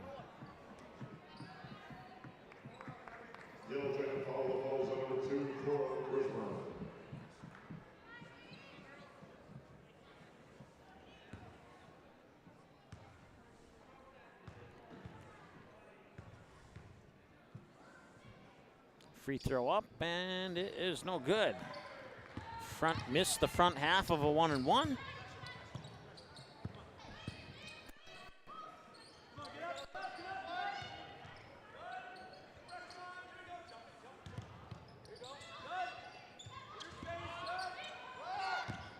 And nice move. Now they kick it out. Wide open 3 again. Maya Morris connects.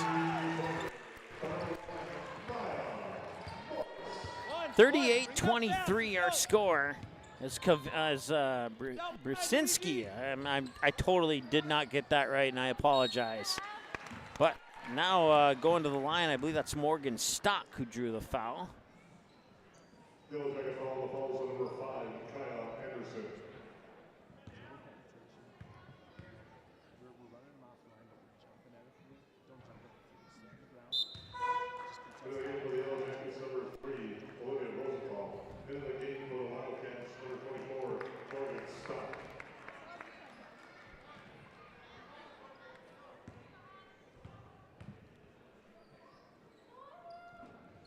Free throw in, makes the front half, or the, let's see here, let's double check, yep.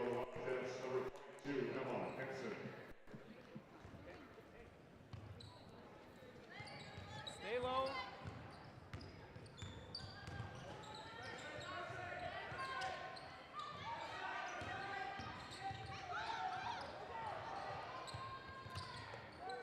Pilgrim has it. Grismer and Willow Thiel down low. 40-24 in the final 40-some seconds. That three-pointer off the mark. Willow Thiel grabs the rebound, comes back all the way down the court, and there's a foul.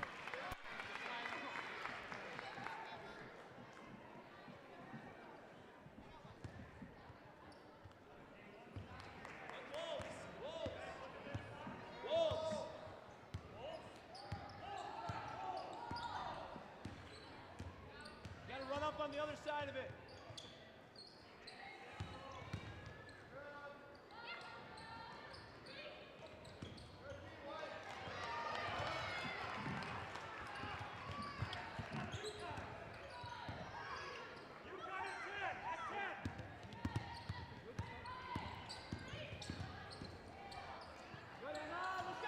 And a turnover and a breakaway here, and a little too strong on the layup. And that one will not go. They missed 2 shots, and that brings us to halftime. Perham Yellow Jackets 40, Laconia Wildcats 24. Game 3 of 4 today from the Grand8 Holiday Tournament.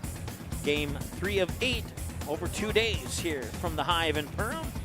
We'll take a break and we'll come back with your EOT Insurance halftime show right after this here on Magnitude Sports.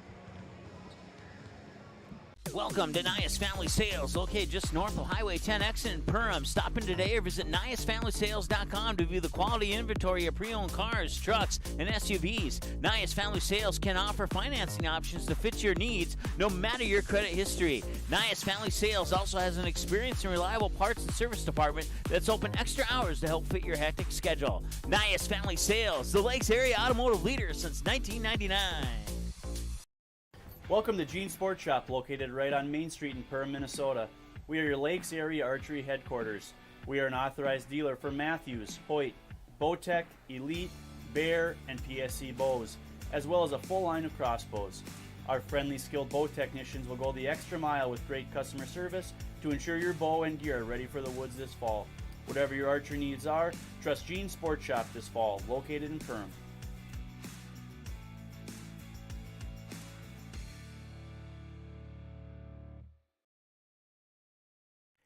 New Horizons Realty has a beautiful home available on Devil's Lake.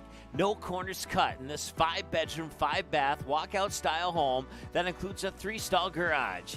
Host your friends to a breathtaking lake scenery from your new cedar deck patio that is only steps away from the beach. Make it your home this summer and many summers to come. Visit PermRealEstate.com for more info and photos of this magnificent lakeside home, or call 218-346-7767 today.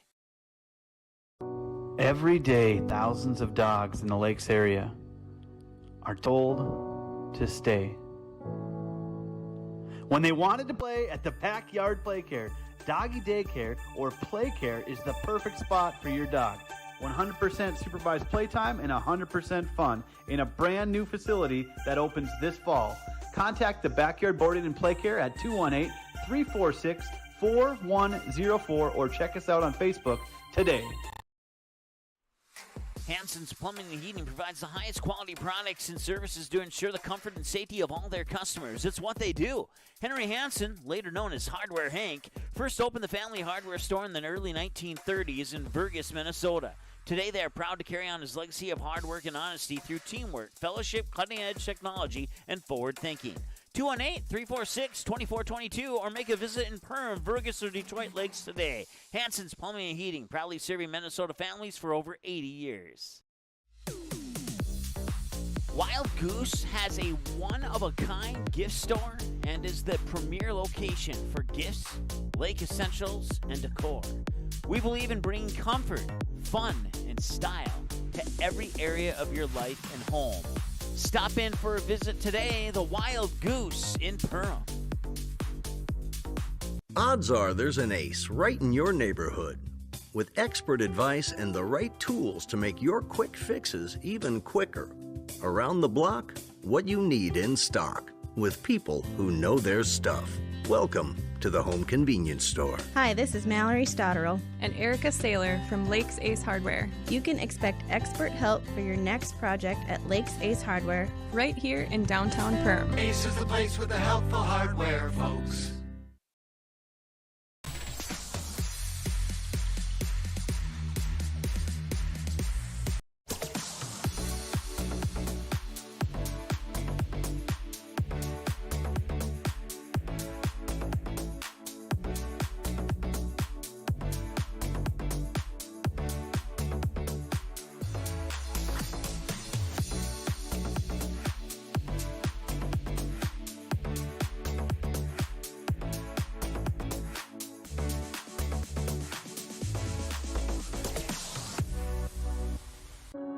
There is a voice inside of you.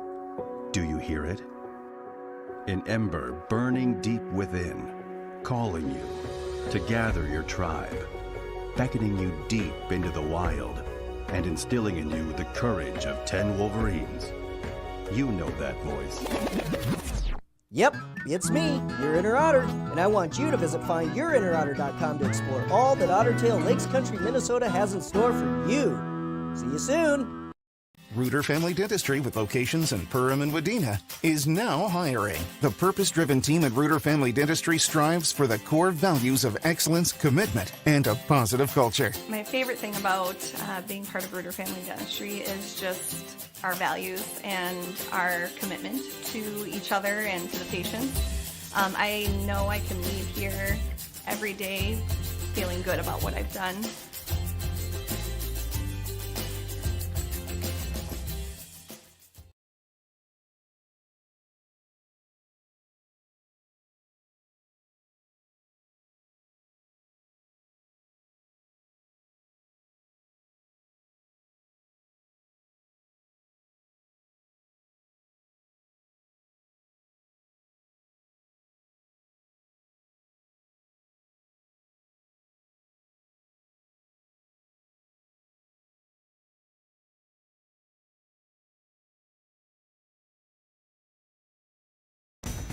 All right, welcome back. Halftime here of game number 3 of 4 of the Grand8 Holiday Tournament. And the Perham Yellow Jackets lead the Waconia Wildcats 40-24 at the half. Let's take a look at your EOT Insurance halftime stats brought to you by KLN Family Brands. And the Yellow Jackets, they are shooting 14 of 28 with 16 of those 28 attempts coming from behind the three-point line, while the Wildcats have also taken 13 attempts of their 24 from behind the three-point line. Wildcats have connected on 3 of those 13, while the Yellow Jackets have connected on 8. They're shooting 50% from behind the line, and I don't have the exact numbers in front of me, but it wouldn't surprise me if Maya Morris has 5 of those 8. The Yellow Jackets are perfect from the free throw line, while Wildcats are 50%. Fouls 10-7 in favor of the Wildcats, and turnovers, let's see, let's look at my other sheet here. That should be 7-5. So we'll add 2 more turnovers here for the Wildcats, according to my handwritten sheet. There we go. Now, and that's a look at your EOT Insurance halftime stats brought to you by KLN Family Brand scoreboard here at the half. Once again, 40-24 in favor of the Perham Yellow Jackets. We have one more game coming up for you this on this evening's slate, and that'll be the Perham Yellow Jacket boys. They'll take on the Painesville Bulldogs. That one's scheduled to start at about 7:15. So far, they've kept the games on pace, so we'll see if that will continue here. As the Perham Yellow Jackets, undefeated on the season, they look to have one more half of basketball to stay that way. We'll see if the Wildcats can come up with a comeback plan and try and hand the Yellow Jackets their first loss of the season, while Perham hopes to avoid that. We'll take another timeout. We'll be back in a moment here on your EOT Insurance halftime show here on the Magnitude Sports Network. I didn't know what a derecho was. Didn't know that kind of storm existed. I didn't worry a bit about my coverage. It did not let me down. I was not caught blindsided. The secret is to have an agent that gets you insured for your needs. If you don't have Farm Bureau, you don't have good insurance. Contact Farm Bureau agent Michelle Beck in Perham at 218-345-4010. Soda Lake Properties is a property management company that offers a wide range of local services year-round. Yard care and landscaping services in the spring and summer, and snow removal and watercraft solutions in the winter. They also offer interior design services that will make your home or office look refreshed and inviting. Not to mention soda cleaning services for residential and commercial buildings, along with construction sites. To learn more about all these services and the revolutionary zero-res carpet cleaning, visit the website today. Just type in sodalakesproperties.com.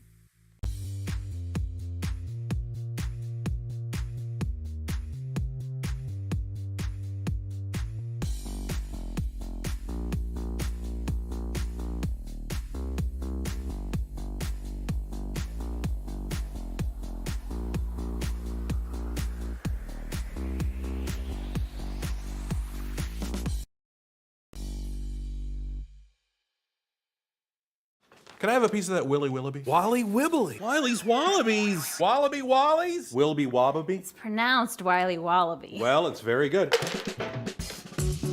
It's called Wiley Wallaby, and it's delicious.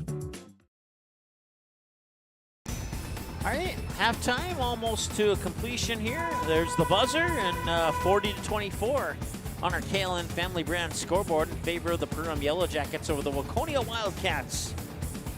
Game 3 of 4 of the Grand8 Holiday Tournament, day 1 of 2. 4 more games for you tomorrow starting at 10 o'clock in the morning, where we'll have the Barnesville Trojans taking on the Waconia Wildcats as we pull up our schedule. And then we'll have, I believe, Border West is playing the 11:45 game versus the loser of tonight's game between Perham and Paynesville. And then the Perham girls play at 1:30 tomorrow against Sauk Center.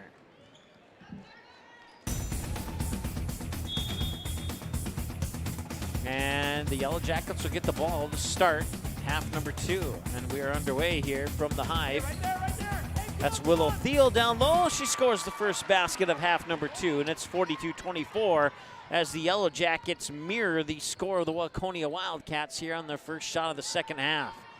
And back the other way, they'll try for a 3. That one's off the mark, and that goes out of bounds, and it'll be Yellow Jacket basketball.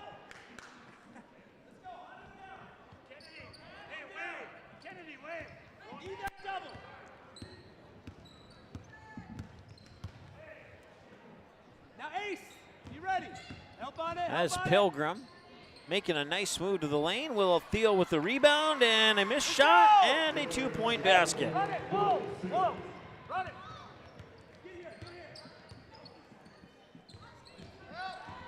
Nice move there by Brzezinski.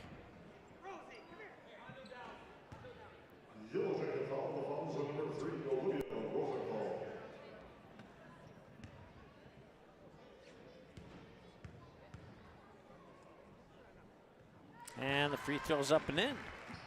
44-25 now.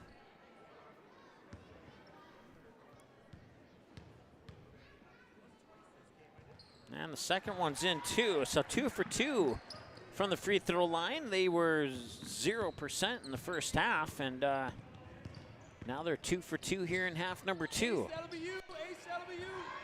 I think it was 0 for 5 if I remember the stat line correctly.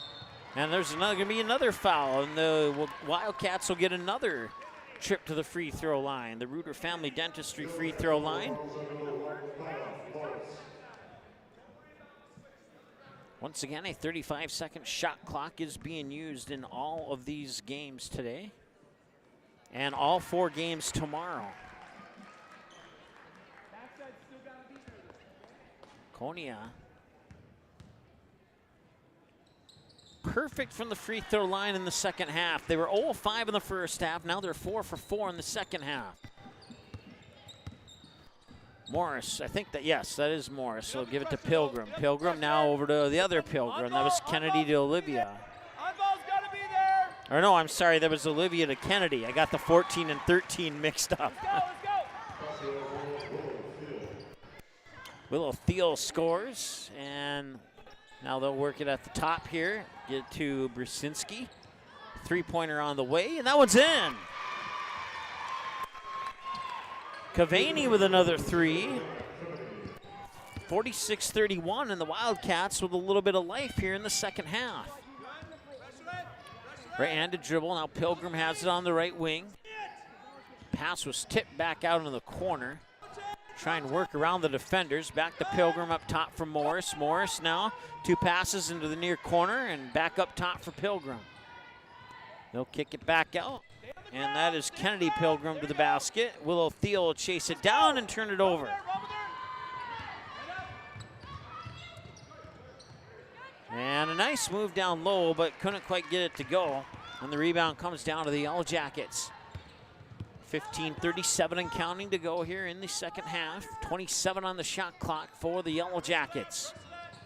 Get used to that. You're going to hear it a lot starting next basketball season. Willow Thiel tries to make a move to the basket. She'll draw the foul and earn a trip to the Reuter Family Dentistry free throw line.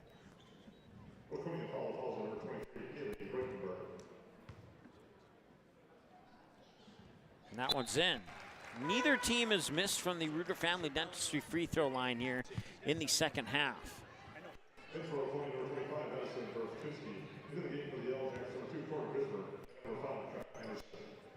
Second one from Thiel, nothing but net. Nicely done there by Willow Thiel at the Ruder Family Dentistry free throw line. And that one's off the mark, and the rebound comes down to Willow Thiel. Pilgrim, and now teeing it up for three is Kaya Anderson, and that one's off the mark. And that will be a charge. Ball go back to the Yellow Jackets.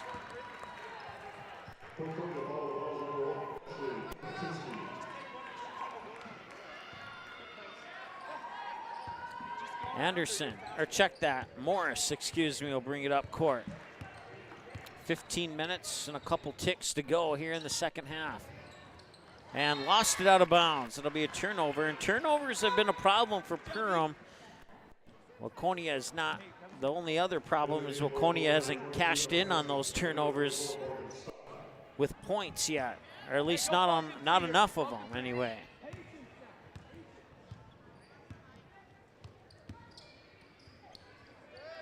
They'll work it up top there for the other Brzezinski. And now back to Ashley Brzezinski. So Addison, number 25, and Ashley, number 1. They'll work it inside there for Cavani, and she gets the point. Gets the basket for 2 points, to be more exact, and it's 48-33 now. Anderson will tee it up for a three. She got it. 51-33 is the undefeated Yellow Jackets. Have 14 minutes to go to try and keep that going, and they get a turnover. Wildcats turn the ball over. I'll reset the shot clock. Kaya Anderson works it over there to Grismer. Willow Thiel down low, and she'll get her own rebound. Waconia fans wanted a foul on Thiel. They're not going to get it.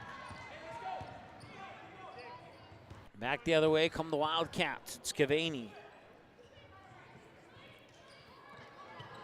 Back over to Cavani on the right wing. Now they work it down low there for Addison Brzezinski, and a three on the way is from Ashley Brzezinski, and that one's off the mark.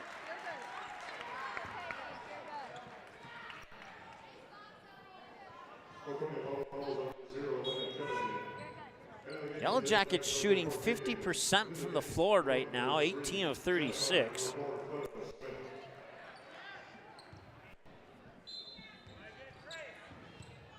Inbounds pass comes to Grismer. Grismer with the right hand will bring it up the right sideline. Now in the backcourt, give it to Morris. Morris being guarded closely there by Jenna Meyer. And that three's on the way, and Maya Morris connects on another one. 54-33 on the KLN Family Brand scoreboard. And the Wildcats are in a little bit of trouble right now. And they will almost turn the ball over again, but the Wildcats keep control of it. 19 to go on the shot clock. That shot is up, and that will miss. And now a whistle, and I didn't see the hand signal. It's a foul on somebody. Foul on Perham.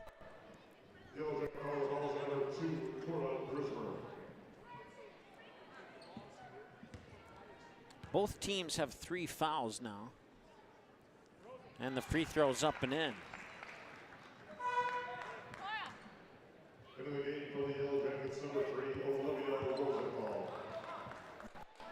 Olivia Rosenthal will check in, and that will give Grismer a breather on the sideline.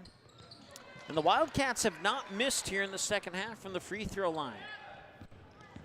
2 for 2 on that trip to the Ruder Family Dentistry free throw line. Here's Maya Morris with it again. Morris hands it off for Anderson. Anderson looks to the left, dribbles to the right. Now switches hands, gets it back to Morris. 20 on the shot clock. Morris dumps outside for Rosenthal. Now Pilgrim has it. Back to Morris. Morris with the right-handed dribble. Steps back. Into the corner. Anderson for a three. That's off the front of the rim. Won't go. Rebound comes to the Wildcats. So bring it back up the court. Long three on the way, and that one's off the mark. That was a good 21-22 feet. And a tip ball. They'll go over the timeline, and they'll be allowed to retrieve it with no penalty. Nice pass down low, but couldn't get it to go in off the glass, and the rebound comes down to Anderson. Anderson will try to avoid the double team, get it to Morris. Morris down low for Willow Thiel, and one!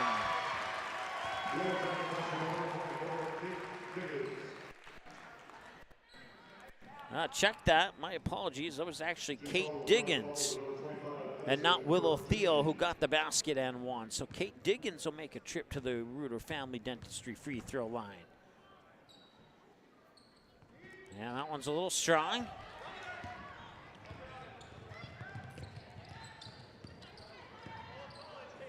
And a little bit of a wild layup there from the Wildcats, no pun intended. And another missed shot, and the rebound will come down to the Yellow Jackets. Anderson will take control of the basketball. Dribble up top of the key, now switch to the left, dish it out, and the three is on the way, and it's off the mark. Thought for a moment Rosenthal was going to get that one to go in, but they will not. And the rebound comes down to the Wildcats. They'll push it up court quickly, coast to coast, and scores. Nicely done.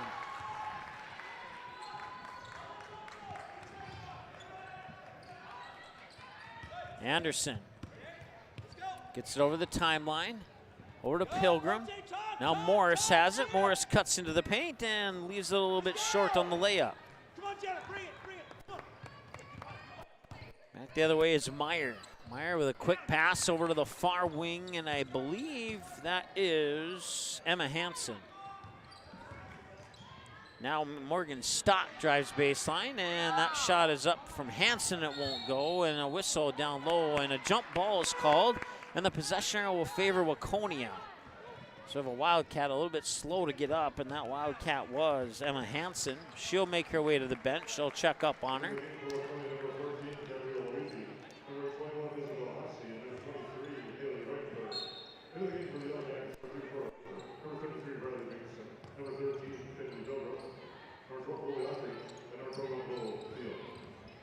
So a slate of substitutions for both teams. A kick ball will stop the clock with 10:31 and 27 on the shot clock.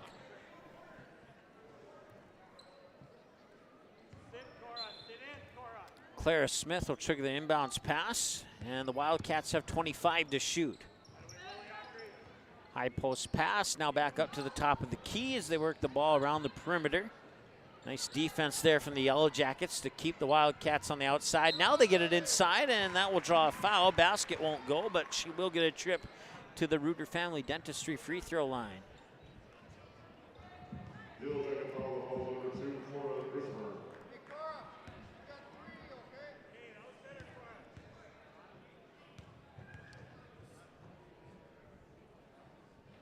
And that is the first missed free throw for the Wildcats here in half number 2. They were perfect up until that one.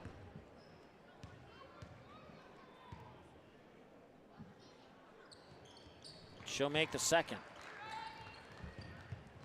Full court pressure here from Waconia. They get it in for Grismer. Grismer still controls it. 2 passes later, I think that's Pilgrim on the far side. Thiel chases down the loose ball. Good switch, roll it! And they'll get it back to Thiel. And Thiel makes a move to the basket and scores.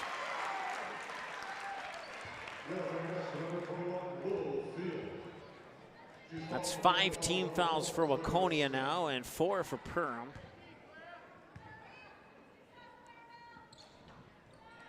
Free throw is off.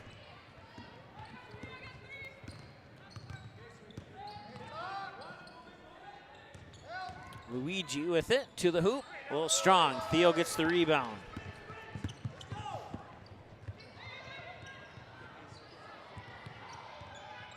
Got some new players in here for Perham. That's Riley Mickelson, number 33. Gets it to Grismer. Grismer to the baseline. Tried to pass it. Loose ball picked up by Thiel. Thiel. 2 passes later. Pilgrim has it. Kennedy Pilgrim. Outside, wide open for 3 is Grismer. That one's off the mark.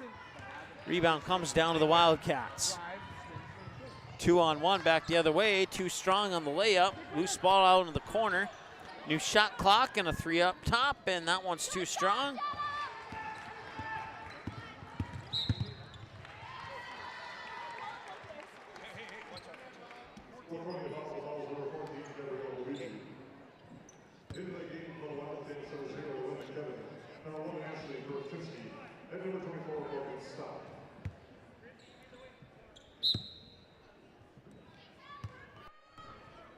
Mickelson will have it.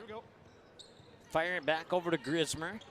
Grismer up into the high post there for Thiel. Thiel, one dribble, pops it out there for, that's Lily Ockery, number 12. And now Mickelson has it again. And a little floater is up and in, and that's Pilgrim. Kennedy Pilgrim with the 2-point basket. 60-38 now in favor of the Perham Yellow Jackets. That 3 off the mark. And the rebound comes down, and it's off the foot, and there'll be a turnover. It'll go back to Waconia. Grismer got the rebound, started to bring it up that far side, and foot got underneath her dribble and out of bounds into the Wildcat bench. Inbounds pass, catch and shoot 3 off the inbounds pass is up and in, and that is actually Brzezinski with the triple. 60-41 with 8:17 and counting to go now here in the second half. And they tried to get it to Thiel, and that was tipped. It's going to stay with the Yellow Jackets.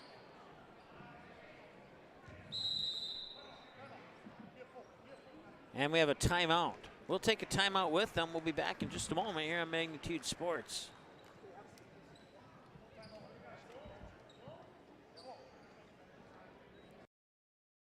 Soda Lake Properties is a property management company that offers a wide range of local services year-round. Yard care and landscaping services in the spring and summer, and snow removal and watercraft solutions in the winter. They also offer interior design services that will make your home or office look refreshed and inviting. Not to mention soda cleaning services for residential and commercial buildings, along with construction sites. To learn more about all these services and the revolutionary zero-res carpet cleaning, visit the website today. Just type in sodalakesproperties.com. Can I have a piece of that Willy Willoughby? Wally Wibbly. Wiley's Wallabies. Wallaby Wallies. Wilby Wababy. It's pronounced Wiley Wallaby. Well, it's very good.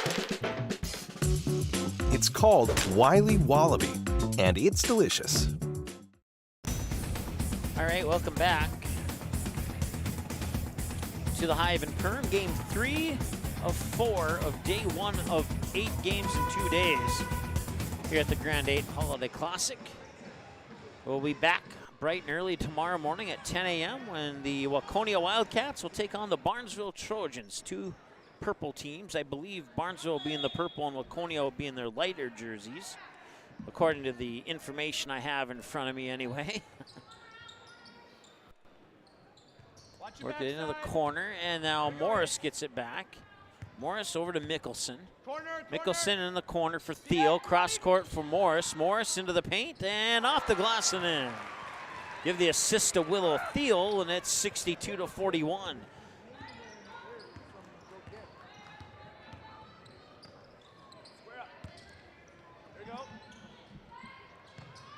And that is off the, that's going to be a foul on Perham.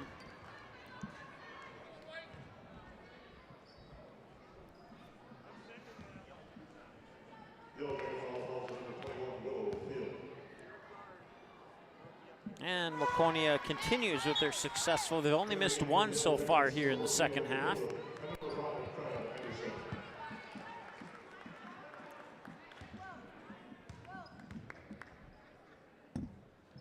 And they make 2, and the lead's cut to 19.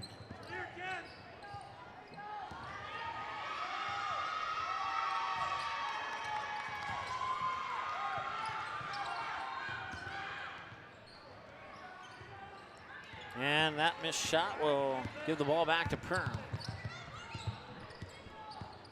I think that's Anderson with it on the far side, and it is. Anderson will get it to Morris. Morris will loft it over to Thiel. Thiel looked inside, nobody home, back to Anderson. Now Pilgrim has it, far side, now back to Anderson. 15 on the shot clock, 7 minutes to go in the ball game. Corner, Pilgrim, 3, got it! Olivia Pilgrim with the triple, and now Waconia will try and answer with one of their own, and they got it. Ashley Brzezinski with the triple.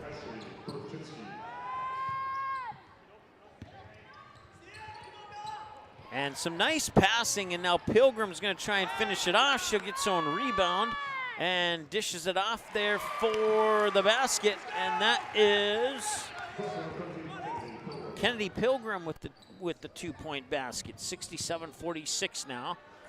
And that three will bounce off the rim. Rebound to Thiel. Pilgrim will hand it off in the backcourt there from Morris. Fired over Anderson for three. That one rattles off. And the rebound comes back to the Wildcats. Laconia will push it up the floor. And that one is missed. And they'll chase down the offensive rebound and get a new shot clock.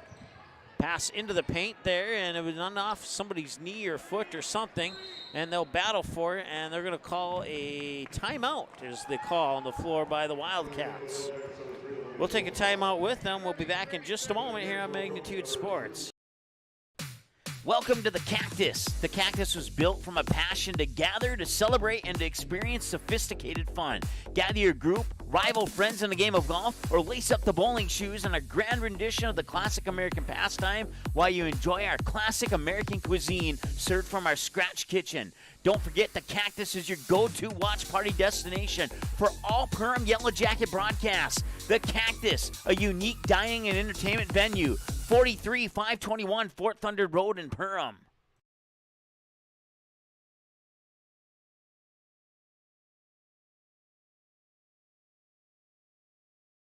All right, welcome back. 5:47 to go in game number 3 of 4. We got one more for you. It's the boys' game between the Perham Yellow Jackets and the Painesville Bulldogs, coming up about 20 minutes after the conclusion of this one.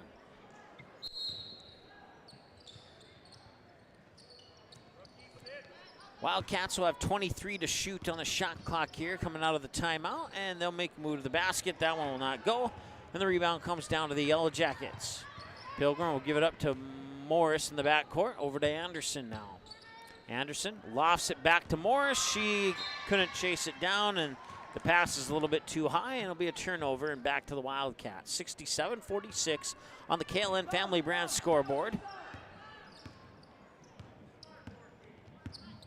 Welcome everybody watching from the Cactus in Perham. I've been there a few times. I really enjoy that place, actually. It's one of my favorites in the of all the places I've been to in the Perham area.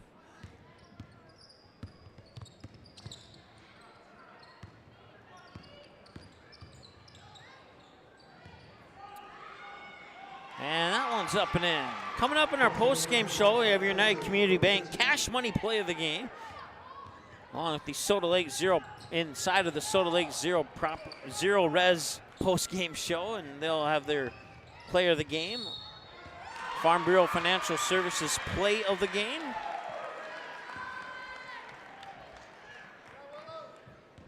That's all coming up in the Soda Lake Properties Zero Res post-game show.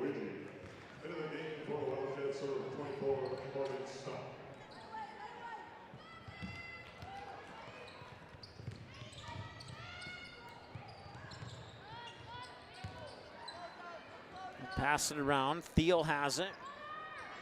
Inside, reverse layup. Anderson couldn't get it. Maybe a little bit too much.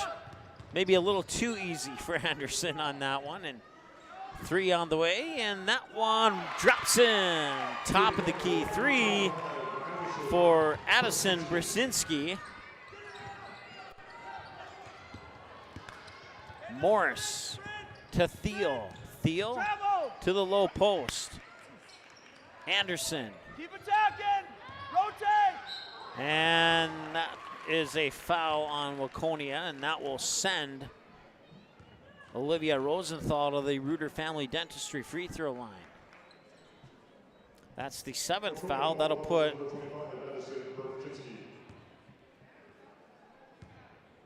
Perham in the 1-and-1 bonus. They'll get 2 on this since it was on the act of shooting.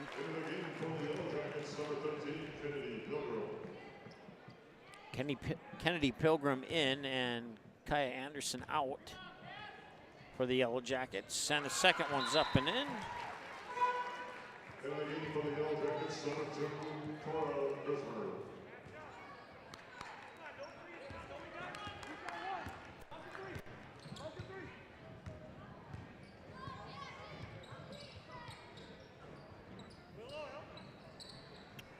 Give it to Brzezinski, and that shot, I don't know if she hit the rim on that one or not.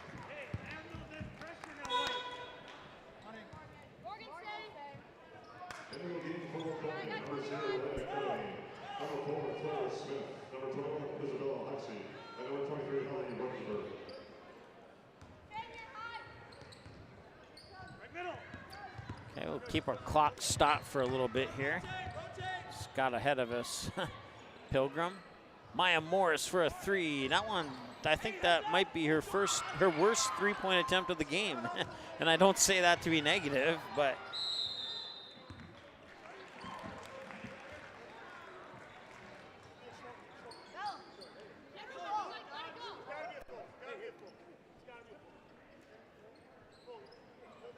we'll take a timeout as we have a timeout on the floor. We'll be back in a moment here on Magnitude Sports. How has United Community Bank helped you guys through the years now? Well, we started 13 years ago with one employee in a little shop out of our home. And now over the years, we've grown to about 25 employees and 2 shop buildings. So they have absolutely been amazing, supported us, trusted us, and put their faith in us. We just really couldn't have done it without United Community Bank. They are just really supportive.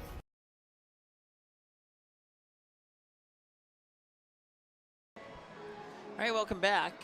3:34 to go here in the second half. 69-53 in favor of the Perm Yellow Jackets on the KLN Family Brand scoreboard. It'll be Yellow Jacket basketball as Olivia Pilgrim will trigger the inbounds pass to Morris. Morris quickly over to Grismer. Grismer back to Morris now. Back over to Pilgrim. Pilgrim looked inside, give it back to Morris. Morris back over to Grismer. As the Yellow Jackets play catch around the perimeter in the left wing. Cross court back over to Grismer. Grismer over to Thiel. Thiel cross court back to Morris. Morris to Pilgrim. Now they work it inside. Will Thiel's there for the 2-point basket. 71-53 now in favor of the Yellow Jackets. And a nice play there underneath. That was Morgan Stock with the basket.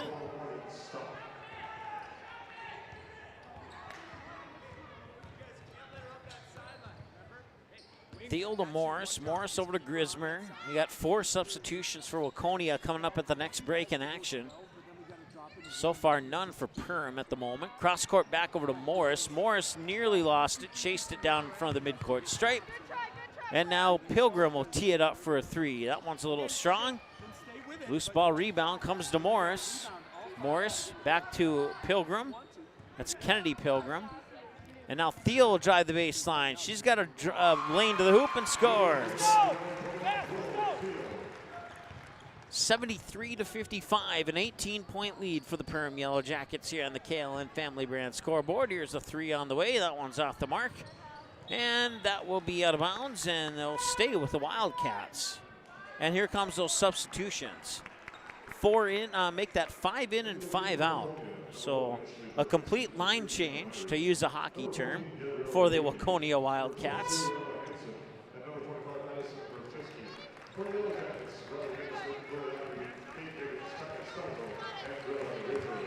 And some new faces on the floor here for Perham as well. Kaya Starzel, number 20, into the lineup, along with Kate Diggins, number 24. 3-pointer on the way for the Wildcats won't go, and the rebound comes to the Yellow Jackets. See if we can get the rest of them here. And also on the floor, Lily Ockery, number 12. With the ball right now, Riley Mickelson, and that's going to go back to Waconia. Ashley Brzezinski will inbound it.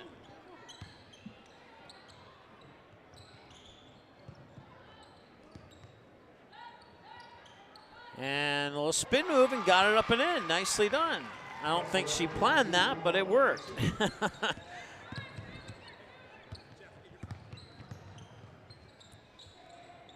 So Kate Diggins with it. And now number 11, that is Greta Razor.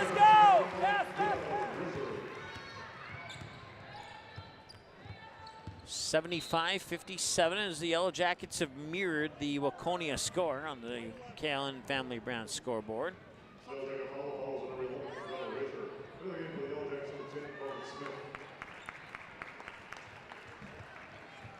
One more game after this, the Perham Yellow Jackets boys basketball team will take on the Painesville Bulldogs, right? Yes.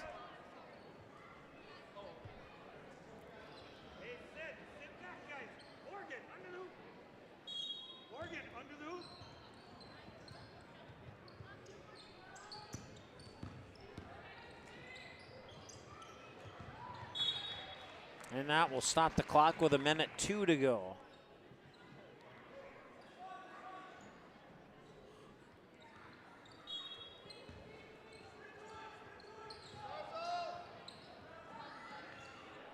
.27 to shoot on the shot clock here for Waconia.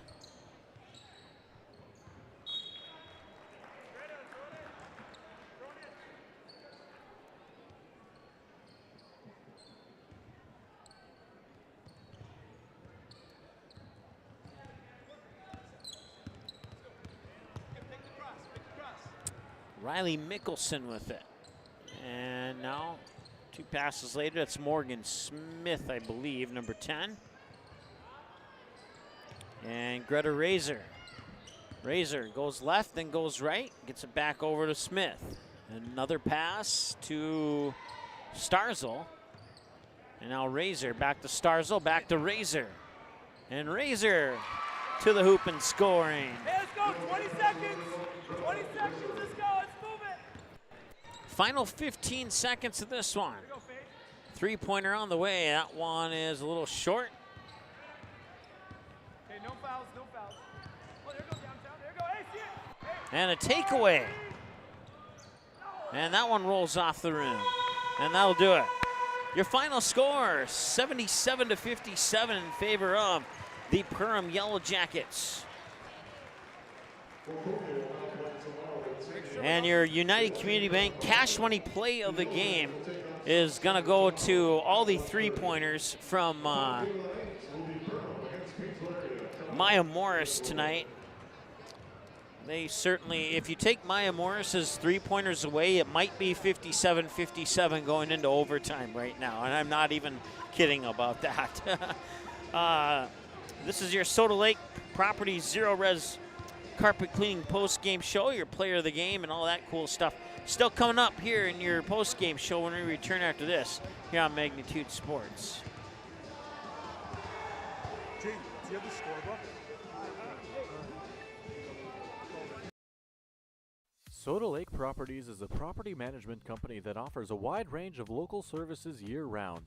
Yard care and landscaping services in the spring and summer, and snow removal and watercraft solutions in the winter. They also offer interior design services that will make your home or office look refreshed and inviting. Not to mention soda cleaning services for residential and commercial buildings, along with construction sites. To learn more about all these services and the revolutionary Zero Res carpet cleaning, visit the website today. Just type in sodalakesproperties.com.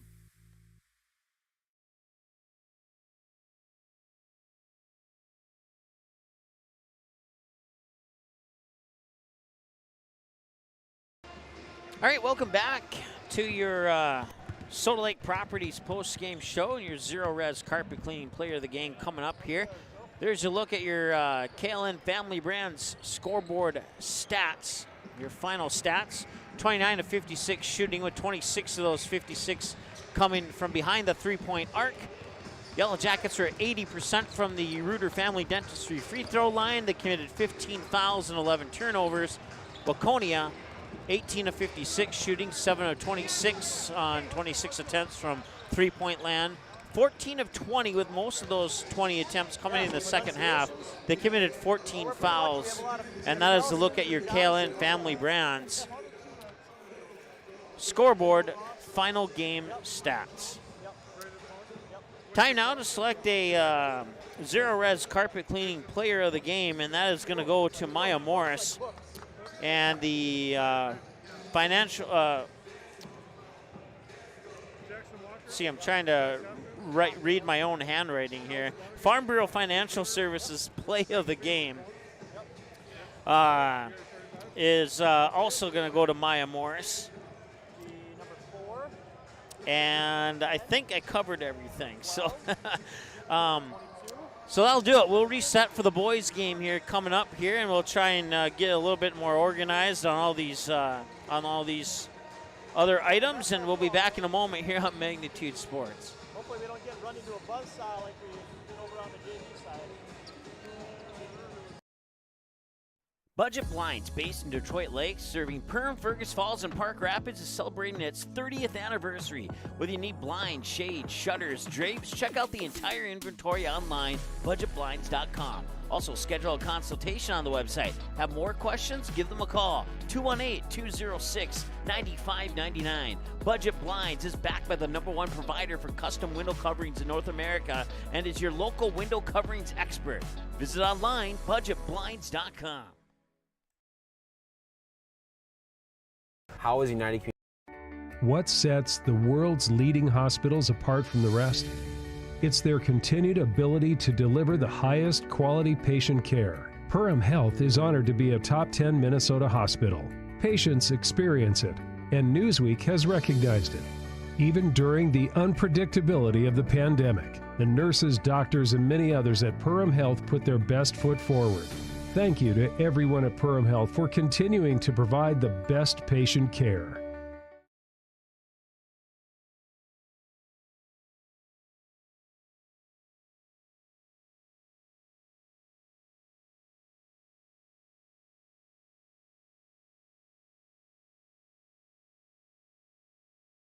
Welcome to Nias Family Sales, located just north of Highway 10 exit in Perham. Stop in today or visit NiasFamilySales.com to view the quality inventory of pre-owned cars, trucks, and SUVs. Nias Family Sales can offer financing options to fit your needs, no matter your credit history. Nias Family Sales also has an experienced and reliable parts and service department that's open extra hours to help fit your hectic schedule. Nias Family Sales, the Lakes area automotive leader since 1999. Welcome to Gene Sports Shop, located right on Main Street in Perham, Minnesota. We are your Lakes area archery headquarters. We are an authorized dealer for Matthews, Hoyt, Bowtech, Elite, Bear, and PSC bows, as well as a full line of crossbows. Our friendly, skilled bow technicians will go the extra mile with great customer service to ensure your bow and gear are ready for the woods this fall. Whatever your archery needs are, trust Gene Sports Shop this fall, located in Perham.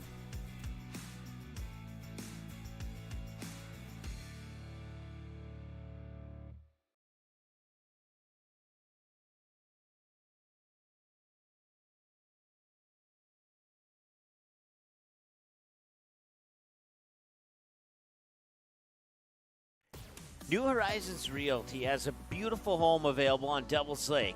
No corners cut in this 5-bedroom, 5-bath, walkout-style home that includes a 3-stall garage. Host your friends to a breathtaking lake scenery from your new cedar deck patio that is only steps away from the beach. Make it your home this summer and many summers to come. Visit PermRealEstate.com for more info and photos of this magnificent lakeside home, or call 218-346-7767 today. Every day, thousands of dogs in the Lakes area are told to stay. When they wanted to play at the Backyard Playcare, Doggy Daycare, or Playcare is the perfect spot for your dog. 100% supervised playtime and 100% fun in a brand new facility that opens this fall.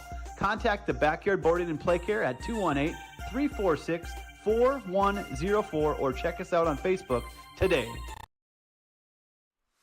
Hansen's Plumbing and Heating provides the highest quality products and services to ensure the comfort and safety of all their customers. It's what they do. Henry Hansen, later known as Hardware Hank, first opened the family hardware store in the early 1930s in Burgess, Minnesota. Today, they are proud to carry on his legacy of hard work and honesty through teamwork, fellowship, cutting-edge technology, and forward thinking. 218-346-2422 or make a visit in Perham, Burgess, or Detroit Lakes today. Hansen's Plumbing and Heating, proudly serving Minnesota families for over 80 years.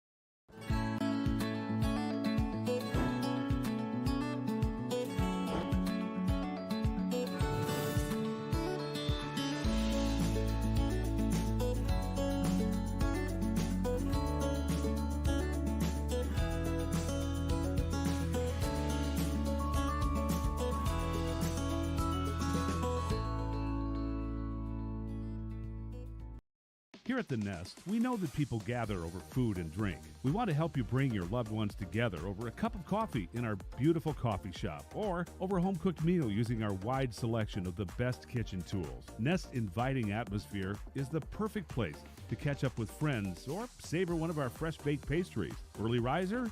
Don't worry, you can wake up with one of our signature specialty coffee drinks. We hope to make your day at The Nest, 902 Market Street in Perham.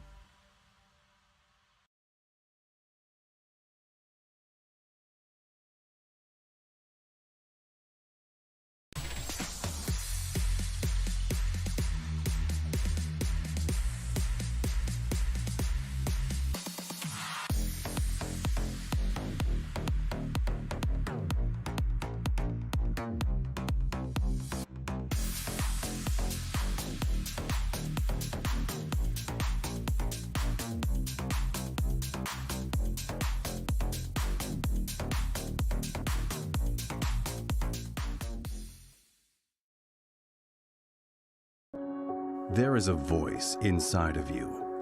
Do you hear it? In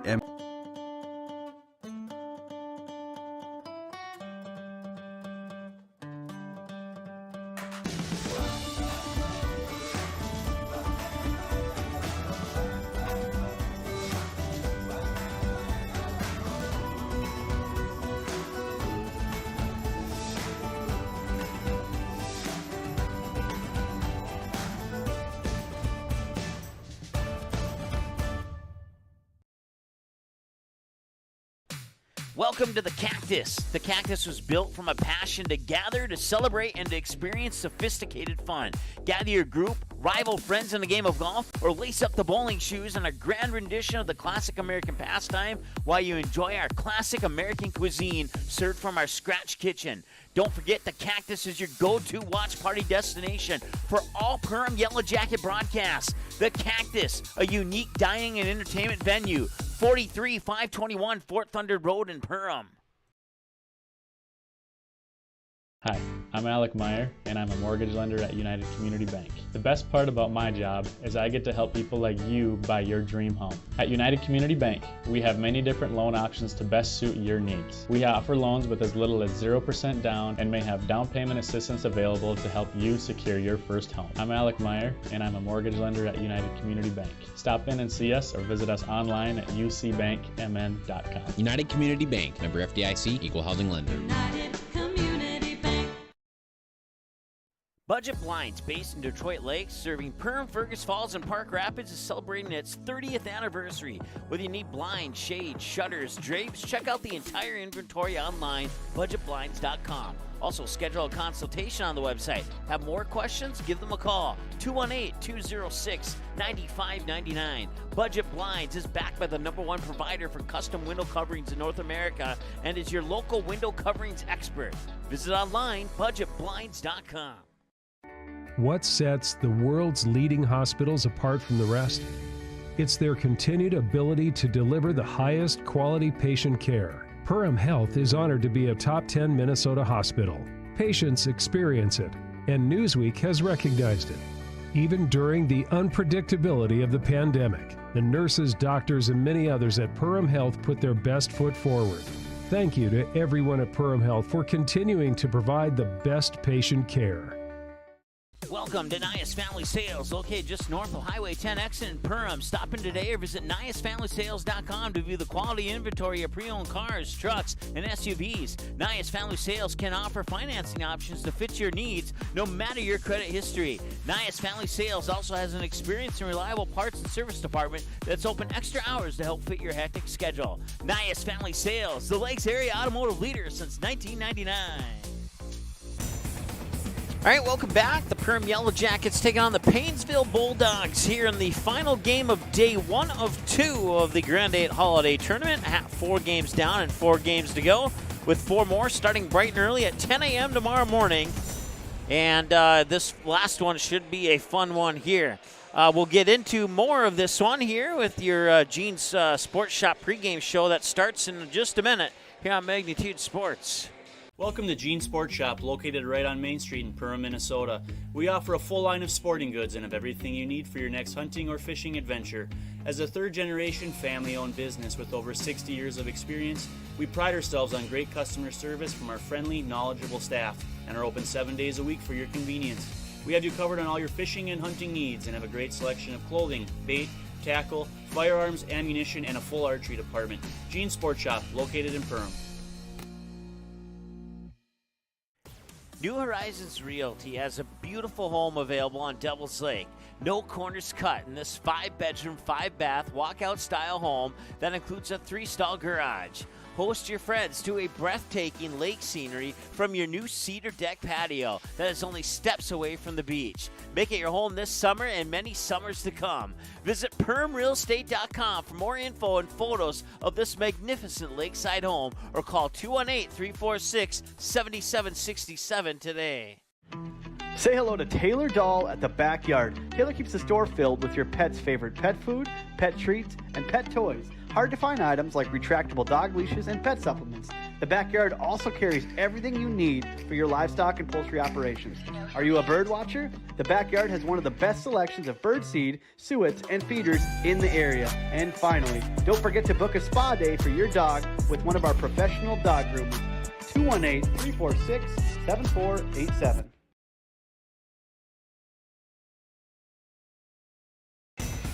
All right. Welcome back to the Hive in Perham, Minnesota. Perham High School. Mike Mason with you here on the Magnitude Sports Network. It's game 4 of 8 and the final game of day 1 of 2 of the Grand8 Holiday Classic Tournament here at the Hive in Perham.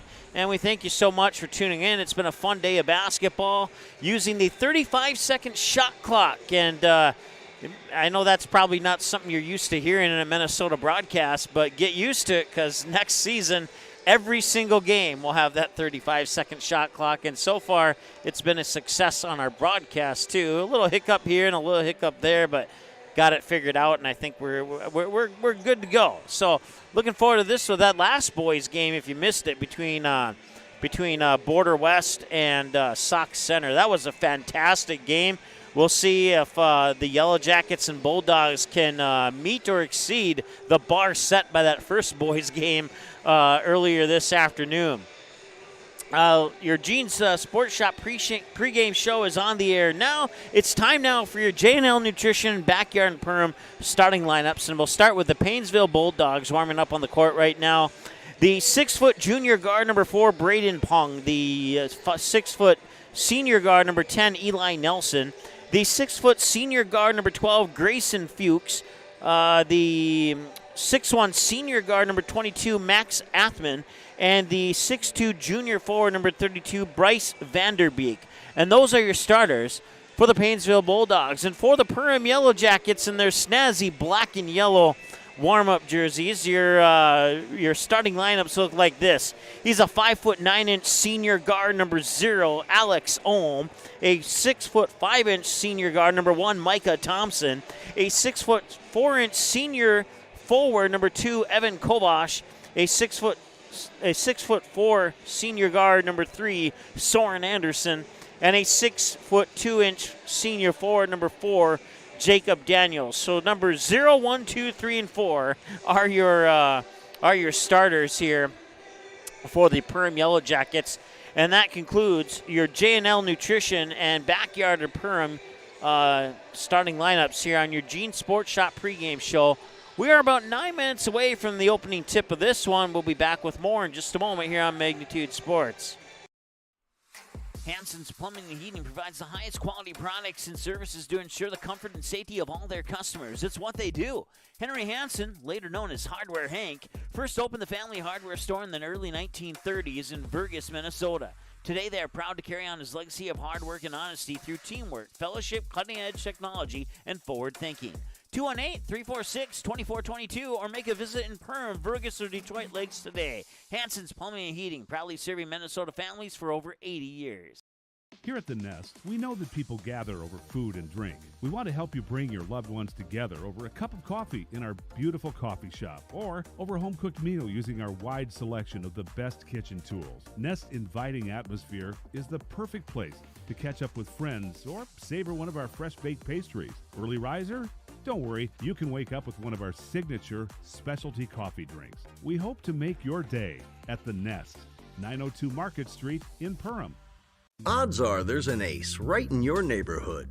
With expert advice and the right tools to make your quick fixes even quicker. Around the block, what you need in stock. With people who know their stuff. Welcome to the Home Convenience Store. Hi, this is Mallory Stotterell and Erica Saylor from Lakes Ace Hardware. You can expect expert help for your next project at Lakes Ace Hardware, right here in downtown Perham. Ace is the place with the helpful hardware, folks. All right, welcome back as the Perham Yellow Jackets finish up their warm-ups here before going into the locker room to talk things over. Had one of those flying around in my house the other day, and I'm not sure how that happened. It was like negative 25. According to Google, they don't survive when it's like lower than 42 above zero, and somehow one got into my house. Let's just say that it didn't survive very long in my house. I neutralized it here. And that's what the Bulldogs are going to hope to do against the Perham Yellow Jackets here, is neutralize them, but it's not going to be an easy task. The Perham Yellow Jackets are undefeated at 4-0, while the Painesville area Bulldogs are almost undefeated. They're 4-1 on the season. Let's take a look at what the Bulldogs are not on the court right now, so keep it on the Yellow Jackets. But the Bulldogs started with the back-to-back wins, 63-51 over Litchfield and a 60-48 win over Pine City on December 1st and December 2nd. Then they would fall to Osaka 62-50. That was a road game and their first road game of the year. They would bounce off that loss with a road win over Atwater Cosmos Grove City, 83-77 the final, and then they'd go back home and pick up a 39-point victory over the Minnewaska area Lakers on December 20th by the final score of 69-30. That brings them into the Perham Grand8 Holiday Classic tournament. For the Perham Yellow Jacket boys, 4-0 on the season with 84-32 win over the Attican Turkeys, an 81-22 win over the Frazee Hornets, an 81-42 win over the Park Rapids area Panthers, and a 72-35 win over the Wadena Deer Creek Wolverines. So you could say that they've had comfortable wins over all four of their opponents. We'll see what the 4-1 Painesville Bulldogs can bring to the court here against the 4-0 Perham Yellow Jackets. Perham 4-0, 3-0 in section, 1-0 in conference, 2-0 on the road, 1-0 neutral court, 1-0 at home. QRF ranking of 57.3, ranks them 17 of 125 in the Class 8 AA, and 76 out of 412 in the state. For the Painesville Bulldogs, 4-1 overall, 3-0 in section. They come from the 3AA section, North Division. 1-0 in conference. They play the Central Minnesota Conference. 1-1 on the road. This would be their first neutral court contest tonight. They're undefeated with a 3-0 home record. QRF ranking 42.5 compared to 57.3 for the Yellow Jackets. That ranks them 41 of 125 in Class 3 AA and 144 out of 412 in the state for the Painesville Bulldogs. So we mentioned that the Border West and the Sauk Center matchup this afternoon in our first boys basketball game was really good. And if what I just shared with you on these two teams says anything, I would suspect that this could be a pretty fantastic game. Two teams combined for a win-loss record of 8 wins and 1 loss here on the nightcap. Taking a look at the upcoming schedule here on Magnitude Sports. Jim says those black and yellow warm-ups are pretty sharp. Yeah, I'll agree with you, Jim. So we have the Perham-Painesville game tomorrow. Barnesville-Waconia will kick things off at 10 a.m. tomorrow. And then the third place game will be between Border West and the loser of this game between Perham and Painesville. And then we'll have the Perham girls taking on Sauk Center. And then the nightcap, either the Perham boys or the Painesville boys will take on the Sauk Center Main Streeters at 3:15 to wrap up the Grand8 Holiday Classic. And then we have one more broadcast for you here before we wrap up 2022. when I go back to my former high school, the Shiloh Christian Skyhawks take on the Kindred Vikings in Bismarck. Girls start at 3 o'clock with the boys to follow at approximately 4:30. And then we'll see the Yellow Jackets again in the new year on January 3rd, 2023, when they host a girls-boys doubleheader. The girls will take on the Crookston Pirates. The boys will take on the Detroit Lake Lakers. And then I'll be in Glendon for the DGF Rebels, taking on Browerville Eagle Valley. 7:30 tip on that one to kick off the 2023. You can dig deeper into that schedule on our website at magnitudesn.com. You can subscribe to the YouTube channel at MagnitudeSN. Give us a like and follow on Facebook and Twitter, MagnitudeSN. And if you are interested, you can also follow us on our Instagram at MagnitudeSN.com. We have about 3 minutes before we get to the opening announcements of this one, and we'll be back in about 3 minutes here on the Magnitude Sports Network.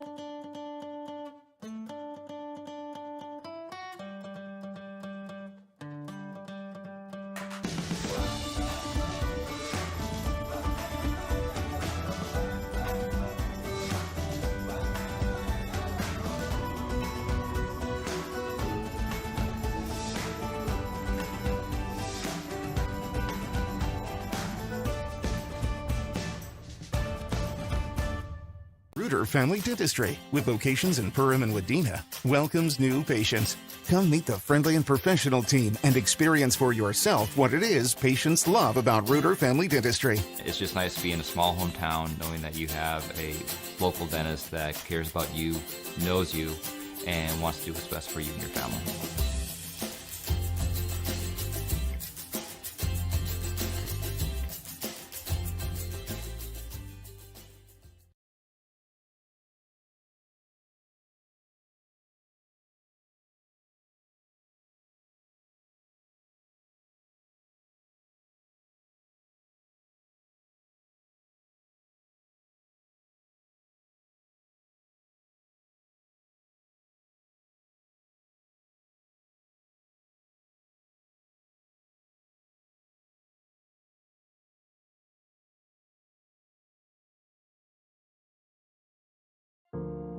I didn't know what a derecho was. Didn't know that kind of storm existed. I didn't worry a bit about my coverage. It did not let me down. I was not caught blindsided. The secret is to have an agent that gets you insured for your needs. If you don't have Farm Bureau, you don't have good insurance. Contact Farm Bureau agent Michelle Beck in Perham at 218-345-4010.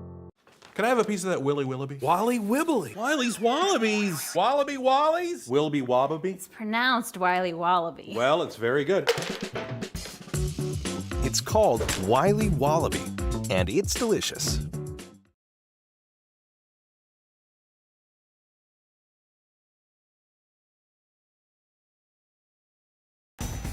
All right, welcome back. It's time for the starting lineups to be announced The by national our anthem PA is announcer, Jason game. Groth. So let's meet the We'll starters turn it for over each to team. Jason right First, now. For the Bulldogs of Painesville, starting at a guard, a 6-foot junior number 4, Braden Kung. Starting at a guard, a 6-foot senior number 10, Eli Nelson.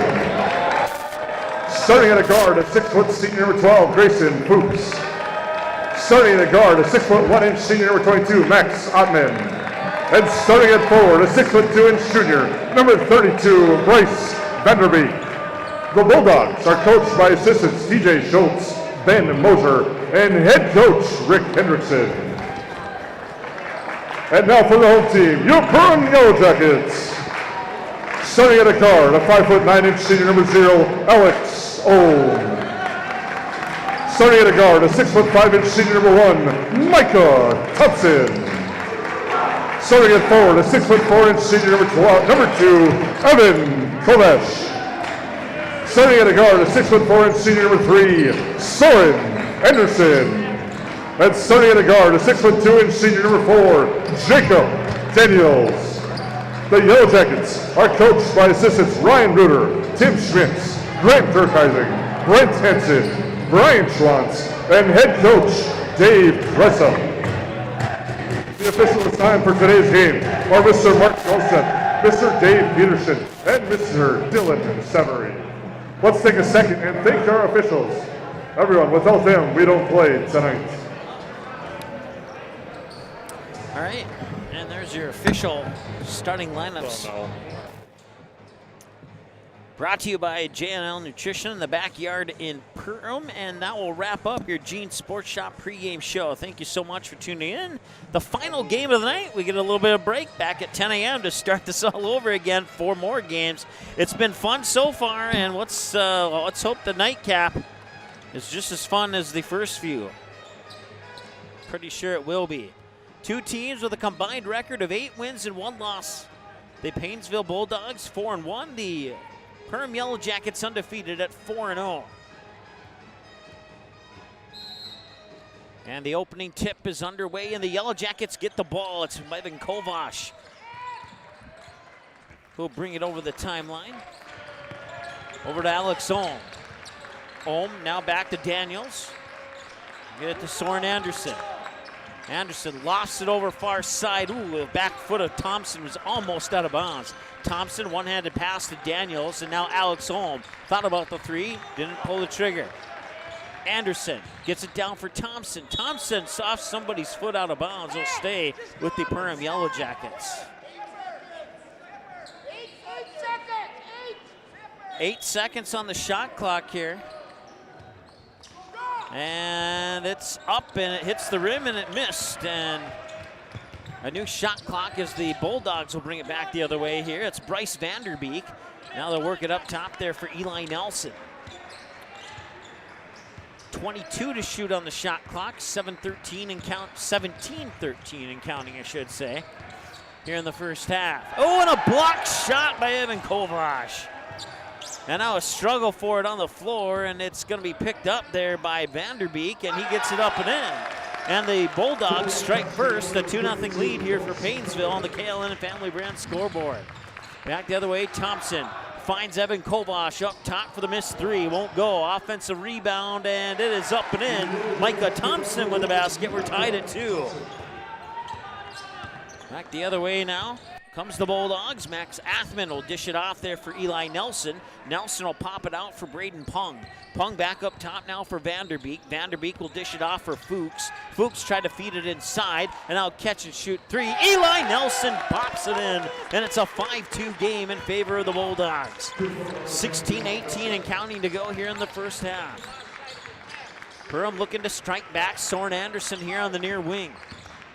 Fakes right, dribbles left, into the paint, to the hoop, and scores. Nicely done by Soren Anderson. That cuts the Bulldogs' lead down to 1. 5-4 here on the KLN Family Brand scoreboard early on in this contest.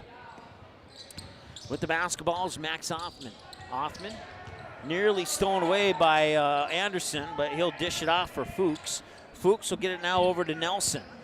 Nelson with the right-handed dribble, stops at the top of the key, tries to make a move on Micah Thompson. Now he picks up a dribble and needs some help. He gets it in there to Fuchs. Fuchs has it taken away. It's a turnover. Thompson will give it up there to Kovash in the backcourt and give it back to Thompson. Now Soren Anderson has it on the right wing. 25 to shoot on the shot clock here as I forgot to reset it. My apologies. That is Alex Ohm. Ohm had it stolen away. Back the other way comes the Bulldogs. With the basketballs, Braden Pung. Pung will dish it off there for Nelson here on the right wing. He'll dribble into the high post, spin in the paint, to the hoop, won't go. Missed shot, and the rebound comes down to the Yellow Jackets. Micah Thompson will bring it over on the far side. He'll get the screen. Now dribble up top of the key. 2 passes later, Soren Anderson will put up a 3, and it's in! Soren Anderson gives the Yellow Jackets the lead. It's 7-5 in favor of Perham here on the KLN Family Brand scoreboard. Back the other way, Max Athman. And it's out of bounds. Last touch by a Yellow Jacket. It'll stay with the Painesville Bulldogs.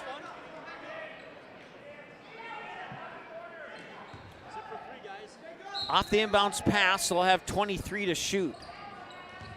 Inbounds pass will come into Vanderbeek, and it's stolen away. And then stolen right back. Back-to-back turnovers. They'll pump it out here to Pung for a three. Got it! Braden Pung gives the lead back to the Painesville Bulldogs. It's 8-7. 14-23 and counting as they get it to Ohm. Ohm now over to Micah Thompson on the left wing. Now to the top of the key for Anderson. Back to Ohm. Right wing, thought about it. Puts the ball to the floor. Now thought about it after one dribble. Kicks it over. Anderson open for a three. In and out, won't go. From the far corner, he couldn't get it to drop. And with an 8-7 lead, the Bulldogs have the basketball once again. Inside 14 minutes to go. Nice spin move and nice feed across the paint as they get the basket to Grayson Fuchs, give the assist to Eli Nelson, and it's a three-point advantage for the Bulldogs. 10-7. Anderson has it, looking inside, directs traffic, feeds it out there for Daniels. Daniels with a quick pass to Ohm. Alex Ohm gets it back over to Soren Anderson on the far corner. Shoulder shrugs to the left, basketball is tipped and it's turned over. 3-on-2 back the other way for the Bulldogs, and they lost it. They'll turn it right back over to the Yellow Jackets.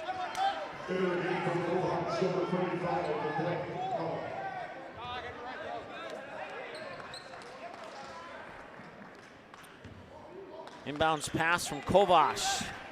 And two quick passes gives it back to Alex Ohm, who will take the point guard position, bring it over the timeline. And nice feed to Soren Anderson. He lets the defender go by and he gets it up and give the assist to Alex Ohm. 10-9, the Yellow Jackets pull within a digit. Long three, that's too strong. And a foul on the rebound, and it's gonna be a foul on Painesville. First foul of the game.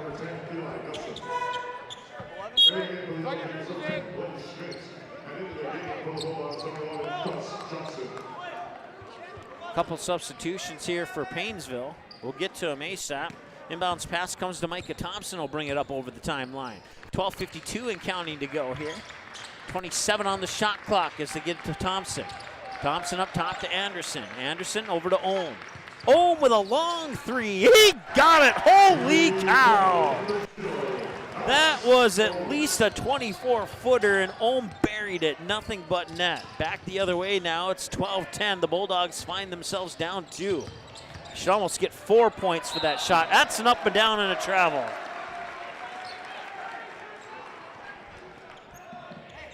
Seven turnovers, 4 for the Bulldogs, 3 for the Yellow Jackets.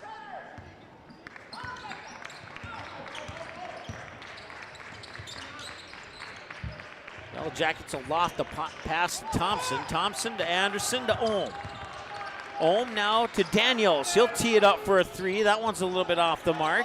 And the rebound comes down to the Bulldogs. Bringing it up court, there's Eli Nelson. Nelson nearly lost the dribble, hands it off. 2 passes later, Max Athman will have the ball here on the right wing. Athman into the paint, feeds it along to the baseline there for, I believe that's Gus Johnson, and it is. Gus Johnson to Blake Pung. Blake Pung with the ball, right-handed dribble, nearly stolen away by Anderson, but they got the pass through to Athman. Athman would get the ball back. Athman on the left wing, cross court, and it was intended for Gus Johnson, but Braden Pung took the pass, and now a long three on the other side for Grayson Fuchs. Here's Alex Ohm with it. Ohm, Anderson, far corner. Nice pass to Micah Thompson, and he'll draw the foul. And Micah Thompson will take the first trip to the Reuter Family Dentistry free throw line tonight. That's the second team foul for the Bulldogs.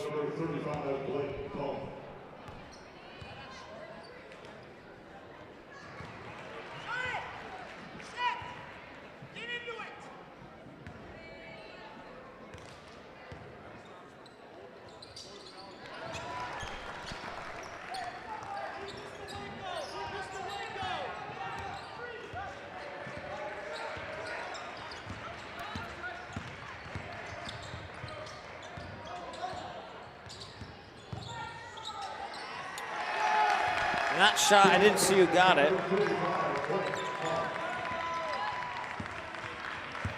But it gives Painesville a 1-point lead. 15-14 our score. Into the lineup now for the Yellow Jackets is Blaze Schmidt, a 5'11 junior forward, wearing number 10 for the black and yellow. Anderson will spin, drive into the lane, and that one bounces off. He couldn't quite get it to go in. 1-point lead for the Bulldogs. They bring it back down the court. Eli Nelson with the basketball, gives it up at the free throw line. A couple passes later, Max Othman for a three. That one's off the mark. And Soren Anderson couldn't get the layup to go down at the other end. So both teams missing on their last two possessions.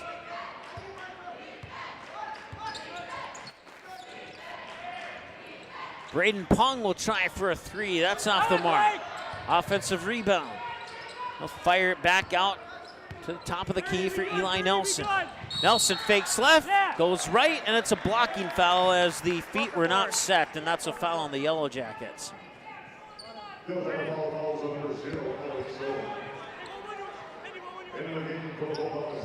for 10.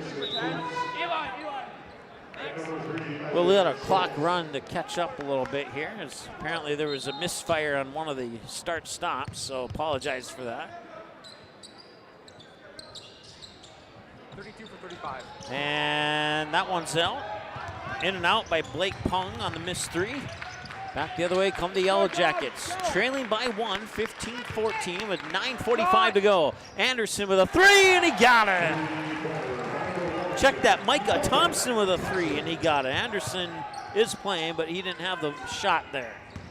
And it's back to a 2-point advantage for Perham. And that ball gets stuck in the rim.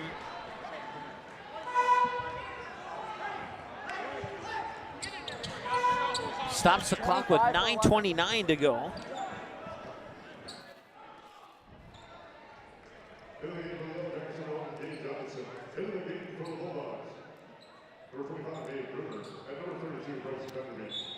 So Grayson Fuchs will trigger the inbounds pass from the baseline underneath their own hoop. Sends it up top there for Max Othman.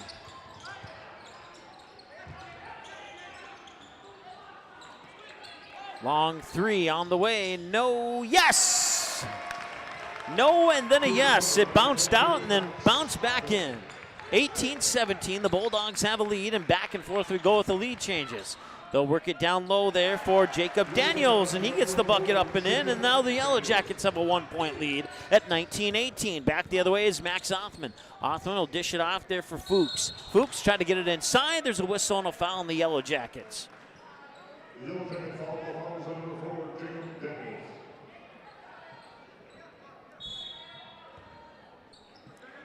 Almost caught up. 8:55 to go.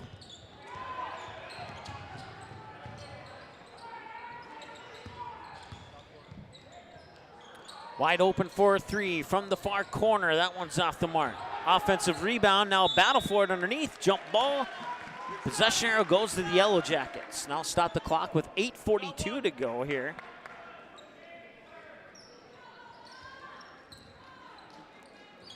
Inbounds pass comes into Gage Onison, a 5'10 junior guard. Onison gets it to Alex Ohm, the former Breckenridge Cowboy. Been on the Yellow Jackets now for, I think, two seasons for sure, maybe three. Can't quite remember when he came over to this school. And nice job there by Micah Thompson to get it up and in.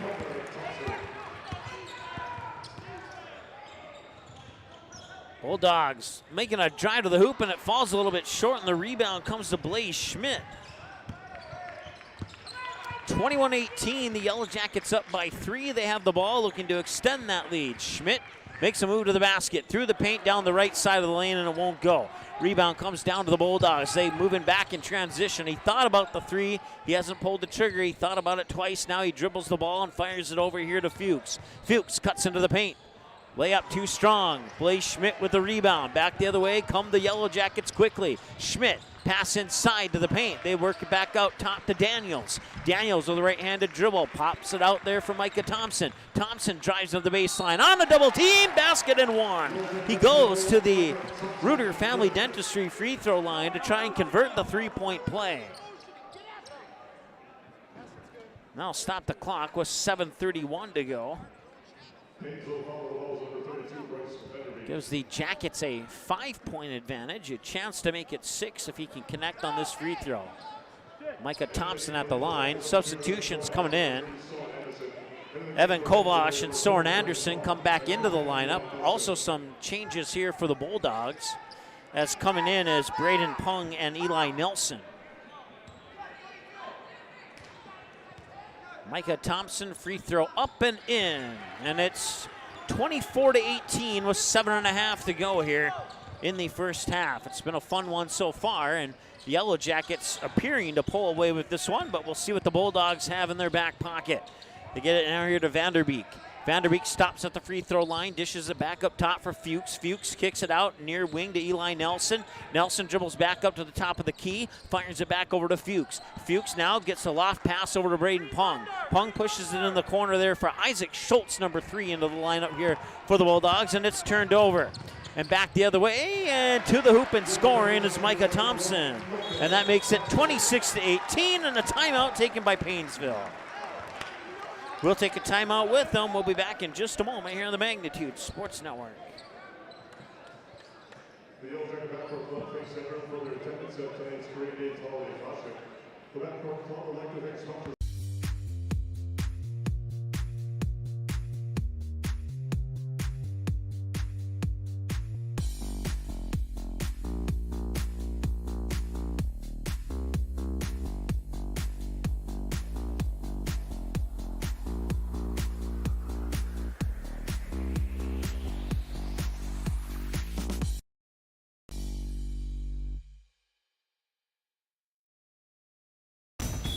All right, welcome back.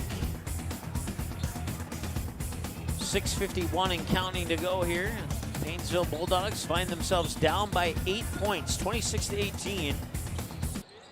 They got Braden Pung with the basketball at the top of the key. Pung will fire a pass off. They'll get it over to Grayson Fuchs on the right wing, excuse me. And Eli Nelson now. Handoff, dribble pass there to Isaac Schultz. Schultz will dish it off for Vanderbeek. Vanderbeek pushes it into the corner here, near side for Braden Pung, and now a long 3 at the shot clock buzzer. Misses everything. That is a shot clock violation. Perham tried to bring it back in transition, not realizing that it was a shot clock violation. Understandable mistake.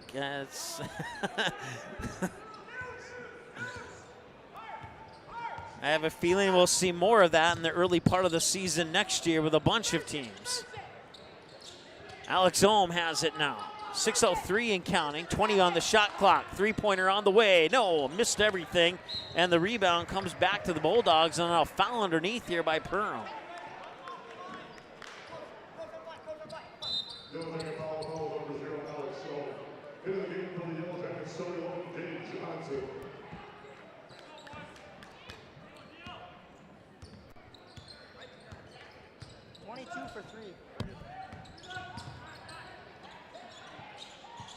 Upcoming substitution here for the Bulldogs at the next break in action.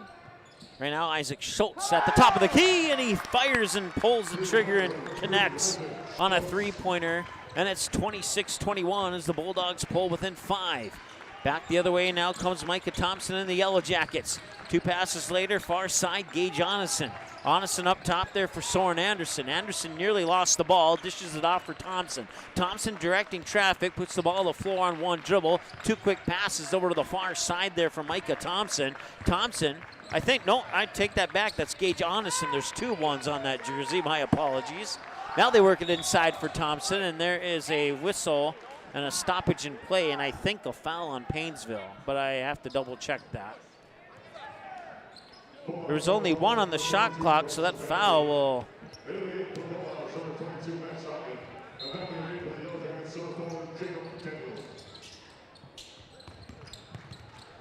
Onison hands it off for Thompson. Thompson to Soren Anderson for 3, and he got it!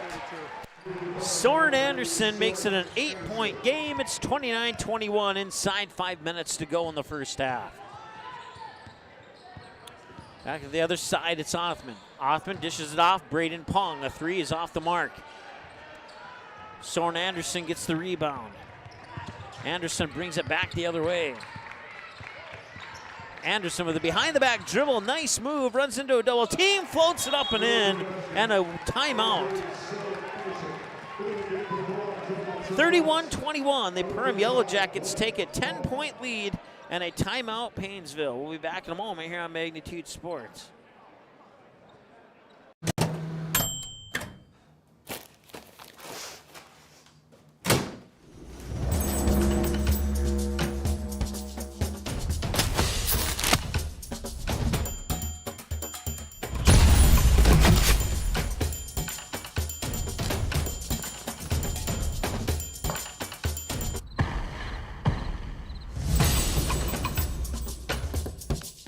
Do something with your hair?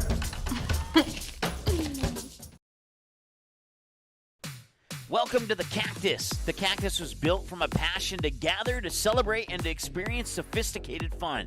Gather your group, rival friends in a game of golf, or lace up the bowling shoes in a grand rendition of the classic American pastime while you enjoy our classic American cuisine served from our scratch kitchen. Don't forget, the Cactus is your go-to watch party destination for all Perham Yellow Jacket broadcasts. The Cactus, a unique dining and entertainment venue. 43-521 Fort Thunder Road in Perham. All right, welcome back. All you missed was the inbounds pass. 10-point lead for Perham. With the basketball, Zeli Nelson. Nelson will pop it up top here for Othman. Now back to Nelson for a three from the corner, and he got it. And then the lead has been trimmed to 7. 31-24. 4 minutes and a couple ticks to go. Three from Anderson, and number 3 connects on the triple. And it's back to a 10-point advantage. Moving it back quickly is Nelson. Nelson up top for Fuchs. Fuchs looking inside, nobody home. Back over to Nelson over on the far wing. 22 to go on the shot clock. They were pushing in the corner there for Blake Pung. And now that will be a charge. It'll be an offensive foul, and the ball will go back to the Yellow Jackets.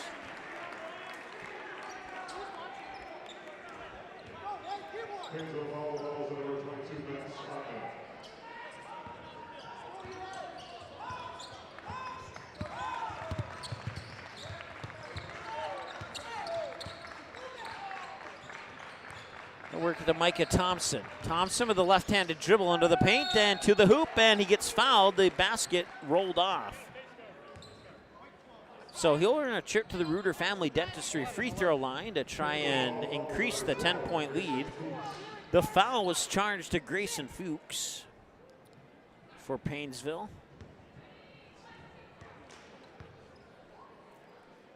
And the free throw is not going to go in. You don't normally say Micah Thompson and miss in the same sentence when that sentence includes the free throw line, but and there we go. Now he made it.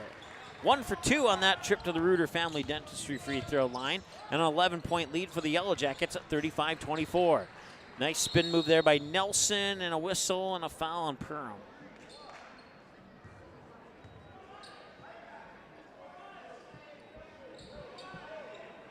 Bulldogs actually have 6 fouls.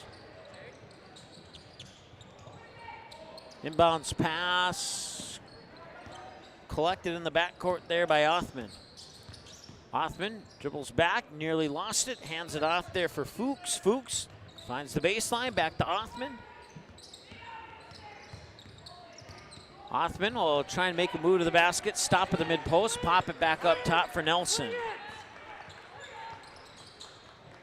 10 to shoot on the shot clock, and that will miss. In and out. 3 was almost dropped in, and it came right back out of the basket. Gage Honeston will bring it down the court. Handed off there for, that was Kovash. And now Soren Anderson to the hoop and scores. 37-24 as the Yellow Jackets build their lead up to 13. And that is a lost ball by Painesville, and that will give the ball right back to the Yellow Jackets.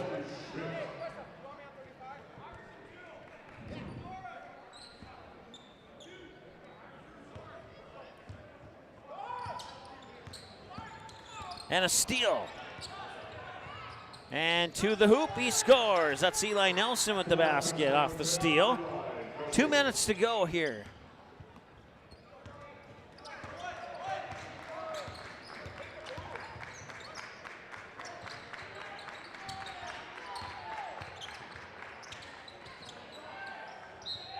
And that is Evan Kovac with the basket.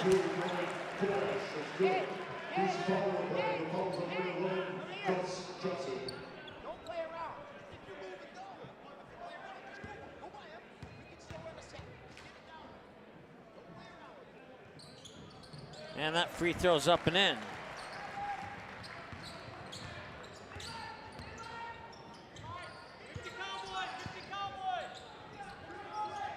Near side here, Othman. And now he'll dish it off there for Fuchs. Back over to Othman, back to Fuchs. Looked at the basket, didn't pull the trigger. Stops at the free throw line, needs some help. Tries to feed the pass back to Othman, and it's taken away. Quickly back up court. It's Micah Thompson making a spin move down to the baseline, to the basket, and scores.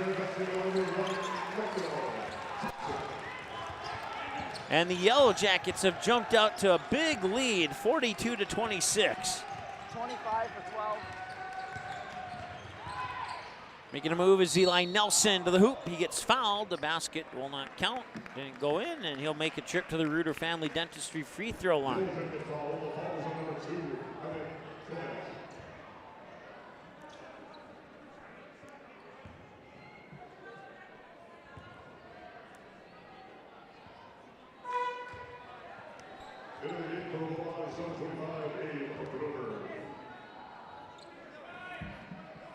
Seven fouls on the Bulldogs, 5 on the Perm Yellow Jackets.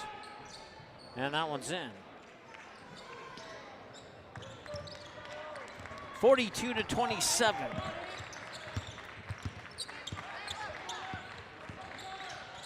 Up top, Onison. Takes the floater in from inside the paint and drops it in. About an 11-second difference between game clock and shot clock. Up top now is Max Othman. Othman fires it over there for, I believe that's Pong. Up top now, Nelson. Nelson spins at the high post. Tried to get it to Pong. It was taken away there by, I believe, Micah Thompson. Now turn the shot clock off. Yellow Jackets can hold for the final shot.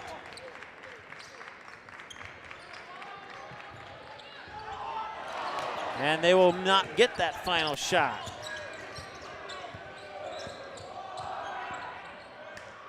And at the buzzer, that one rattles in and out. And they didn't quite get to the buzzer. The ball will go out of bounds with 1.1 second to go. So see if the Bulldogs can get a shot off here before the buzzer. Corner three up, and he is fouled on the three-pointer. He will go to the Reuter Family Dentistry free-throw line to shoot 3 with 0 on the clock.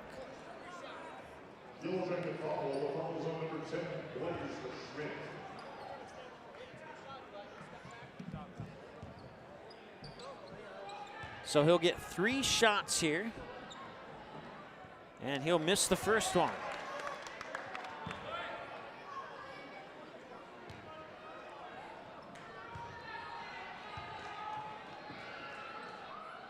And he'll make the second one.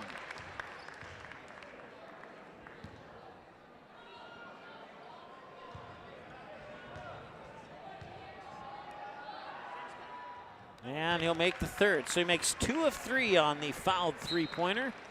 And that'll be your halftime score after the 2 free throws.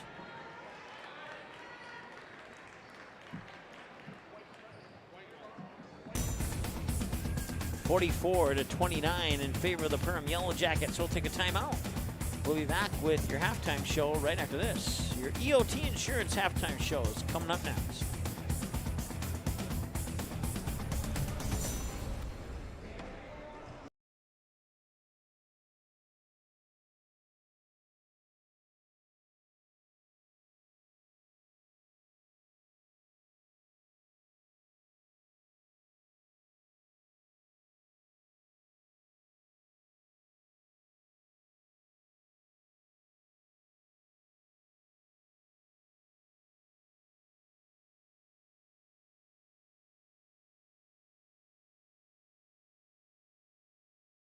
How has United Community Bank helped you guys through the years now? Well, we started 13 years ago with one employee in a little shop out of our home. And now over the years we've grown to about 25 employees and 2 shop buildings. So they have absolutely been amazing, supported us, trusted us, and put their faith in us. We just really couldn't have done it without United Community Bank. They are just really supportive.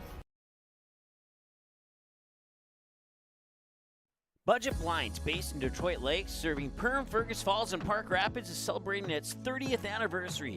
Whether you need blinds, shades, shutters, drapes, check out the entire inventory online, budgetblinds.com. Also, schedule a consultation on the website. Have more questions? Give them a call, 218-206-9599. Budget Blinds is backed by the #1 provider for custom window coverings in North America and is your local window coverings expert. Visit online, budgetblinds.com. What sets the world's leading hospitals apart from the rest? It's their continued ability to deliver the highest quality patient care. Perham Health is honored to be a top 10 Minnesota hospital. Patients experience it, and Newsweek has recognized it. Even during the unpredictability of the pandemic, the nurses, doctors, and many others at Perham Health put their best foot forward. Thank you to everyone at Perham Health for continuing to provide the best patient care. Welcome to Nias Family Sales, located just north of Highway 10 exit in Perham. Stop in today or visit niasfamilysales.com to view the quality inventory of pre-owned cars, trucks, and SUVs. Nias Family Sales can offer financing options to fit your needs, no matter your credit history. Nias Family Sales also has an experienced and reliable parts and service department that's open extra hours to help fit your hectic schedule. Nias Family Sales, the Lakes area automotive leader since 1999. Welcome to Gene Sports Shop, located right on Main Street in Perham, Minnesota. We offer a full line of sporting goods and have everything you need for your next hunting or fishing adventure. As a third-generation family-owned business with over 60 years of experience, we pride ourselves on great customer service from our friendly, knowledgeable staff and are open 7 days a week for your convenience. We have you covered on all your fishing and hunting needs and have a great selection of clothing, bait, tackle, firearms, ammunition, and a full archery department. Gene Sports Shop, located in Perham. New Horizons Realty has a beautiful home available on Devil's Lake. No corners cut in this 5-bedroom, 5-bath, walkout-style home that includes a 3-stall garage. Host your friends to a breathtaking lake scenery from your new cedar deck patio that is only steps away from the beach. Make it your home this summer and many summers to come. Visit PermRealEstate.com for more info and photos of this magnificent lakeside home or call 218-346-7767 today. All right, welcome back. Halftime here at the Hive in Game 4 of 8. Final game of Day 1 of 2. Here at the Grand8 Holiday Tournament in Perham High School. Scores from earlier today. The Sauk Center Main Streeters pick up a doubleheader win in their girls and boys matchup. The girls defeat the Barnesville Trojans 58-48 in our first game of the day, while the Sauk Center guys would defeat the Border West Buccaneers by the score of 78-61. And in the game right before this one, the Perham Yellow Jacket ladies defeated the Waconia Wildcats 77-57. And right now here at halftime, you see the score on your screen. It's the Perham Yellow Jackets 44 and the Painesville Bulldogs 29 here. So one more half to go, and then we're back tomorrow morning for 4 more games starting at 10 o'clock. Barnesville will take on Waconia, and then it will be Border West taking on either Painesville or Perham. And then girls will take on Sauk Center at 1:30, and then the title game will be between either Perham or Painesville against Sauk Center. So we'll have some more fun basketball game for you tomorrow. So once again, 10 a.m. for Barnesville Waconia, 11:45 second game, 1:30 for Perham Sauk Center, and 3:15 for the boys championship game. And then one more for 2022. As the Shadow Skyhawks take on the Kindred Vikings to wrap up our 2022 portion of our schedule. You can dig deeper into that schedule at our website at magnitudesn.com. Also, follow us and like us and all that cool stuff on YouTube, Twitter, Facebook, and Instagram if you'd be so kind to do so. Once again, your halftime score, the Perham Yellow Jackets 44 and the Painesville Bulldogs 29. That'll wrap up your EOT Insurance halftime show. I actually will not. Take a look at your Callan Family Brand scoreboard halftime stat reports here on the EOT Insurance halftime show. Yellow Jackets 17 of 25, 5 of 9 from behind the arc, 5 of 6 from the Reuter Family Dentistry free throw line. They committed 6 fouls and 4 turnovers. The Bulldogs shooting 10 of 21 with all but 7 of those attempts from behind the three-point arc. They've connected on 6 of their 14 three-point attempts, 75% from the Reuter Family Dentistry free throw line, 7 fouls, 7 turnovers in that first half. And now that will take care of your EOT Insurance halftime show. We'll be back with the second half in a moment here on Magnitude Sports. Be right back. Every day, thousands of dogs in the Lakes area are told to stay. When they wanted to play at the Backyard Playcare, Doggy Daycare, or Playcare is the perfect spot for your dog. 100% supervised playtime and 100% fun in a brand new facility that opens this fall. Contact the Backyard Boarding and Playcare at 218-346-4104 or check us out on Facebook today.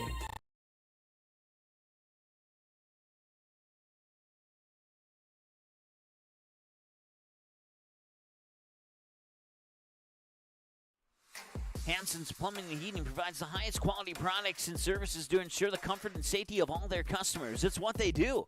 Henry Hansen, later known as Hardware Hank, first opened the family hardware store in the early 1930s in Burgess, Minnesota. Today, they are proud to carry on his legacy of hard work and honesty through teamwork, fellowship, cutting-edge technology, and forward thinking. 218-346-2422 or make a visit in Perham, Burgess, or Detroit Lakes today. Hansen's Plumbing and Heating, proudly serving Minnesota families for over 80 years. Located in Lakes Country of Minnesota, you can find 7 unique Find Your Goose destinations to enjoy. It's about recognizing the moments of happiness on your journey of life. The places you go and the people you meet become your community. Here at Find Your Goose, community is our priority. Find Your Goose businesses are guaranteed to have a friendly staff, high-quality products, and a commitment to giving back to the community. 7 unique locations. A million reasons to visit. Come Find Your Goose. There's something for everyone.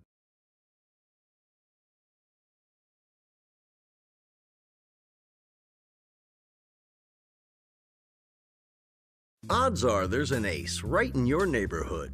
With expert advice and the right tools to make your quick fixes even quicker. Around the block, what you need in stock. With people who know their stuff.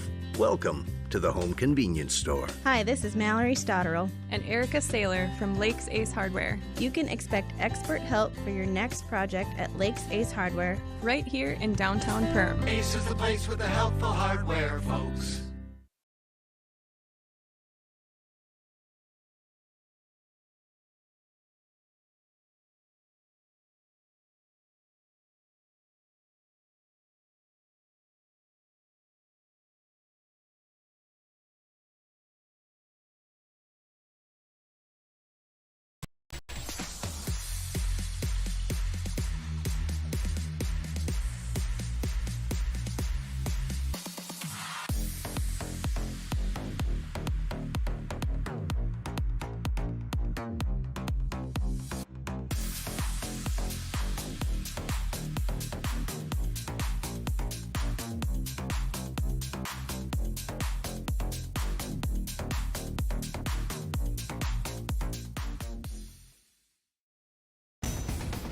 Welcome back. Second half, just seconds away. For the buzzer in 2, 1. There it is. And we'll get ready to start the second half. 18 minutes on the clock, 35 seconds on the shot clock, and a 44-29 lead for the Perham Yellow Jackets over the Painesville Bulldogs here on the KLN Family Brands scoreboard as we start the second half of play here from the Hive on the final game of day 1 of 2 of the Grand8 Holiday Classic. Some of the teams will be staying overnight in a hotel here at the Grand8 Hotel in Perham, while others will be going back home and coming back tomorrow. I'll be one of those who will be going back home and coming back tomorrow. It was cheaper to put gas in than it was to stay in a hotel. So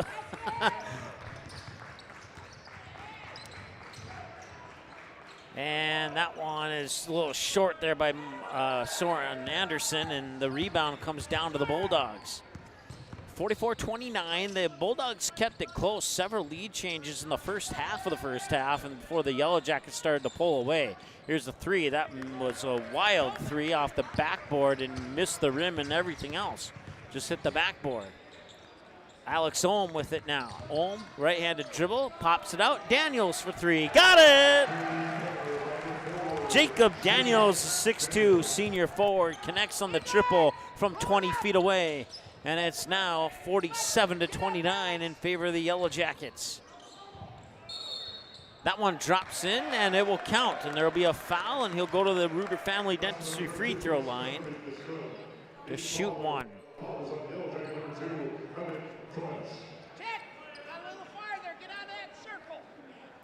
With the basket was Bryce Vanderbeek, and now he's at the free throw line to try and get that three-point play. It's up, and it is in and out. Rebound comes down here to Jake Daniels. Alex Holm fires it to Thompson. Thompson, right-handed dribble into the paint, maybe got away with a travel and scores. Either that or he has a really wide leg span on two steps, one of the two. 49-31, the score, 16 and a half to go.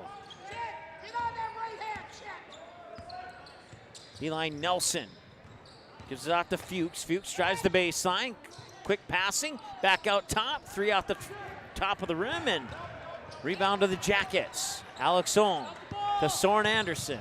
Anderson has a little bit of space on that far side, and now he's stepped up on there by Max Hoffman. And that's going to be turned over into the hands of Eli Nelson. Will bring it back the other way here for the Bulldogs, trailing 49-31 with 16 minutes to go here in the second half. A fire pass up top, another quick pass, ends up in the hands of Hoffman. Hoffman inside, tipped away and turned over. And now they'll get it. And he tried for the dunk, and it went off, and he put his hands on his head. Thankfully, his teammate, Micah Thompson, was there for the rebound and the put-in. He tried the one-handed dunk, and it rolled around on the rim and came off. And we have a timeout on the floor. We'll take one with them, a 30-second timeout. We're back in a moment here on Magnitude Sports. There is a voice inside of you. Do you hear it?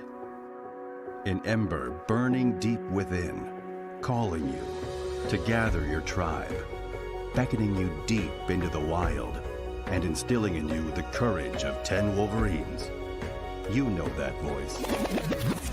Yep, it's me, your inner otter, and I want you to visit findyourinnerotter.com to explore all that Otter Tail Lakes Country, Minnesota has in store for you. See you soon.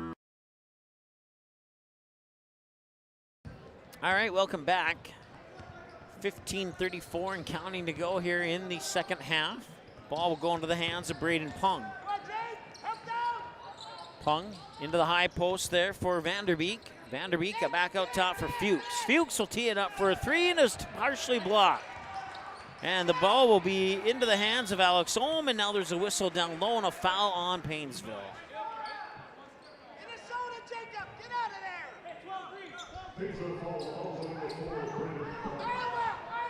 The foul is the first one on Braden Pung. Alex Ohm fires it over the timeline. Soren Anderson has it now to the hoop and one, and he scores. And another foul here on the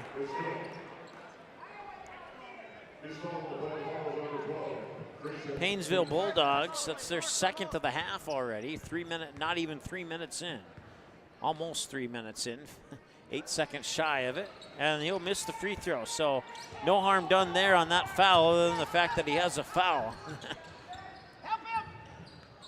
Jump to the ball, Soren! They'll get in the hands of Nelson. Nelson to Fuchs. Fuchs at the top of the key, looked at the hoop, drives into the paint, and the shot is too strong.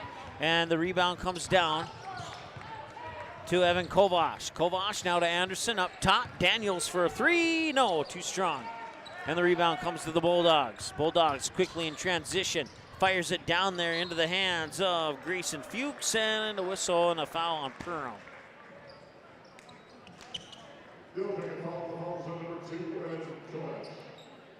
So now both teams have 2 fouls. It's a shooting foul. It'll send Grayson Fuchs to the free throw line, but not until the Yellow Jackets will talk it over. We have a timeout on the floor.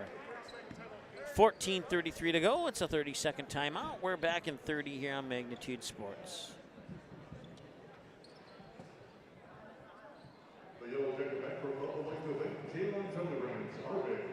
Reuter Family Dentistry, with locations in Perham and Wadena, is now hiring. The purpose-driven team at Reuter Family Dentistry strives for the core values of excellence, commitment, and a positive culture. My favorite thing about being part of Reuter Family Dentistry is just our values and our commitment to each other and to the patients. I know I can leave here every day feeling good about what I've done.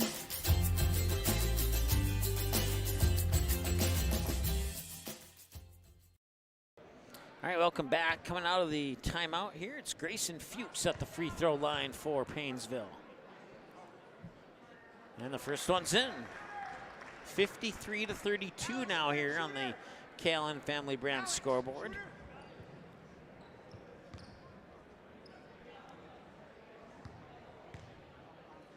And the second one is off the mark.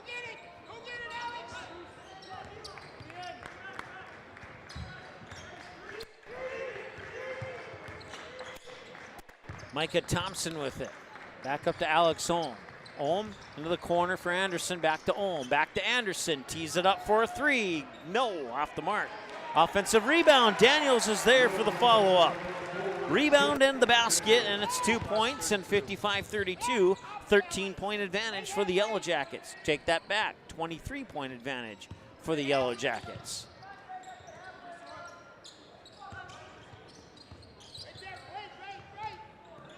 It's Fuchs.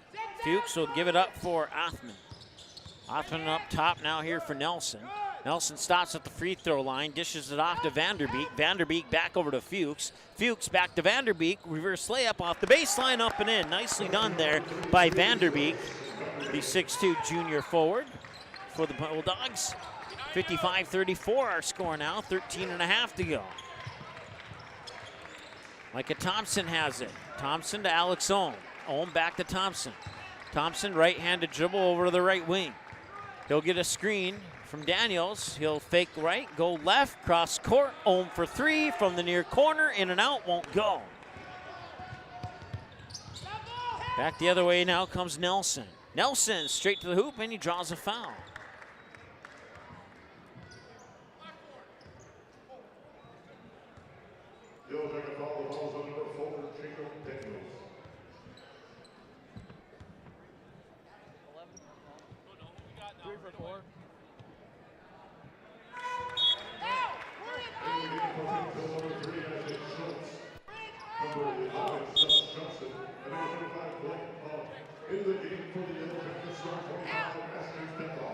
Hey, Ashton, we're in Iowa. You're deep.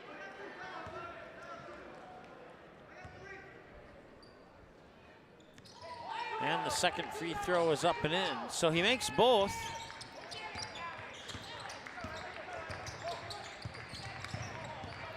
Making it 55-36. A little floater from inside the free throw line for Blaze Schmidt. 57-36. Back to 21-point lead, excuse me. And there's a whistle.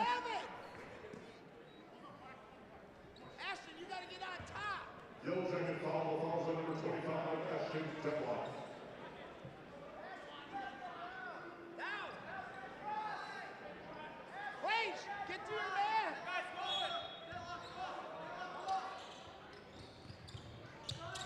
Help, Alex.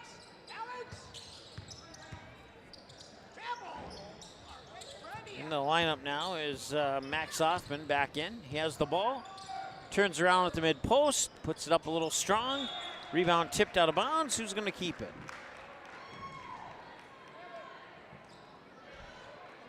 And it'll be Bulldog basketball.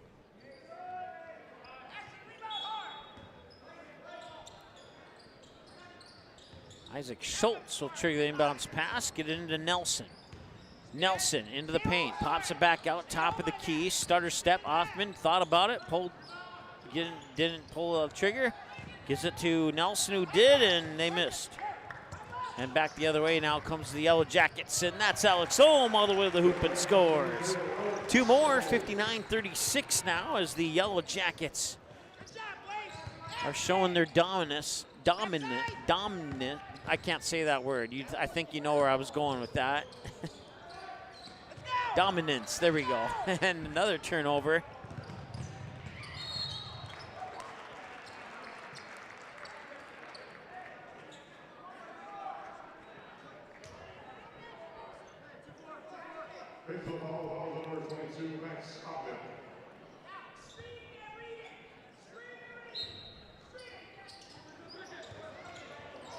And that one drops in. Off the inbounds pass from Alex Ohm, Blaze Schmidt will get the basket, and it's almost turned over. Stops the clock with 11:44 to go here. 5-10. And number 5, Winston Carlson.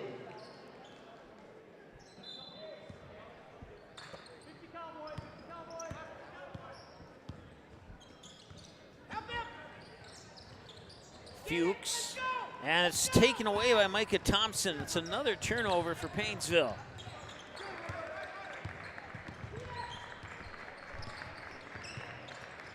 Into the lineup here for the Yellow Jackets is number 25, Ashton Detloff, a 6'3" sophomore forward.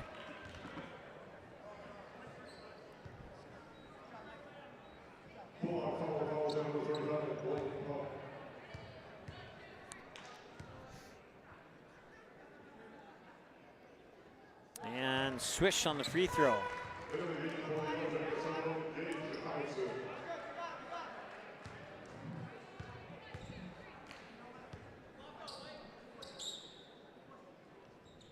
The second free throw rattles around and misses. Back the other way come the Bulldogs. Perm with a comfortable lead at this point. And that shot is off the mark. Rebound comes back to Perham. Ohm will give it up in the backcourt there to Blaze Schmidt. Schmidt now gives it up to Gage Onison. Onison flips a pass to Soren Anderson. Anderson to the hoop. Stutter step rolls off the rim and battle for the rebound, and a jump ball is called. Possession arrow will favor the Perham Yellow Jackets. So the jump ball will reset the shot clock to 35.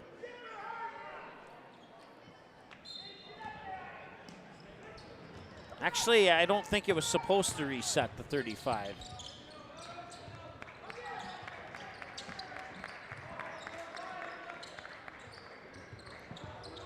Three on the way, Alex Ohm, a little strong on that one. Back the other way now come the Bulldogs. Fuchs thought about it, and now teeing it up for a long three, and missing that one there is number 11. That is Gus Johnson into the lineup here for the Bulldogs. Soren Anderson has it, gets it to Schmidt. Schmidt over to Ohm. Ohm with a right-handed dribble, left open for a three, and couldn't knock that one down. Offensive rebound, they'll get it inside. The shot is up and in, and it's Ashton Detloff with the basket.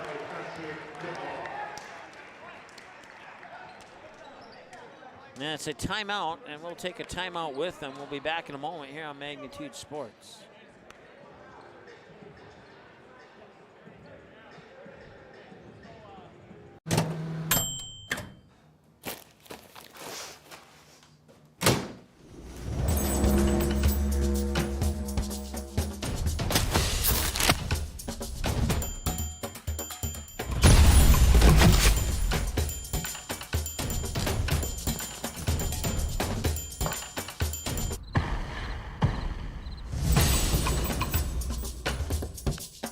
Do something with your hair?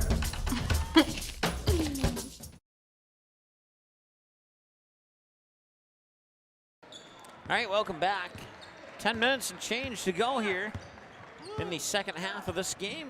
And the Perham Yellow Jackets with a 28-point lead here over the Painesville Bulldogs.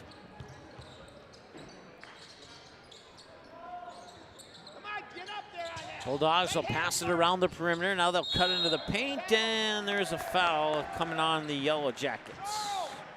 Or is it a travel? No, I'm sorry, no foul on the play. We'll take that foul away from the Yellow Jackets.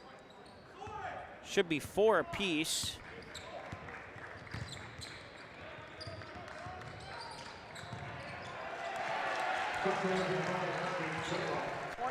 for 11.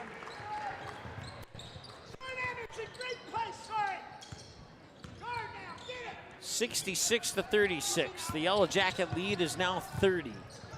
Here's Soren Anderson slowly bringing it up the far side, gets the screen. Anderson dishes it off there for Detloff.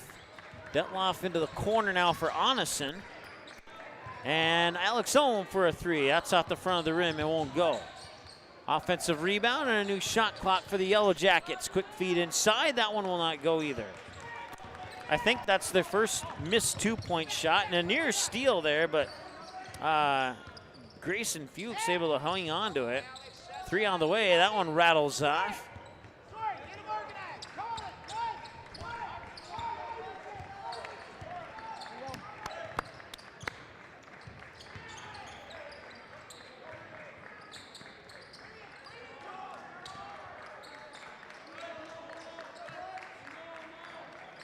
Cross-court pass, Alex Ohm has it. Cuts to the baseline, stops. Up top, there's Detloff, I believe.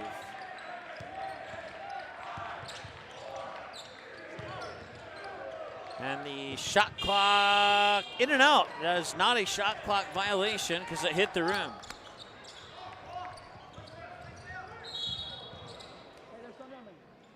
We'll let our clock continue to run here. We're down to 8:04 to go in the second half.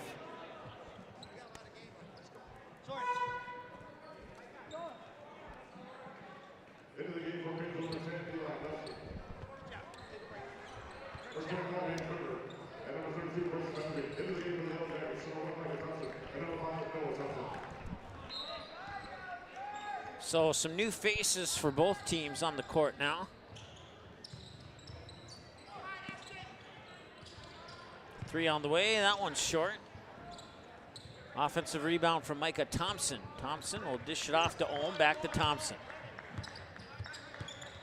Thompson on the right wing. Right-handed dribble to the baseline of the hoop, scores.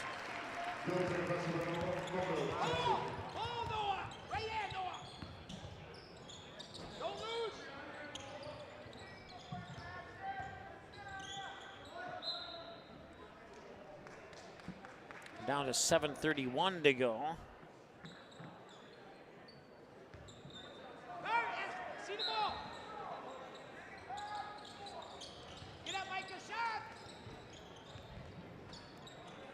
Come on, loose balls. Get that.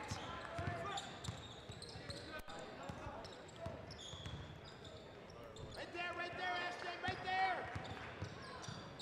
Noah, go with them. 3 on the way, that one's off the mark. And that will stop the clock with 7:10 to go.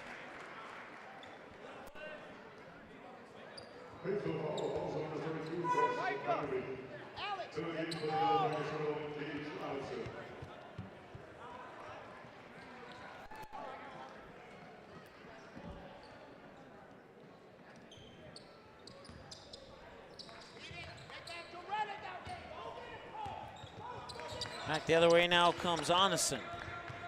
Onneson drives the baseline. Tried to feed a pass out there to Noah Thompson, but that was blocked and back the other way, and they missed the shot. Quick pass down low, and it's up and in. Onneson with the basket. And that was some flashy passing there from the Yellow Jackets. All the way to the hoop, and he jams it down with 2 hands.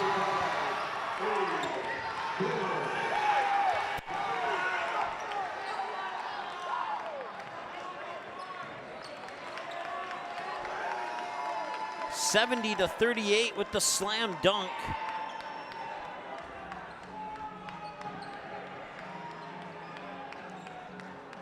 Slam dunk may bring a momentum change to the Painesville Bulldogs too little too late, as they're down 70-38 here with 6:38 to go here in the first half. Second half, ball game. 70-38 on the KLN Family Brand scoreboard. With 6:38 to go. We'll keep it here during this timeout.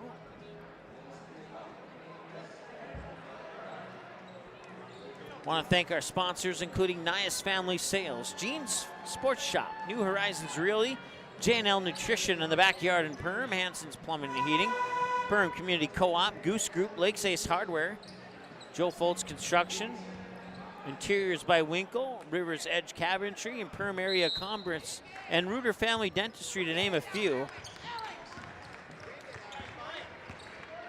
It's the Perham Yellow Jackets with a comfortable 70-38 lead. Get the ball back, long three, Detloff connects. 73-38. In a game that was looking to be a good one in the first half. Perham started to pull away with it late in the first half, and no mercy here in half number 2.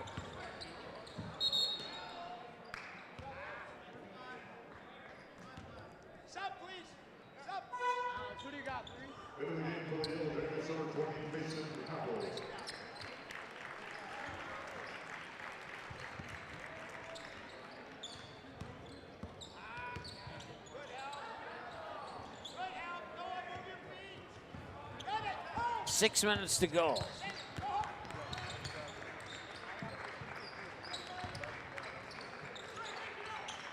Some quick passing around the perimeter. Honeston with it.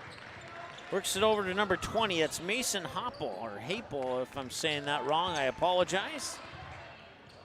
And a strong move there, but that one will not go.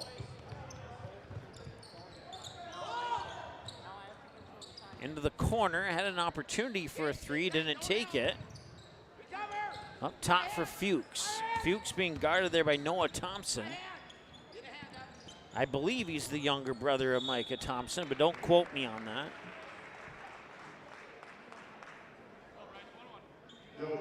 Oh, okay, so they have a running clock now. I did not realize they had a running clock. So we're at 4:49 and counting.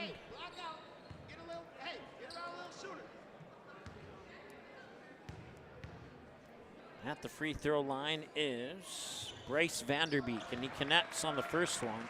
So the clock will run unless a timeout is called or an injury occurs. That's the only two instances in which the clock will stop.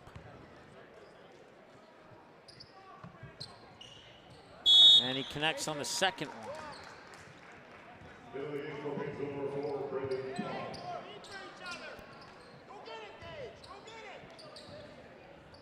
Inbounds pass comes to Honeston.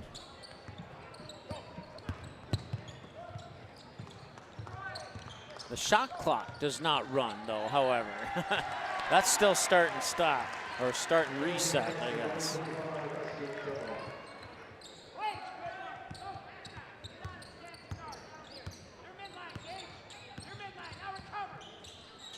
Three on the way. That one's up and in. Nicely done there by Winston Carlson, a 5'9" junior. Puts three on the board for the Bulldogs. 75-43 is our score.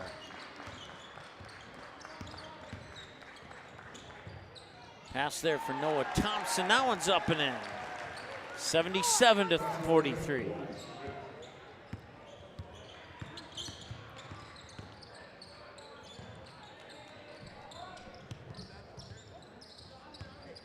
Inside 3.5 to go. Nearly got tripped up, was able to hold the possession.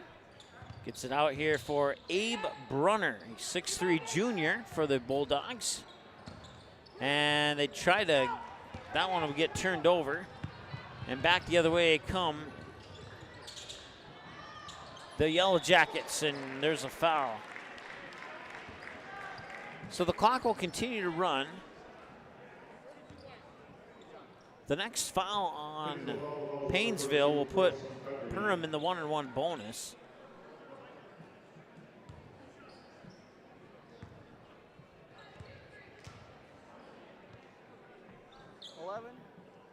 And that one's in. Once again, we're in a running clock situation, so it'll stop for injuries and timeouts only. 2 minutes and change to go. And that one's off.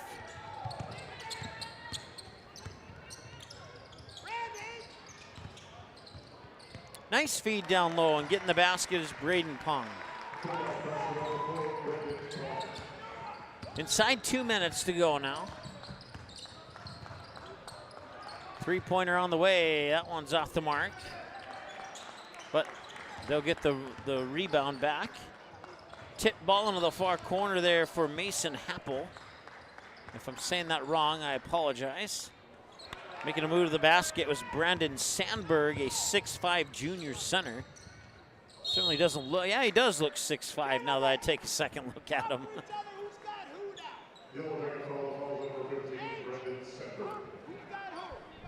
So we approach the final 90 seconds of this one.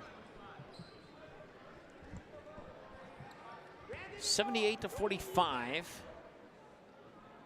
Fouls on Perham. They have 18 fouls now.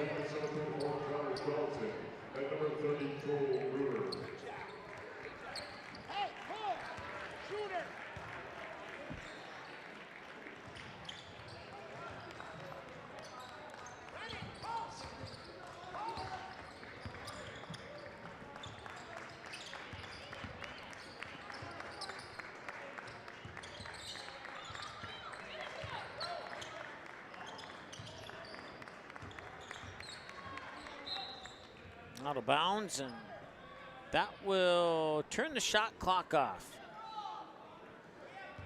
25 seconds to go. Actually, there's 15 on the shot clock. My apologies. So the shot clock will not be turned off yet, and now it will be. Now it will be turned off. 15 seconds to go. Three from the corner, that's off the mark.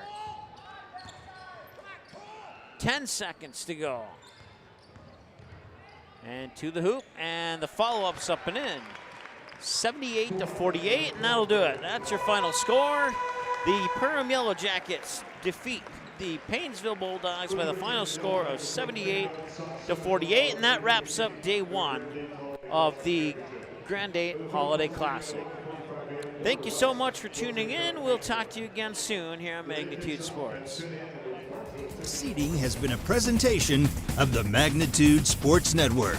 Don't forget to subscribe, click the bell, and visit our website at magnitudesn.com for a schedule of our upcoming broadcasts.